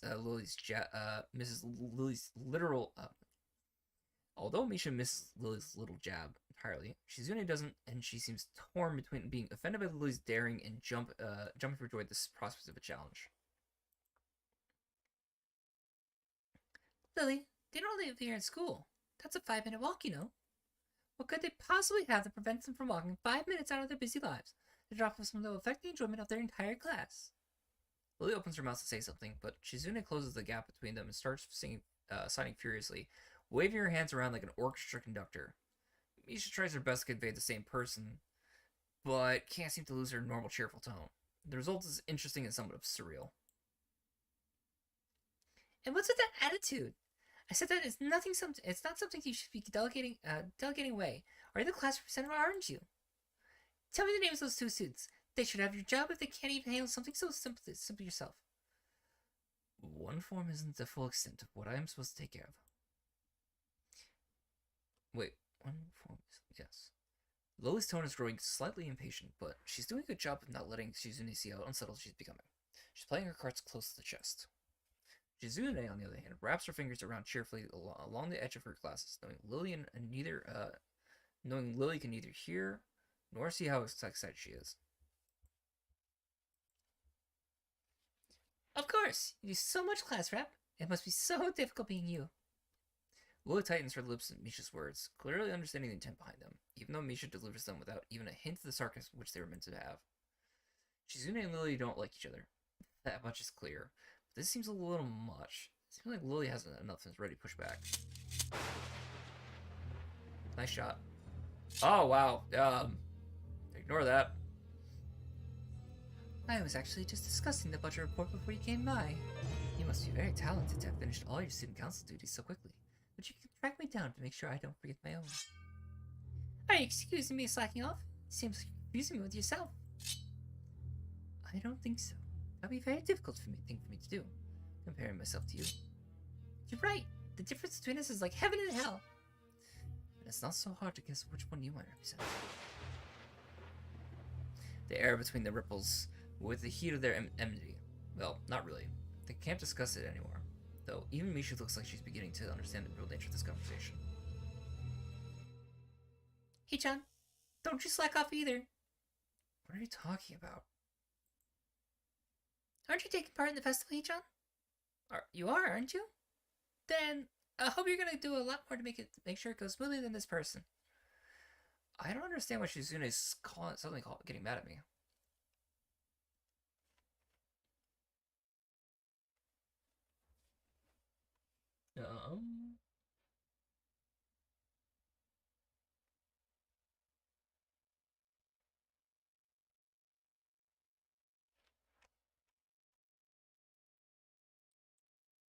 Hey, I'm the new guy, remember? It's not like I could have done much even if I wanted. That's right. You shouldn't expect a transfer student to jump into this in this first week. Lily taking my side feels oddly comforting, so I decided to back her up too. Yeah, you're being unreasonable with us both. Excuses. Miss Class Rep has plenty of time to deal with the report, and we repeatedly offered you a position to help with student council work, but you refused to commit yourself to making the festival a success. Yeah, as I said back then, I'm not sure if I don't have time for this right now. No matter what I do, I'm being drawn into confrontation with Shizune, and that's what she wants. Whatever. Forget it. I turn my back at them. Lily, class is going to be starting soon, so we can talk more later. I'll tell Hanako that you're looking for her. I can feel Shizune freezing. Maybe it's the first time she's ever been ignored in such a blunt manner. Thank you, Isao. I'll leave now then. She gives the sweetest smile I've ever seen all week, and she turns on her heels to make her exit. As soon as Lily walks out... Sorry, 1 second. Go away. Sorry. That pop up. As soon as Lily walks out the door, I suddenly start feeling reluctant about turning to face Shizune. I can feel her eyes burning into my back. I can't bring myself to look at her. She must be furious. I keep expecting Misha to say something to alleviate the tension, but really is wanting too much. In the end, I go back to my seat and listen to the sound of Shizune's footsteps as she marches out of the room. She doesn't return until a few minutes before class. Hanako doesn't come to the morning class at all, leaving her seat looking empty and lonely in the back of the classroom. I have to tell her that Lily's looking for her if I see her. After the events of this town, class is pretty boring in comparison. I turn the pages of my textbook lazily. I have a bit of catching up to do, despite trying to keep up with the studies at the hospital, but I'm not feeling that enthusiastic about it. The clock at the front of the room sounds unbearably loud. The teacher hasn't said anything in over 7 minutes. Instead of helping to cover the board, rows and rows of equations lightly take over the clock. The group in the class sheet of chalk on blackboard seems to synchronize perfectly with the ticking of the clock. I start to copy down the equations just to pass the time, even though they're right there in the textbook. When the bell rings, I'm not in a hurry because I have nothing to do, so I stay for a while, doing what we covered in class today. I prefer to leave class anyway, so I don't have time to deal with the crowding in the hallways. I notice Shizune and Misha also stay behind, talking to someone from another class. Shizune is signing so fast that her hands make noises like swords cutting through the air. Maybe there's pent-up anger there. Misha's trying desperately to keep up, but it's clear she can barely manage to even understand her. I put my head down. Whatever they're discussing, it looks like serious business. Shizune signs to the point where her wrists crackle, and Misha struggles to spit out words in form. Sometimes she trips over herself like she's dealing with tongue twisters, and then, on top of that, she has to sign back everything the other girl says. Seems like a rough job. Misha looks tired, like she's about to faint. Luckily for her, their business is soon finished and the girls sit down at their seats again. I'm so tired. She's hanging her head limply on her desk, looking exhausted. I'll use the opportunity to reconcile with Shizune a bit, without getting roped into the student council thing again, though I suspect that door is not closed for me. If Festival preparations must be tough for you. Indeed, the people in the school seem to be taking the festival very seriously. Whenever I see people idling around before and after class, they're always talking about their plans for it. It's kind of neat to see everyone being so enthusiastic about it. Probably the only one who doesn't have something to do. She's really scoffs at me at first, so trying to decide whether to ignore me or sneer at me, and then she starts singing along without doing either. Misha perks up, looking at her hands slightly unfocused eyes. She signs with harsh, heavy dramatic strokes. Misha translates her signing to speech for me. She does it so well, it's almost like she's actually speaking, transmitting her thoughts directly through Misha. She must have practiced it vigorously. Well, of course we're the student council. You know we're pretty busy. It's an important duty of ours to ensure the success of the festival with all our strength. We would shame ourselves in front of the past student council generations if the festival were to fail. That's why there must be no flaws. I think that was encumbrances? No, nothing that might make the festival short of perfect. She's in passionate speech and Misha's enacting really oddly fitting for them. Hello! I look over my shoulder and see Hanako peering timidly into the classroom, most of her body hidden behind the door. Hey, playing delinquent again? Hanako blushes hard at Misha's straightforward jab, even if it's only in jest. She usually stares at her appropriately, causing Hanako to look down and start backing away, to the point where only her fingers can be seen wrapped nervously around the edge of the door. Maybe she's showing her dislike of Hanako by associating her dislike with Lily. Pure so, Hanako probably knows as well. Yeah, nor a student. What is it, Hanako? Has Lily been here? Sorry, I haven't seen Sato. She came in the morning though. Hanako keeps looking uneasily at Shizune, who stares back at her with her usual studying gaze. What's she trying to do? Of course, Shizune is going to look away, and she's intimidating enough as it is, so I can only imagine how terrified Hanako will be. It's a little uncomfortable watching Hanako's reaction to Shizune's normal behavior. That's what happens when two people of two different extremes meet, it seems. Do you know where she is? If she's any instance ahead, she's in a classroom, working on their festival project. Who knows where that woman is loitering at? You need to find her? She was looking for you in the morning, but I guess you missed each other? She waits a little without answering the simple question, looking awfully like she's not sure if it's proper to answer such a question. Yeah. I can come with you, if it's okay. Hanako nods frantically, still on guard, her shoulders stiff like wood. I get the feeling that she might be more comfortable by herself after all, but it's too late to back off now. She has this really troubled expression she seems to wear almost constantly, one that makes me constantly be on guard for myself. I wonder why.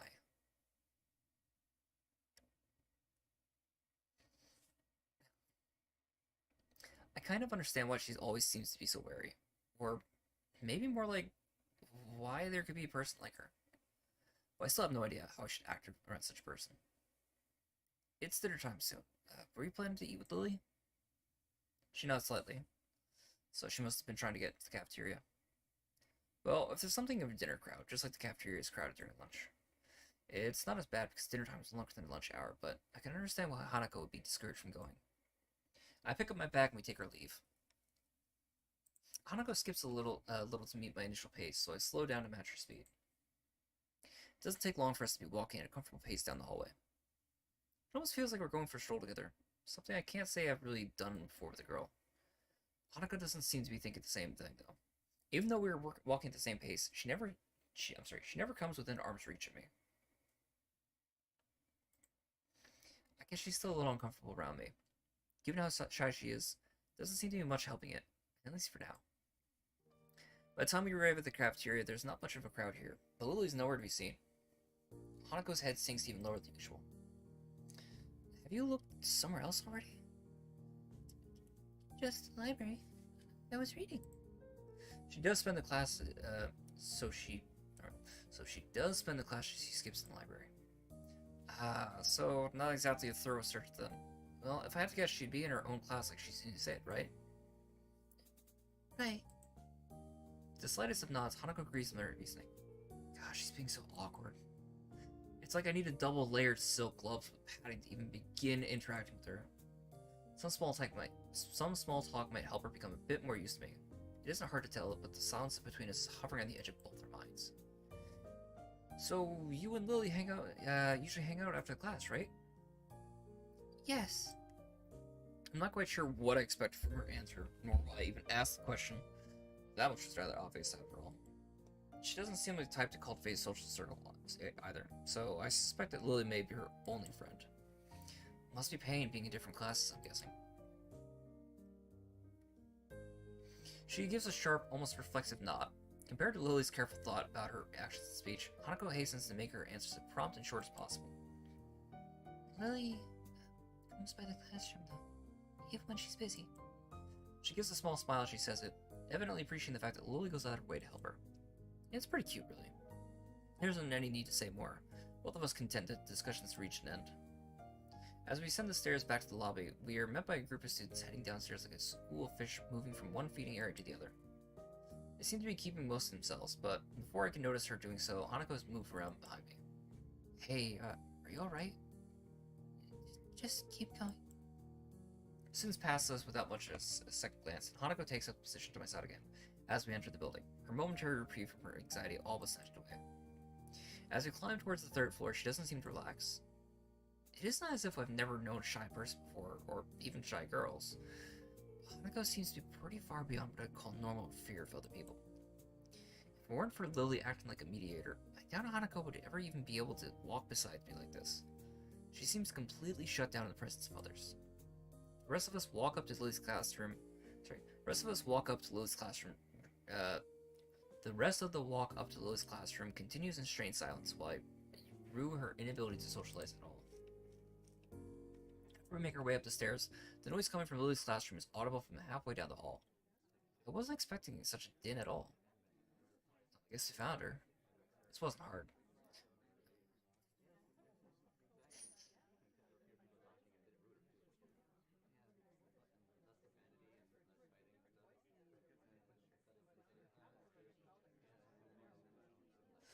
Wasn't hurt. Hanako come here first, then come to me for backup, I wonder? Well, that's true. Then at least she's starting to trust me a little. That can only be a good thing. Eventually, the two of us reached the door of class 3-2. With Hanako less than subtly positioning herself behind me. I opened the door.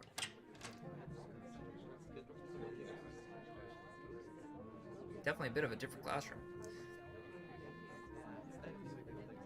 Inside is a hive of activity, seemingly every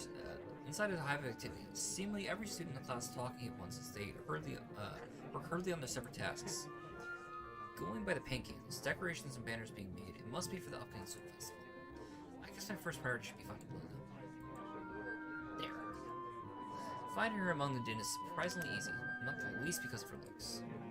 With a couple of students gathered around her, as she stands at the front of the class, she seems to be in charge of the preparations, or at least busy working to say. Carefully negotiating a path through the various students hunched over the floor for lack of desk space, I raised a hand entirely out of habit as we finally reached Lily. Hi, Lily! She perks her head as she breaks off talking to a noticeably smaller girl who must be your classmate, trying to listen as best she can. Sorry, who? Sorry, Hisao. I have Hanako too. Hi. She's pretty skittish, considering the number of people around. Isn't too hard to work out by. It only takes a moment to pause to assess the situation before turning to the other student once again. At the moment, just ask Moira for this advice. She's busy painting with one of the banners already. Quick nod as she bounces off, fingers carefully sliding along the wall surface for orientation. Wait, Kenji? That Kenji? They quickly turn about, leaning to the side to see past Hanako.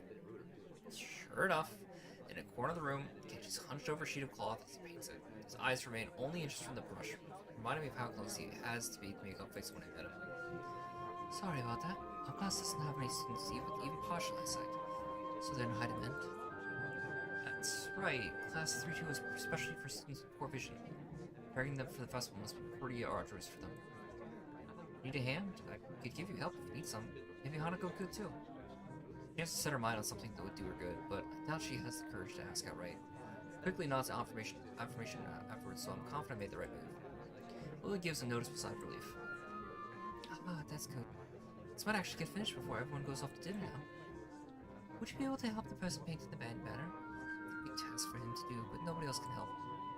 Kenji? Sure. She seems surprised that I know him. Can't really blame her. I take it you've met.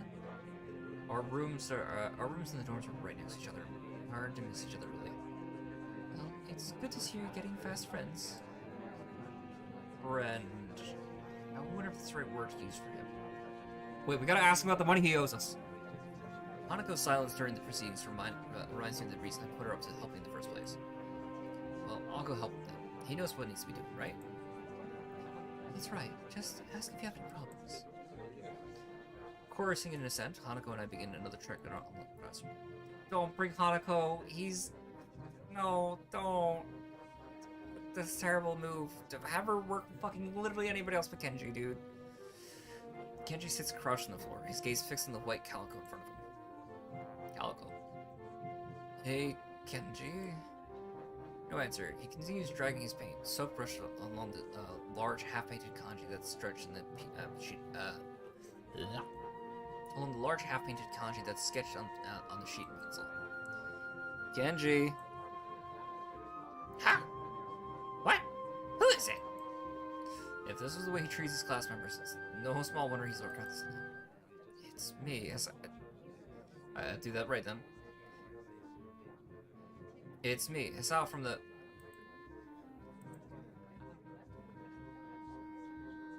Right. I know that, man. What are you doing here, though? His dismissive attitude annoys me. Wait a second. Fix this. He must be the type to really get focused on his work, hating to be disturbed by anyone until he's done, I suppose. While we talked, the sound of Hanako's footsteps as she walked out behind me reminded me that she's still here. I was just gonna help with the banner. Hanako and I, that is. Hello. Oh, hey. I guess it's okay. As soon as Hanako enters the equation, his demeanor takes a complete about-face. Son of faux pas, but he's slightly unsettling. Oh, right. Women. On second thoughts, this might not have been the greatest idea ever, after all. Hanako and I grudgingly set ourselves down on the opposite side of the cloth banner to Kenji, noting the several small paintings in the ground around it. Class 3-2. Noodle stall? You guys selling noodles at the festival on Sunday? Yeah, some stalls outside. Or something. Or something? His non-committal nature sparks a fair amount of suspicion on my behalf. Task at hand comes first, though. So, how do you want to split this? We do borders while you do the text, or you want to switch and do the borders? Text is mine. You do the borders. He has surprisingly strong feelings on the topic.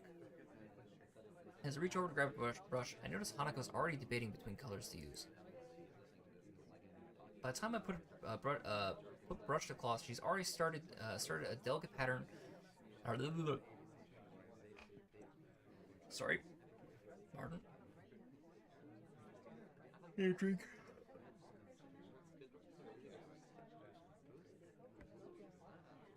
By the time I put brush to cloth, she's already started on a delicate pattern. Looks like my idea of taking her mind off of everyone around her worked. With a dark blue stroke, the three of us silently get to work. Not before Kenji takes advantage of Hanako's working to lean towards me and whisper conspiratorially, though. Okay, man. Why are you here? Hanako just wanted to help find Lily, that's all. He apparently disapproves of my motivations. I get it. Looks like I misjudged you. You're infiltrating them, aren't you? Don't keep undercover. Should have guessed. Letting the truth slip by him would probably be better than outright lying or annoying him in any case. Is that why you're here? Obviously. It sucks. There's no better way to get into than going in yourself. You gotta stick together, man. It's a hard school. Harsh world. Yes. Very harsh. He misses my true meaning as he leans back, satisfied. I'm sympathetic to his cause. Get down to work. Finished. Looks like I am too. Good job. Two of us connected the lines that are patterns, mine being as close to the copy as I could manage of hers. With a grunt, I lever myself up from the floor and look around. Aside from Hanako and myself, there's only Kenji left finishing off assignment, as well as Lily and a couple other students talking amongst themselves in the classroom. Looking at my watch, it's no surprise. It's getting pretty late. Need a hand? I offered a hand to Hanako, which she uses to get herself up. When she does, I can't help but glance at her wrist. If her scars extend to even there, just how much of her body was burned. I feel a pang of guilt about it, however, she quickly covers up her wrist with the other hand. Looks good, doesn't it? She looks surprised for a moment before noticing that I meant the manner. It does, I guess. Her smile shows that she feels a slight sense of pride in the results, just as I do. With the floor significantly neater per the decorations being placed on desks and shelves, it's much easier to get Lily as we get to Lily's across the room. We finished the banner. I guess that's all that needs to be done. Lily gives an appreciative nod. Thank you, Hisao. Hanako, if there's any way that I can thank you... It's fine. Beats sitting in my room studying, at any rates. I don't mind either. She nods before suddenly remembering that one last person. Oh, is Kenji still there? Just as I opened my mouth, Kenji gives the answer from the other side of the room. Yeah, just finished. He carefully slides his sign onto an empty section of the shelf to dry before quickly walking past us and out the door. See you, man. Bye! The remaining two students say their goodbyes to Lily before taking their cue to leave as well, leaving only the three of us. Well, I guess that's everyone. I hope we don't have to do anything like that again. Working past school time? Indeed. Classes planned so this year were ambitious. Maybe, too ambitious. Stalls look nice, though. She's right. It shows a lot of work's gone into them.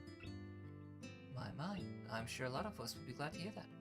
At least now there's not much work to do until the festival itself. It's getting pretty late. Should we go? That's probably a good idea. Are you going back to the dorms as well, Hisao? Yeah, I guess I'll tag along. The nighttime lighting really makes the gardens look quite different. Compared to the usual look of lush greenery, things are much more calm.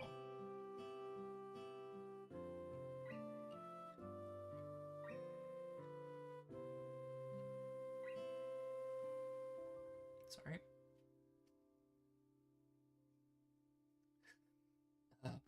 Compared to the usual look of luxury, things are much more calm. Being that it's so late, the lack of students around probably helps. The odd one or two things that can be seen scurrying to being that it's so late, the lack of students around probably helps. The odd one or two can be seen scurrying to and fro from the dorms, trying to eke the most out of their approaching curfews, but nothing more. All that can be heard is our footsteps, in addition to Lily's cane regularly gently tapping the ground from her. It's nice to finally be able to relax a bit after the mad rush during school. Without even noticing it, I'll let out a small yawn. Tired? Yes, still getting used to the flow of things, I guess. The, thing with Shizune took me kind of off guard, though. I grit my teeth at the canon mention of the other rather public spat. That said, I do want to sort out what in the world was behind it. About that. I'm sorry about it being so public. Shizune and I go back some ways. Her voice seems slightly irritated as she remembers Shizune, obviously unwilling to discuss it any further. I glance at Hanako for her views on this, but her expression is, unsurprisingly, evasive and difficult to read. Either way, I guess her apologizing for it is something, even if my curiosity goes unanswered. I'll be glad once the festival's over in any case. Change of topic's welcome, clearing the thickening air quite quickly. I can imagine. My old school's fest were a lot more low-key than this. Yamagu stresses the idea of a school community, and staff likes to make our festivals on such special occasions. And yet the students are the ones who do the work. What an unfair world. Hanako and Lily both chuckle in agreement, savoring the fact that none of the staff around here are grumbling. I suppose coming from a strict all-girls school helped me a bit with Yamagu. Compared to there, Yamagu's much more relaxed. I go way towards explaining her well-bred speech and behavior in any case. As we come up to the dormitories, it eventually comes time to leave for our respective dorms. See you, Lily. Hanako. The two both give polite nods before setting off to the women's dorms, just to next to the guys. As is to be expected of such an arrangement, there is a staff member casually patrolling around outside to prevent any nighttime shenanigans. Walking past him, I quickly stretched my arms and rubbed my neck, both quite sore after having worked on the floor for so long before walking to my room. Feels good to actually have direction, though.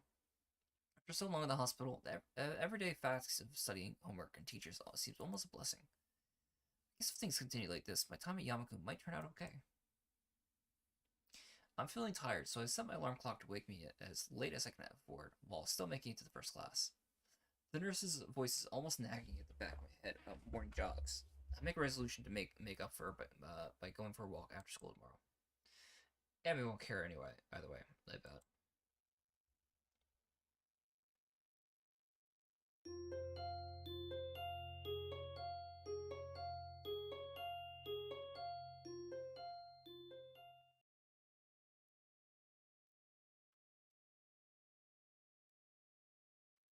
Almost there. We have like one major question left. Oh, fuck.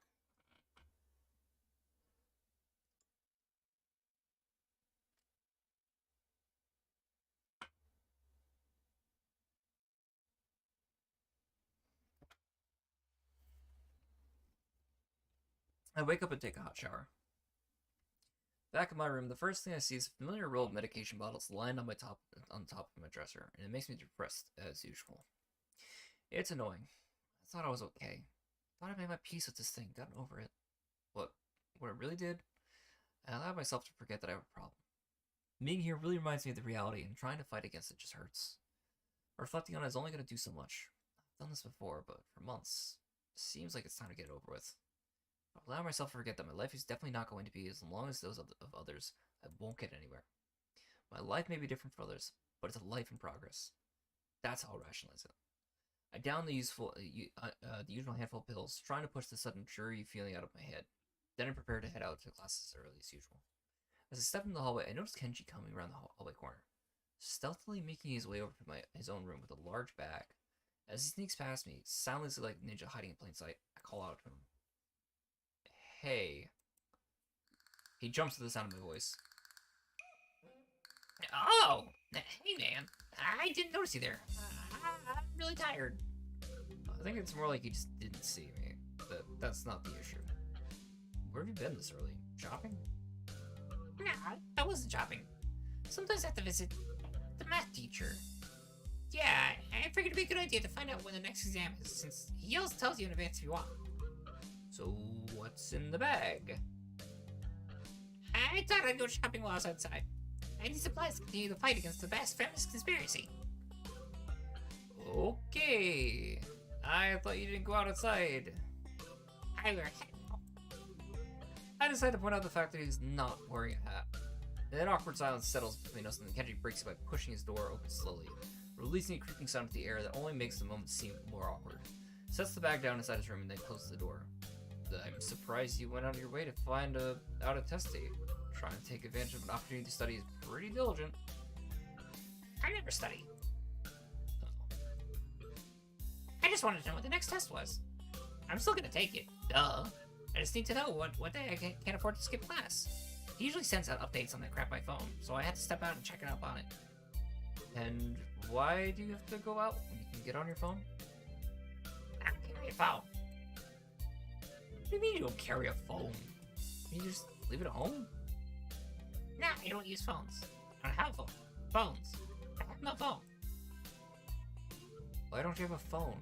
How can you not have a phone? No phone at all? Like, no phone? I just don't like phones. Actually, I'm kind of scared of them. I don't know why. I think it's some kind of repressed trauma. But basically, when I hear a phone, I get nervous. It's my darkest secret. I have two theories on it. Either I have some fear of receiving some undefined, ominous, life-altering doom call, or I was beaten with a phone in the past. Beaten so badly I can't remember it. Beaten in the head? Well, where else would I get beaten with a phone that could be unable to remember it? Yes? Unexpectedly logical. I feel very depressed now. Since this conversation is more or less over, can you open the store again and prepare us to head inside? Yeah, I'm going to sleep, dude. Have a good one. Class is gonna start in like 20 minutes. I already did something today. Too tired. Go to school. Or too tired to go to school. Hey, you need some accidentally bought two because I thought the store had started selling individual AA batteries. Thanks, but no thanks. Actually, IRL, I could probably use some. Whatever, man. He swiftly enters his lair, finally letting me go to the class. For a change, I'm not among the first ones to come to the morning. Instead, almost everyone else seems to be here already. I recognize most of my class by their faces now, though the names still escape me. The class goes on lazily. I think I'm starting to get into the rhythm of the school. I have even stopped worrying about taking notes and being overly attentive. The first days, I was pretty high-strung in class. Muto finished his lecture about electricity a year early, but continues without a pause about the festival. So, as you know, the festival on this day is after tomorrow. I hope everyone in the project are going to be successful this year.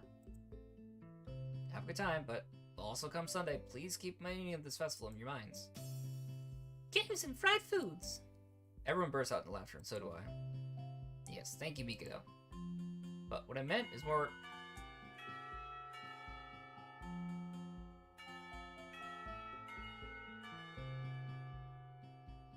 The remainder of his sentence is buried beneath the ringing lunch bells, and everyone starts packing their things. Muto deliberates for a moment, but since almost nobody seems to pay attention anymore, he gives up and sits down. It's crowded in the hallway, or as crowded as hallways in the school probably get. Most of the students seem to be headed down for the cafeteria. Hisao, I'm gonna make you a one-time, only super extra special lunch offer. Annie's homemade lunch boxes, and the privilege of enjoying them in private with two bombshell beauties. Her overly flirtatious sales pitch echoes in the hallways of a remarkable feat since it's full of people. Emmy strikes a very confident-looking pose as though an attempt to one-up her own ridiculousness, puffing her very modest chest and making the V for victory sign with her hand. Sounds delicious. To what do I owe this honor of being invited? You stood there looking very lost, so I thought I could use some company. You stood there looking... Ugh. Choking up all these words. It's been how many hours?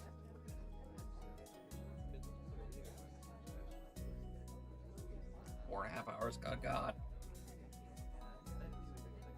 You stood there looking really lost, so I thought you could use some company. That's probably the most depressing reason imaginable. So how about it? You're probably really lonely and would eat in the awful cafeteria all alone otherwise. I'm kidding! Sure, I'll have your lunch offer with pleasure. Let's go to the roof. The roof? Why the roof? Cause that's where we eat lunch. And if I don't go up there, then she'll probably wander off, and I don't know where she'll go hungry. If I don't go up there, then she'll probably wander off, and then I just know she'll go hungry because she never packs a lunch for herself. Whoa! Come with me! Without answering my question or waiting for a response, she grabs me by the arm and drags me through the hallways. I attempt to make conversation on the way. Why do you have an extra lunch? Emmy smiles guiltily. Actually, it's yesterday's lunch. I slipped in a run and forgot to eat it. Huh? The stairway to the roof is a little dilapidated, but it's clearly been used recently. At the top of the stairs is a door, complete with a missing padlock. I wonder who the intrepid individual was to remove the lock. Emmy shoves the door open and steps beaming into the sunlight. Suddenly, a tall, dark stranger appears out of nowhere. Standing posingly in front of us, Emmy flinches back, almost falling down the stairs. Eek! Hello. Yikes, you scared me, Ren. Wait, isn't she? Hello. Noticing that Rin is speaking to me, Emmy looks curiously at me. You two know each other? I look confusedly at Emmy. She's that friend of yours? Rin has her turn and gaze towards the clouds drifting above the school. I didn't know you knew this person, Emmy.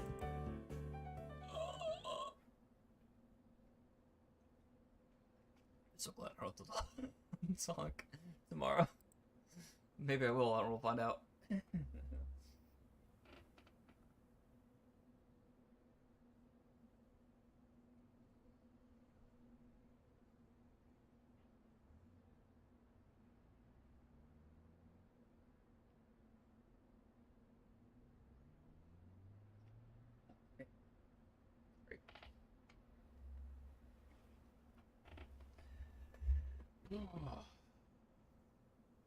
The awkward silence lasts only for a few seconds until Emmy lets out a tiny giggle, striking the coincidence off. I invited Hisao for lunch. If you know him, that's just better. I mean, I don't get food. Would you invite him for lunch without the lunch? Neither. I have food for 3. Nice thinking. The way they talked, they walked to the other end of the roof while I stayed at the clock tower for a while, taking in the atmosphere. There's nobody else but There's nobody else but us here. I guess the roof is not as popular as it is in other schools. A few rundown benches and tables are scattered around the edges, perhaps in an attempt to make the rooftops look less desolate. Small pebbles covering the roof rattle beneath your feet. I peek through the chain link fence to take a look at the school grounds and beyond. Students are strolling in pairs and groups around that quadrangle. Quadrangle? What that is? Quadrangle at the cafeteria. A few delivery trucks are driving past the school towards convenience stores nearby. Somewhere, a watchdog barks at passerby. Somehow, when I look towards this town center, the small town feels strikes me very strongly, almost palpably. The hectic lifestyle of big metropolises seems so far away and foreign here.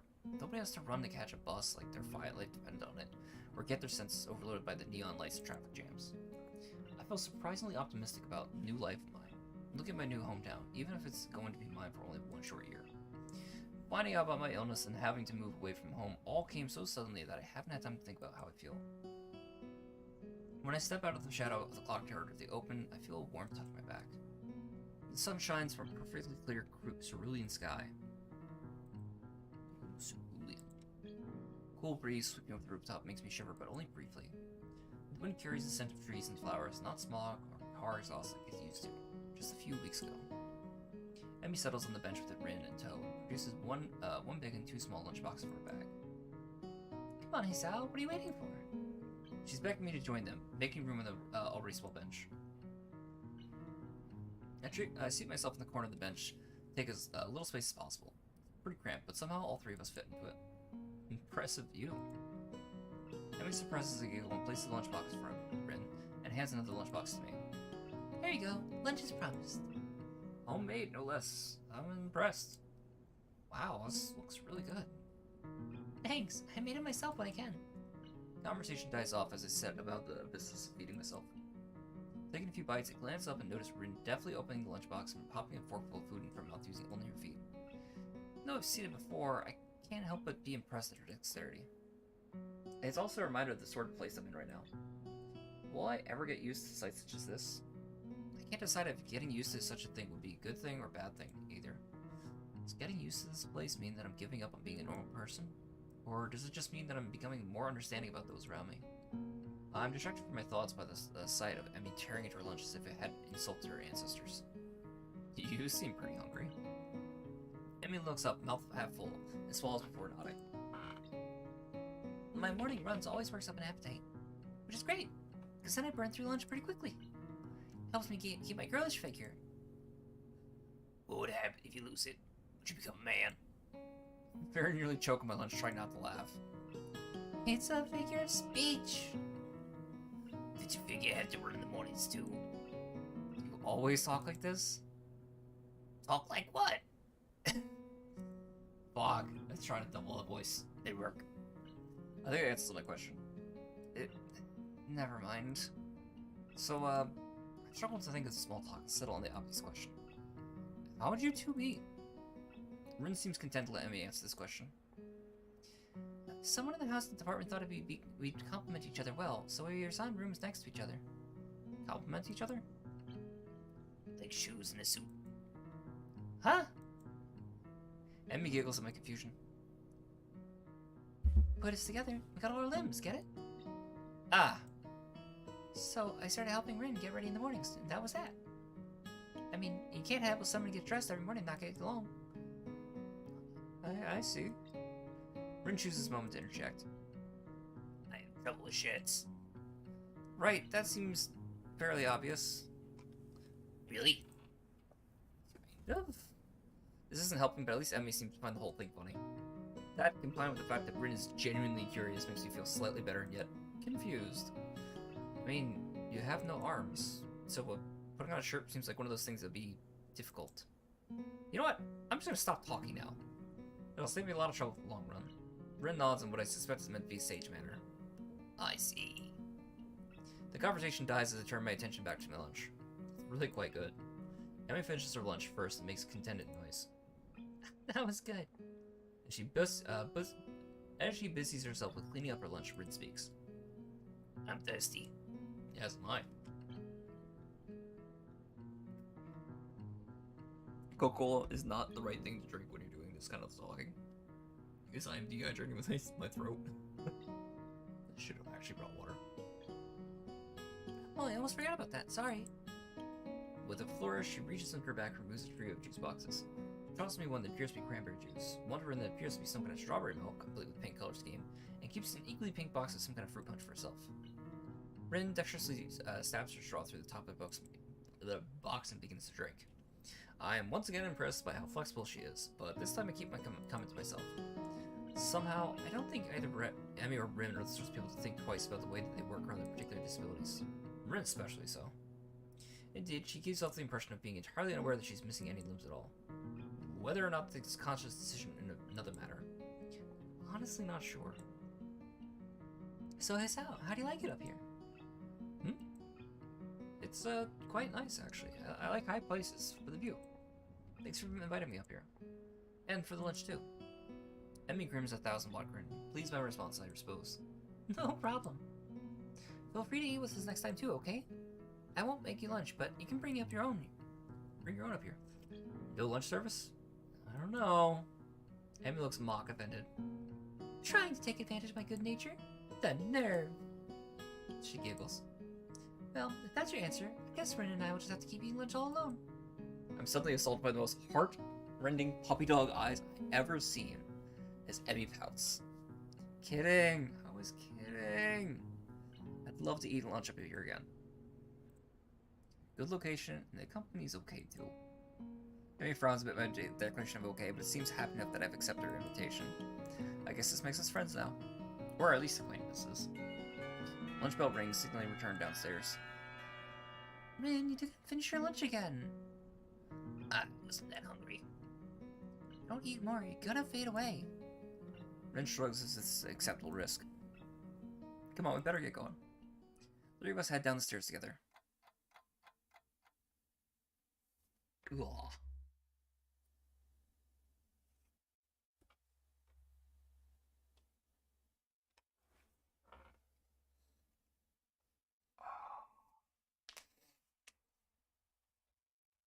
I'm gonna take like a 2-minute break. Check something.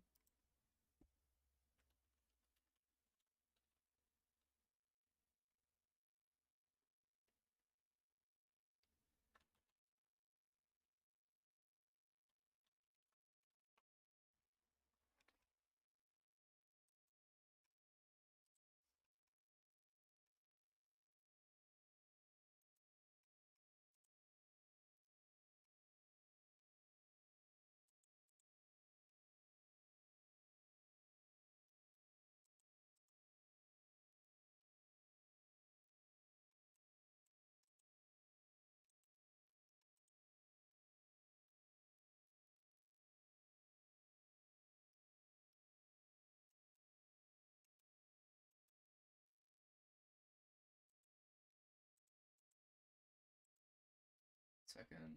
Are we even at binder step?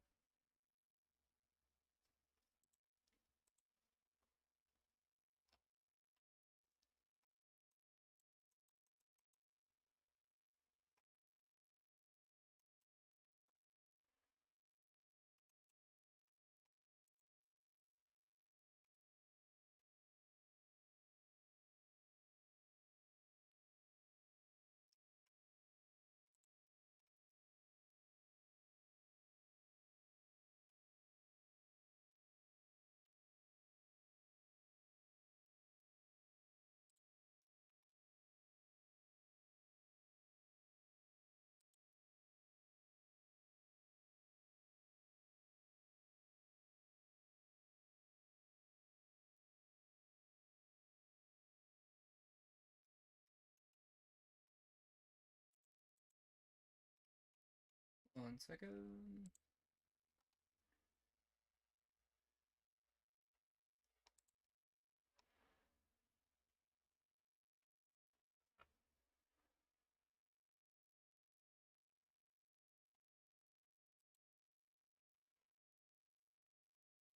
Sorry, I'm just trying to figure out how much more I actually have left to read. Alright, 1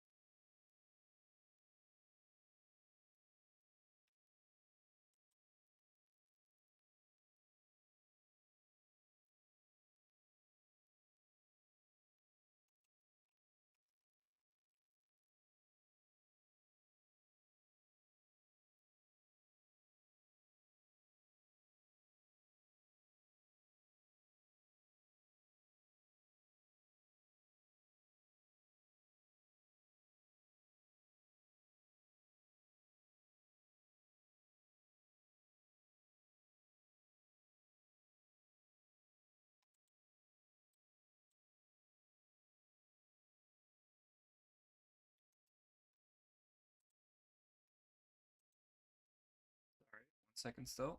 I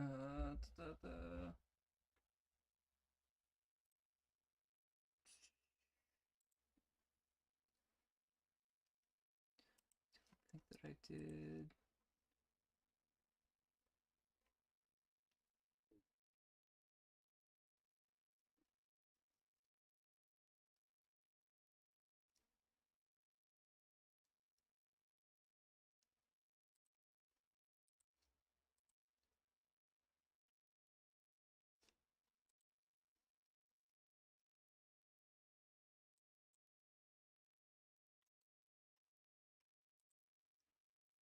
Wow, there's still so much. There's still a lot left.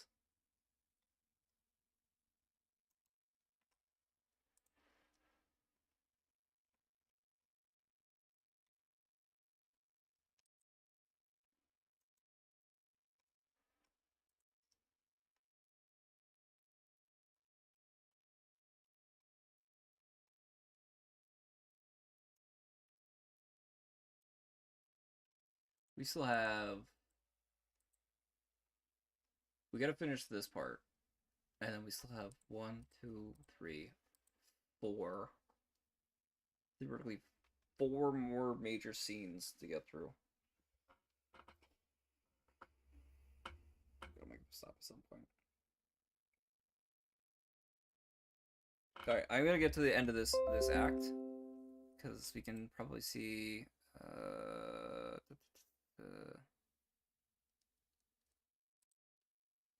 text history. Is there a thing that shows me like what scene I'm up to? Yeah, current scene is foot and mouth. So we'll get to the start of support, I think. And I might call it there. Unfortunately, it's not like a heartbreak. I would love to get to the end of Act 1, but there's just so much left.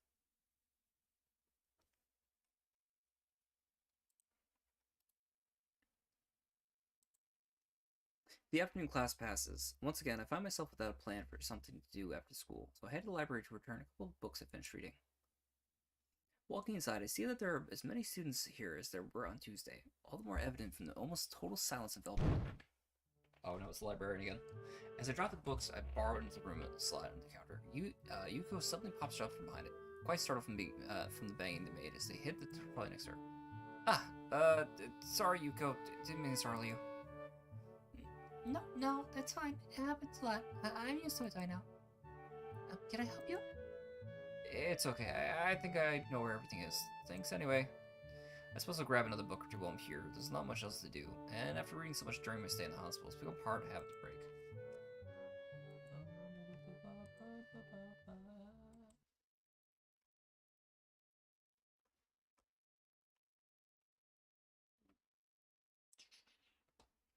I wander down to the fiction section toward the back of the library, scanning the bookshelves for anything that catches my eye. As I do, I look over to the corner where Hanako had been the last time I was here, not really expecting her anything to come of it. Surprisingly, though, she's there, absorbed completely in a fairly thick book. I decide against intruding on her like last time and get back to finding reading material. After an indiscernible amount of time spent pursuing the aisles, I finally decide on a couple of books to slide them off the shelf. With a With a minimum of fuss, I quickly walk over to the counter, check out my books, and pop them into my bags and walk out. By the time I leave the main building, sunset isn't too far away. A small trickle of students remain, but the majority have left, presumably to their homes and dorms. I guess I need to buy some supplies. I can't live off cafeteria food and eating out for my entire stay here. As I leave for the gate, I make a few loud stretches to try and stave off the tiredness that's accumulated over the week. After passing through and rounding the corner, I see a solitary figure walking down the hill towards the small town below. The color of her hair and tapping her cane out unmistakable. Oh, we are in a minor step now. Whoa, whoa, whoa, whoa, whoa! We're on a minor step?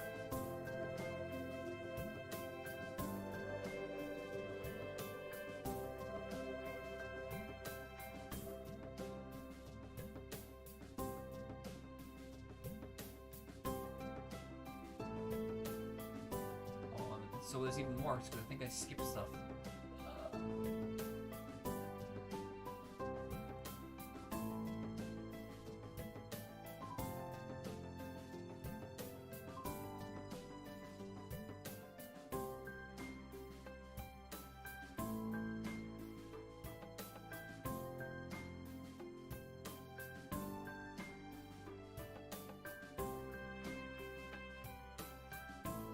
There we go. Okay. Friday ends tonight.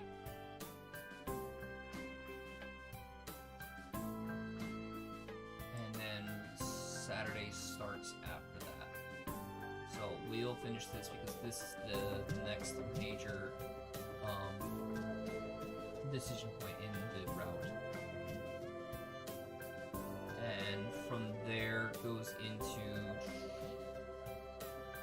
another quest line. We gotta get to SIP Part 2, and then we're into the route, but...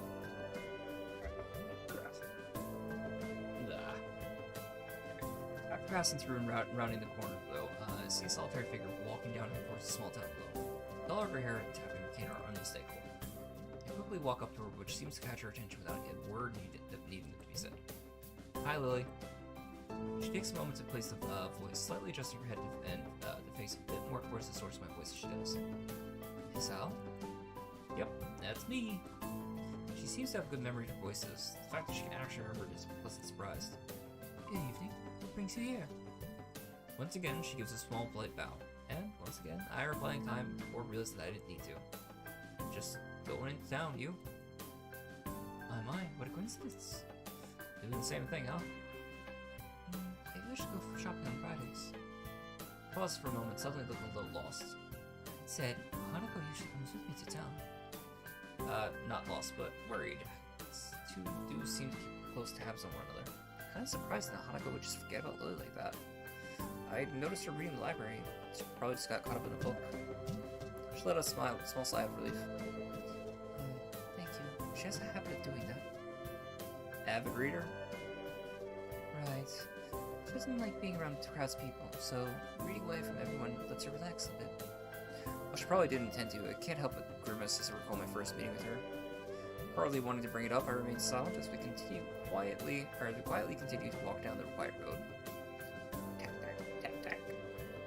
With the road bereft of cars and the students of Yamaku increasingly far behind us, the quiet rustling of the leaves and the measures of tapping of Lily's cane came across the sidewalk. All that could be heard.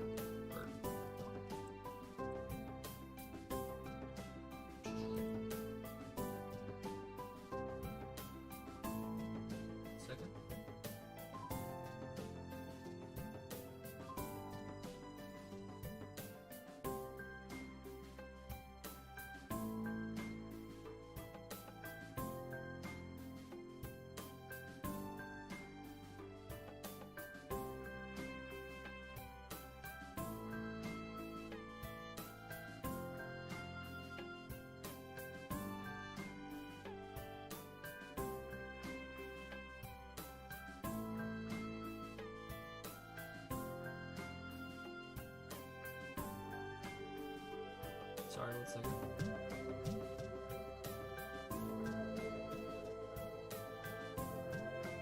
It's kind of nice, especially compared to the hustle and bustle where I used to live. Before I knew it, I relaxed so much that a loud yawn ceased before I control it. Tired? Okay, there we go. There we go.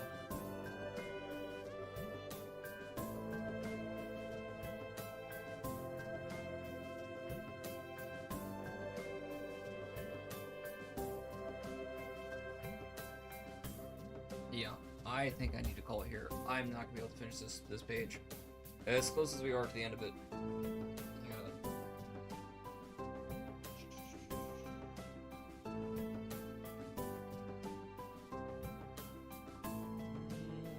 No, we'll finish this, because at least, even if we didn't get to go on our big date with her, we're making good romance with this path, so... Like 20 minutes, though. I can make it. I can make it.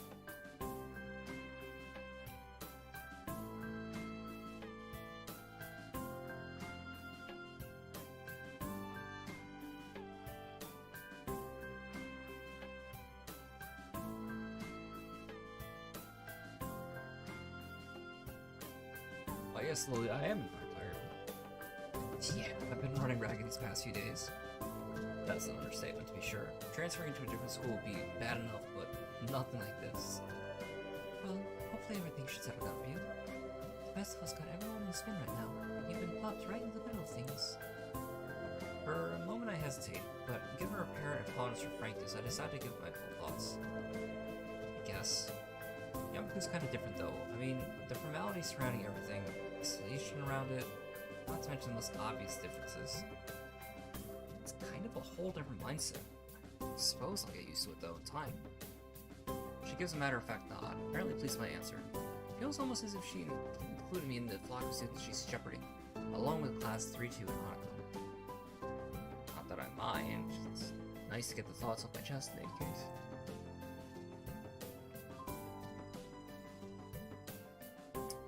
Looking on the bright side, you can see it as a chance for a new beginning. You should cherish the ability to make new friends. That's optimistic. Nonetheless, it's good to have a positive attitude about such things, I suppose. I guess it's a good take on it. I'm walking down the road, she seems to be somewhat unsettled, but before I ask what's on her mind, she seems to collect herself and speaks up about something else. So, where in town were you going? It's actually a pretty good question. I'd come in to buy food, but the layout of the place is still totally foreign to me.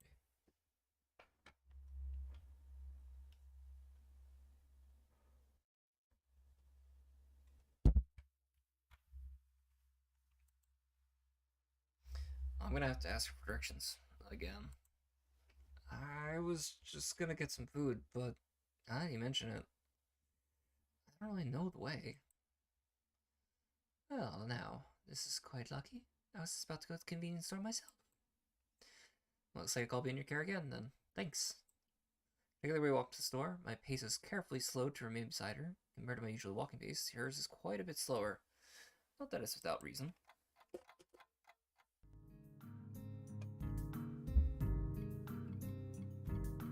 After what couldn't be more than several minutes... sorry. Right. After what couldn't be more than several minutes, I catch sight of our objective. This town really is pretty small. Without further ado, we make our way inside with a greeting from the counter. Mind if I tag along with you? Usually Hanako would help me, but seeing as she's not here... It takes a moment before I realize what she means. Considering she wouldn't be able to read any of the labels, shopping without any help would be a big pain for her. That said, I can't shake the feeling that she'd had this idea since I was coming here. Sure, it'd be my pleasure. I grabbed two well-used red baskets from the small stack beside the entrance, handing one to Lily. She lays on the ground, putting her school bag in, retracting her cane and sliding it through the basket's handles before picking it back up in her right hand. Wait, if she doesn't use her cane... Before I can complete the thought, she comes beside me with just a cup of my uniform in her slender fingers. Is, this alright? Sure. I have no reason not to accept. I can think of worse things than shopping with a pretty girl holding on to me, even if it's out of necessity. We navigate our way through the store, with not one of the occasional passing customers seeming to bat an eyelid. Considering how close Yakumo is, guess seeing students from there must be entirely normal for the local residents. As we reach each aisle, I quickly check with Lily and find out what she needs. Grab it, along with what I'm looking for, and put our items into their respective baskets. I guess it's the same routine she and Hanako follow every Friday. Right, all that's left is bread, and that should be my shopping done. Do you need anything else, Lily? No, this should be everything. Off we go then. With a quick side trip to the bakery section, we make our way to the registers. The line, thankfully, is almost non-existent. It's not long before we're both paid for our food and are out the door. As Lily retrieves her cane and extends it to full length, I waste a minute looking upwards at the night sky while holding both of our bags. Oh my god, stars, pretty!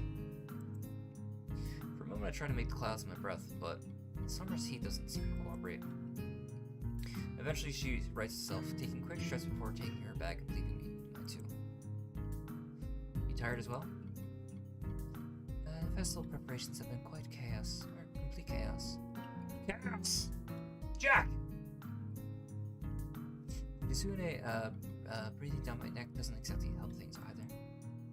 Hey, she's only trying to get everything organized. Better now than later, right? I suppose. I'm going to enjoy relaxing in town tomorrow, that's for sure. I guess the festival preparations must be taking their toll on both of them. We walk out to the quiet street, talking between ourselves as we carry bags of food and supplies to the store. Wait, what's that?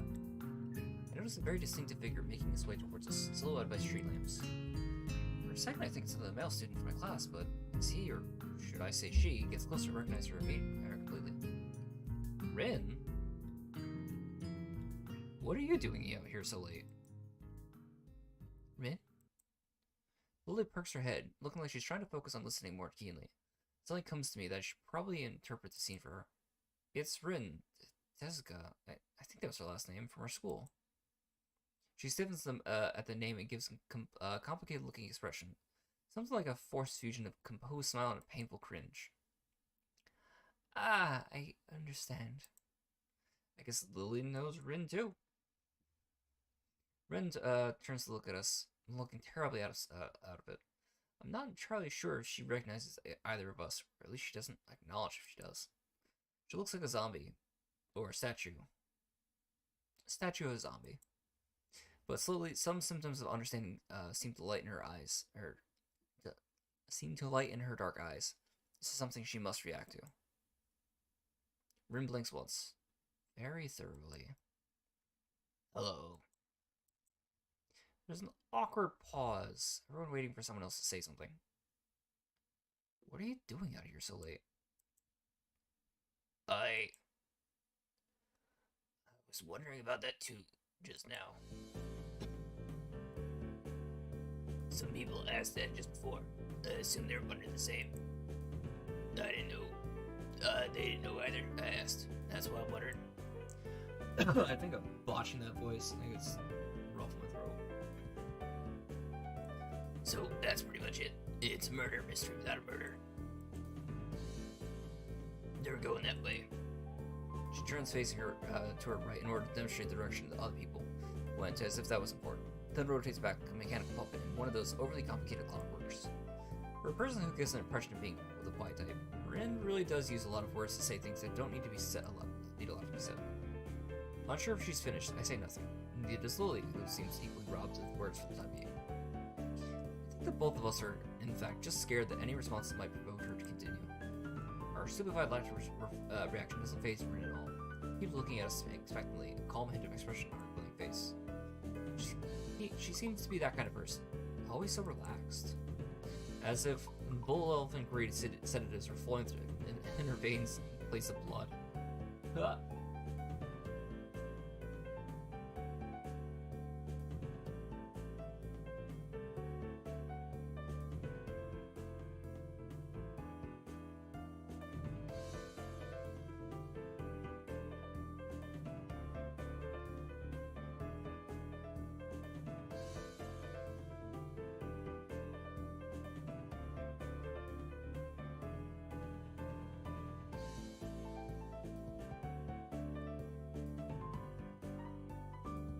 Still got a bit of a gap. We got this.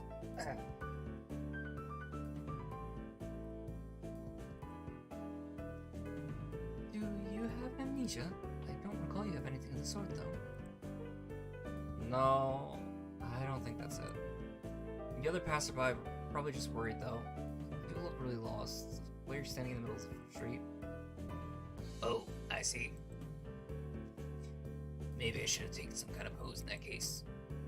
I wonder for a while whether I should chase this angle further or give up for the sake of my own sanity. I decided later. Seeing most of the time, it's better not to read too deep into what Rin is babbling about. Talking with Rin is like playing chess with a supercomputer who just seemingly completely random moves as if to mock everything you know about chess. It's like that, except with human interaction. Even if I win, it feels like I'm losing. Damn, it's just like Kenji said, even when I win, I lose. This is the power of the girls of Hyamuka. I push the thoughts aside, it's too dangerous to consider further. Probably just Kenji's anti-feminist, anti-female propaganda getting to me during a moment of weakness. Yeah, maybe take another pose might have worked. So anyways, you have no idea what you're doing here. She frowns, looking extremely displeased at either my question, its consequences, or the answer she's about to give. I do. Some idea. I can't really tell what kind of an idea. That sounds like progress, at least. Lily sounds like she spotted an opening for some kind of discernibly normal conversation. Can't say I share her optimism.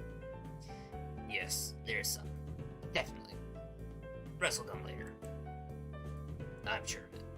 I always have reasons. The ensuing silence kills Lily's hopes all too visibly. That didn't last long. Rin's, as far as I can tell, unbased. Assurances aside, what should be done?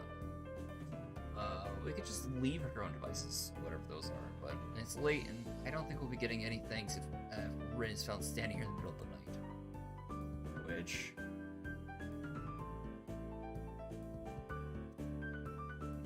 Which she probably will, unless she manages to remember what she's doing here in the first place. As for me trying to guess what might have been going on in her mind when she decided to embark on this adventure, the chances seem to be on par with winning the lottery. Several times in a row. But Lily's oddly quiet too. I'd appreciate some support from the state of silence here, especially if she's more familiar with Rin than I am. But I can't be helped. It seems her familiarity with Rin is exactly what she's saying. It's exactly why she's staying subdued. So, I assume you're going somewhere, not coming back to school. Any idea where? Her eyes widen in shock as she jolts back in a somewhat artificial way, making it seem like an actor in situations like this. Are you a mind reader? Is that your disability? How unique. No, what? Why would you think that?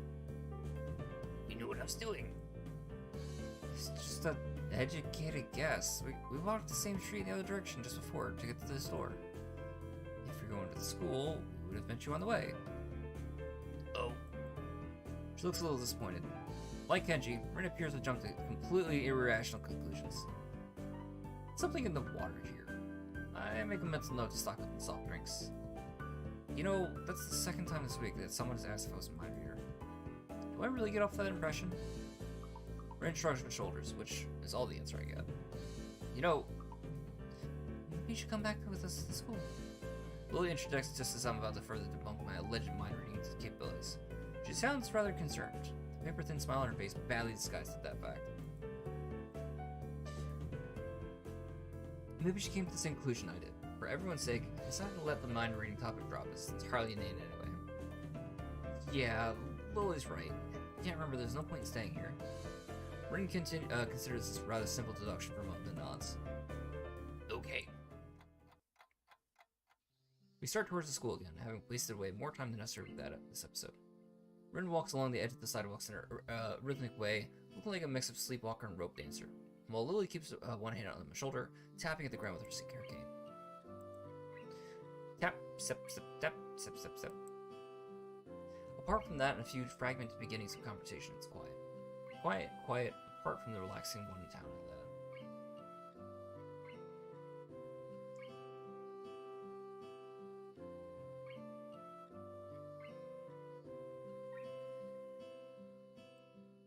Ooh, okay, we're almost there. Apart from that and a few fragmented beginnings of conversation, it's quiet. Quiet, quiet, apart from the relaxing one in town at that. So, how's the mural going? We're getting to bad luck. Never talk about work in progress. I'm sure it'd be wonderful. Bad luck. Tap, step, tap, step. She doesn't care to talk about it. Lily's politeness feels out of place for the first time. Step, step, step. The hill of the Yamaka restaurant top was surprisingly steep. We slow at the pace, but I still feel my pulse rising and breathing getting heavier. Almost there. I see the gates already. More than that, though, I notice that Lily's hand slightly tightens on my shoulder, interpreting it as a gesture that she wants to ask something. Speak up. Anything wrong, Lily? I resist the urge to say aside from her traveling companion, but only just. For a moment, she seems to debate whether she should even bring it up, but goes for it anyway. Is everything alright? Alright? How do you mean?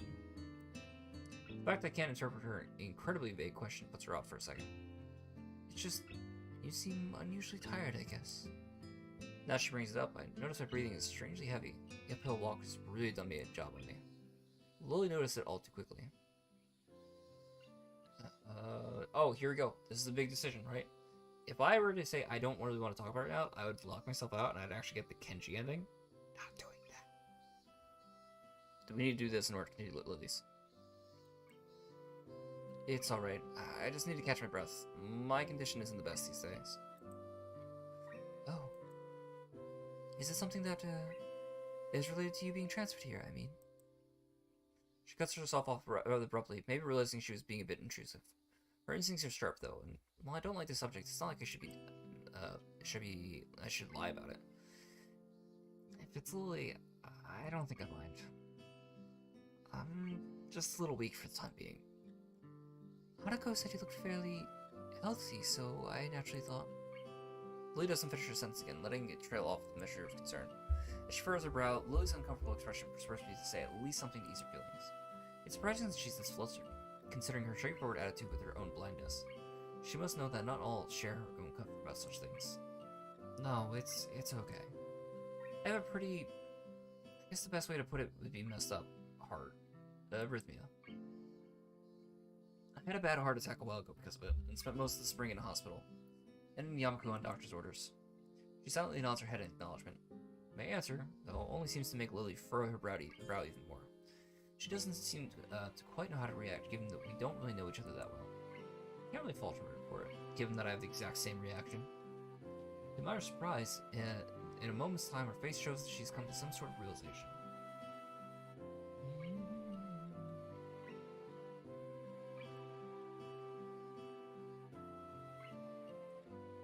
Don't stretch.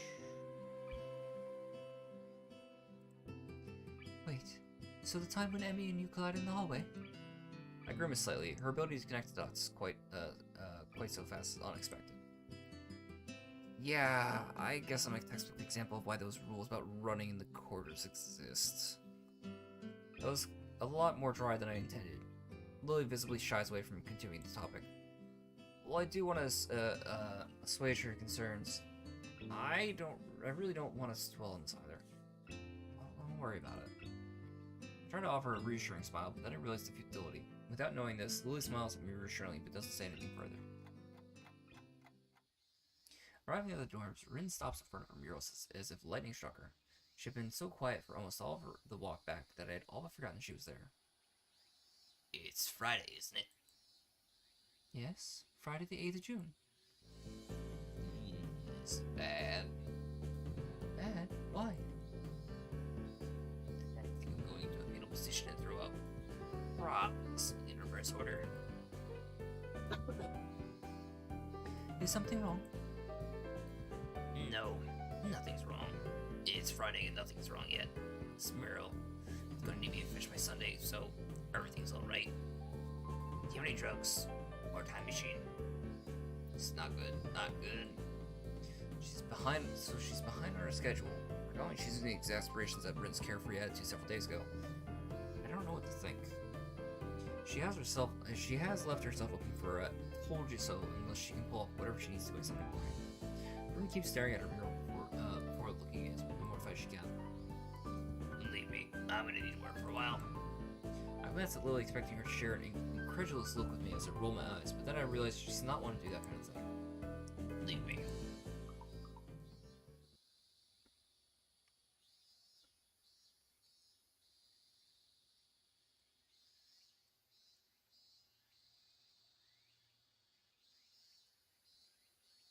We do, of course. Not wanting to aggravate her any more than she already is. There's a churning bad feeling in my gut. And sure has an knack of making people feel worried about her. She seems like a person who should never be left alone. Maybe we should call someone. She sounded like she was going back to shock or something. I'm sure she'll be fine. She's just, how do you say? Lily cocked her head to a little, trying to find a polite way of calling Rin crazy without calling her crazy. Unique? Yes, a very unique person. Guess you could say that. She giggles at the notion melodiously, nodding in agreement. Sorry about leaving you stranded as I talked to her. I don't really understand her, so I keep my distance.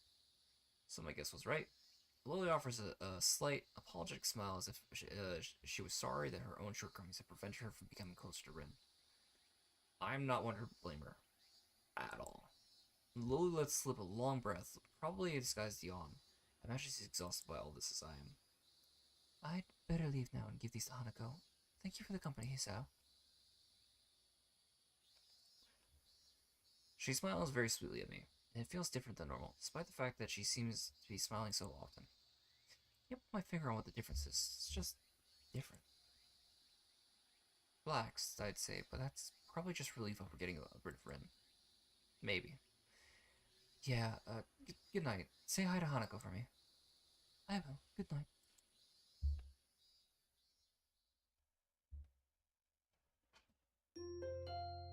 Katawa Shojou. End of Friday.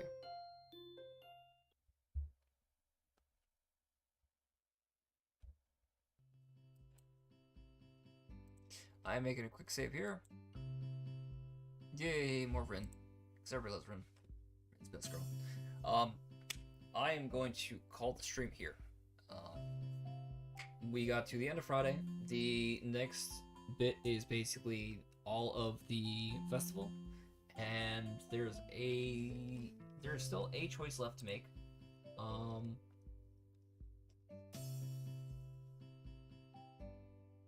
This gives us a chance to get into. We're on track for Lily's route right now. We basically should have option to get into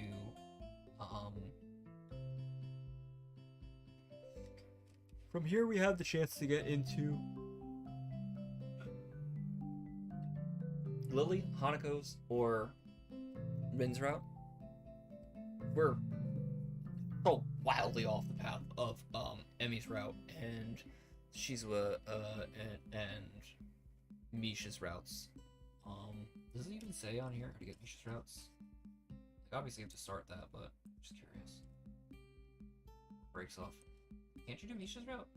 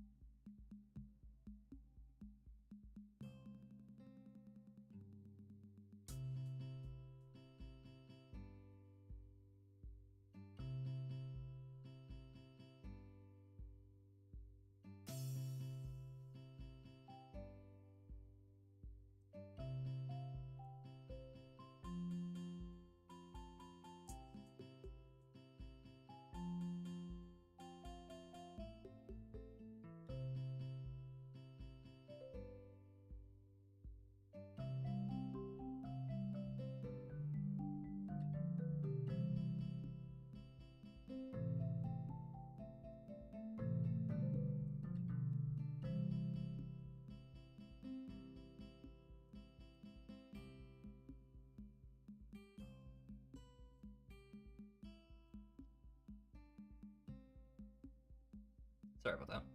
I was just reviewing some stuff. I completely lost where I was, and I think that's is good reasons I need to call the stream here on top of everything else. I was just kind of checking comparisons between Emmy's and Shizuo's routes, and where Misha cuts in on this, because I was understanding you could do her route, but her route might technically just be the bad end for Shizuo's. But yeah, so